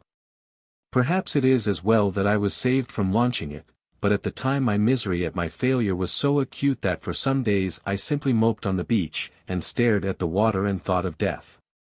I did not, however, mean to die, and an incident occurred that warned me unmistakably of the folly of letting the days pass so, for each fresh day was fraught with increasing danger from the beast people.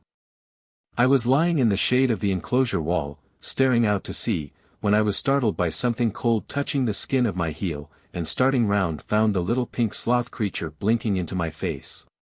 He had long since lost speech and active movement, and the lank hair of the little brute grew thicker every day and his stumpy claws more askew. He made a moaning noise when he saw he had attracted my attention, went a little way towards the bushes and looked back at me.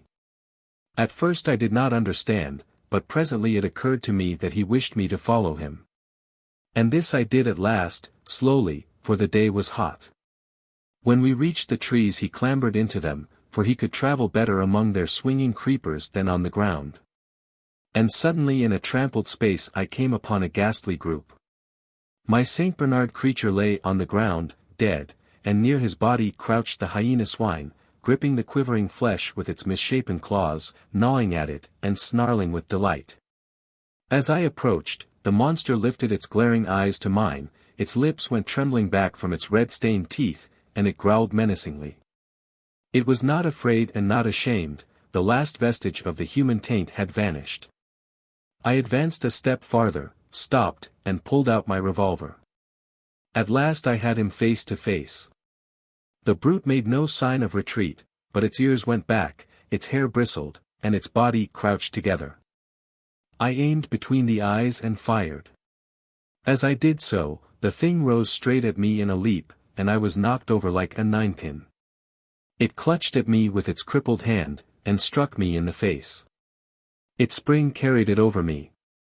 I fell under the hind part of its body. But luckily I had hit as I meant, and it had died even as it leapt. I crawled out from under its unclean weight and stood up trembling, staring at its quivering body. That danger at least was over. But this, I knew, was only the first of the series of relapses that must come.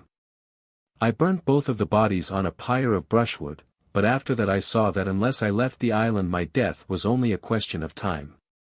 The beast people by that time had, with one or two exceptions, left the ravine and made themselves lairs according to their taste among the thickets of the island. Few prowled by day, most of them slept, and the island might have seemed deserted to a newcomer, but at night the air was hideous with their calls and howling. I had half a mind to make a massacre of them. To build traps, or fight them with my knife. Had I possessed sufficient cartridges, I should not have hesitated to begin the killing. There could now be scarcely a score left of the dangerous carnivores, the braver of these were already dead. After the death of this poor dog of mine, my last friend, I too adopted to some extent the practice of slumbering in the daytime in order to be on my guard at night. I rebuilt my den in the walls of the enclosure, with such a narrow opening that anything attempting to enter must necessarily make a considerable noise. The creatures had lost the art of fire too, and recovered their fear of it. I turned once more, almost passionately now, to hammering together stakes and branches to form a raft for my escape. I found 1,000 difficulties. I am an extremely unhandy man, my schooling was over before the days of Sloyd. But most of the requirements of a raft I met at last in some clumsy, circuitous way or other, and this time I took care of the strength. The only insurmountable obstacle was that I had no vessel to contain the water I should need if I floated forth upon these untraveled seas. I would have even tried pottery, but the island contained no clay. I used to go moping about the island trying with all my might to solve this one last difficulty. Sometimes I would give way to wild outbursts of rage, and hack and splinter some unlucky tree in my intolerable vexation. But I could think of nothing. And then came a day, a wonderful day, which I spent in ecstasy. I saw a sail to the southwest, a small sail like that of a little schooner. And forthwith I lit a great pile of brushwood, and stood by it in the heat of it, and the heat of the midday sun, watching. All day I watched that sail, eating or drinking nothing, so that my head reeled. And the beasts came and glared at me, and seemed to wonder, and went away. It was still distant when night came and swallowed it up. And all night I toiled to keep my blaze bright and high, and the eyes of the beasts shone out of the darkness, marveling. In the dawn the sail was nearer, and I saw it was the dirty lug sail of a small boat. But it sailed strangely. My eyes were weary with watching, and I peered and could not believe them. 2 men were in the boat, sitting low down, one by the bows, the other at the rudder. The head was not kept to the wind, it yawed and fell away. As the day grew brighter, I began waving the last rag of my jacket to them, but they did not notice me, and sat still, facing each other.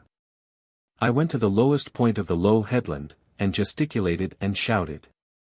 There was no response, and the boat kept on her aimless course, making slowly, very slowly, for the bay. Suddenly a great white bird flew up out of the boat, and neither of the men stirred nor noticed it. It circled round, and then came sweeping overhead with its strong wings outspread. Then I stopped shouting, and sat down on the headland and rested my chin on my hands and stared. Slowly, slowly, the boat drove past towards the west. I would have swum out to it, but something, a cold, vague fear, kept me back. In the afternoon the tide stranded the boat, and left it 100 yards or so to the westward of the ruins of the enclosure. The men in it were dead, had been dead so long that they fell to pieces when I tilted the boat on its side and dragged them out. One had a shock of red hair, like the captain of the Ipecacuanha, and a dirty white cap lay in the bottom of the boat. As I stood beside the boat, 3 of the beasts came slinking out of the bushes and sniffing towards me. One of my spasms of disgust came upon me. I thrust the little boat down the beach and clambered on board her. 2 of the brutes were wolf beasts, and came forward with quivering nostrils and glittering eyes. The third was the horrible nondescript of bear and bull. When I saw them approaching those wretched remains, heard them snarling at one another and caught the gleam of their teeth, a frantic horror succeeded my repulsion. I turned my back upon them, struck the lug and began paddling out to sea. I could not bring myself to look behind me. I lay, however, between the reef and the island that night, and the next morning went round to the stream and filled the empty keg aboard with water. Then, with such patience as I could command, I collected a quantity of fruit, and waylaid and killed 2 rabbits with my last 3 cartridges. While I was doing this I left the boat moored to an inward projection of the reef, for fear of the beast people. 22. The Man Alone. In the evening I started, and drove out to sea before a gentle wind from the southwest, slowly, steadily. And the island grew smaller and smaller, and the lank spire of smoke dwindled to a finer and finer line against the hot sunset. The ocean rose up around me, hiding that low, dark patch from my eyes. The daylight, the trailing glory of the sun, went streaming out of the sky, was drawn aside like some luminous curtain, and at last I looked into the blue gulf of immensity which the sunshine hides, and saw the floating hosts of the stars. The sea was silent, the sky was silent. I was alone with the night and silence. So I drifted for 3 days, eating and drinking sparingly, and meditating upon all that had happened to me, not desiring very greatly then to see men again. One unclean rag was about me, my hair a black tangle, no doubt my discoverers thought me a madman. It is strange, but I felt no desire to return to mankind. I was only glad to be quit of the foulness of the beast people. And on the 3rd day I was picked up by a brig from Apia to San Francisco. Neither the captain nor the mate would believe my story, judging that solitude and danger had made me mad. And fearing their opinion might be that of others, I refrained from telling my adventure further, and professed to recall nothing that had happened to me between the loss of the Lady Vane and the time when I was picked up again, the space of a year. I had to act with the utmost circumspection to save myself from the suspicion of insanity. My memory of the law, of the 2 dead sailors, of the ambuscades of the darkness, of the body in the canebrake, haunted me. And, unnatural as it seems, with my return to mankind came, instead of that confidence and sympathy I had expected, a strange enhancement of the uncertainty and dread I had experienced during my stay upon the island. No one would believe me. I was almost as queer to men as I had been to the beast people. I may have caught something of the natural wildness of my companions. They say that terror is a disease, and anyhow I can witness that for several years now a restless fear has dwelt in my mind, such a restless fear as a half-tamed lion cub may feel. My trouble took the strangest form. I could not persuade myself that the men and women I met were not also another beast people, animals half wrought into the outward image of human souls, and that they would presently begin to revert, to show first this bestial mark and then that. But I have confided my case to a strangely able man, a man who had known Moreau, and seemed half to credit my story. A mental specialist, and he has helped me mightily, though I do not expect that the terror of that island will ever altogether leave me. At most times it lies far in the back of my mind, a mere distant cloud, a memory, and a faint distrust. But there are times when the little cloud spreads until it obscures the whole sky. Then I look about me at my fellow men, and I go in fear. I see faces, keen and bright, others dull or dangerous. Others, unsteady, insincere, none that have the calm authority of a reasonable soul. I feel as though the animal was surging up through them, that presently the degradation of the islanders will be played over again on a larger scale. I know this is an illusion.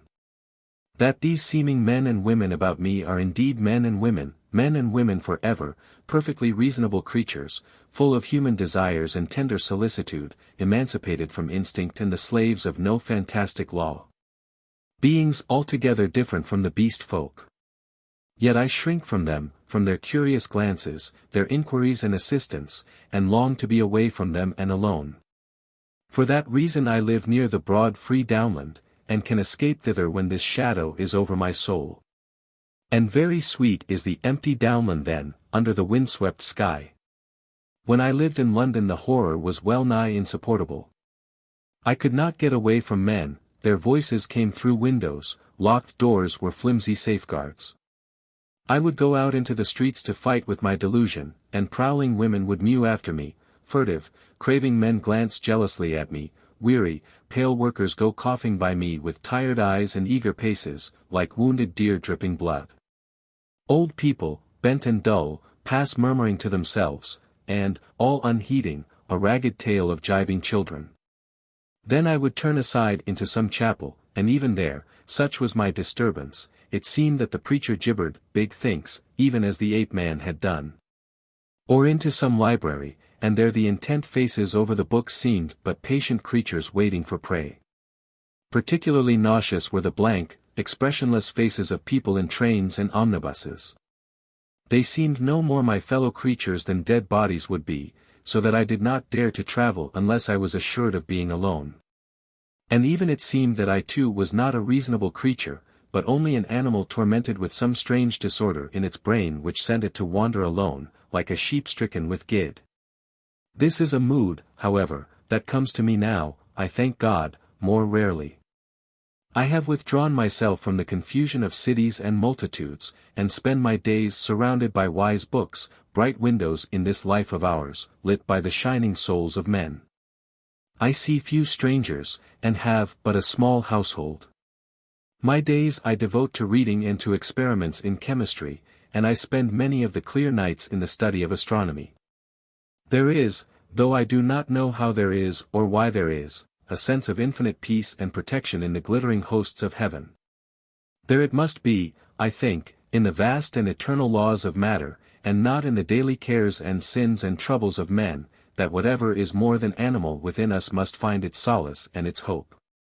I hope, or I could not live. And so, in hope and solitude, my story ends. Edward Prendick. Note: the substance of the chapter entitled Dr. Moreau Explains, which contains the essential idea of the story, appeared as a middle article in the Saturday Review in January, 1895. This is the only portion of this story that has been previously published, and it has been entirely recast to adapt it to the narrative form.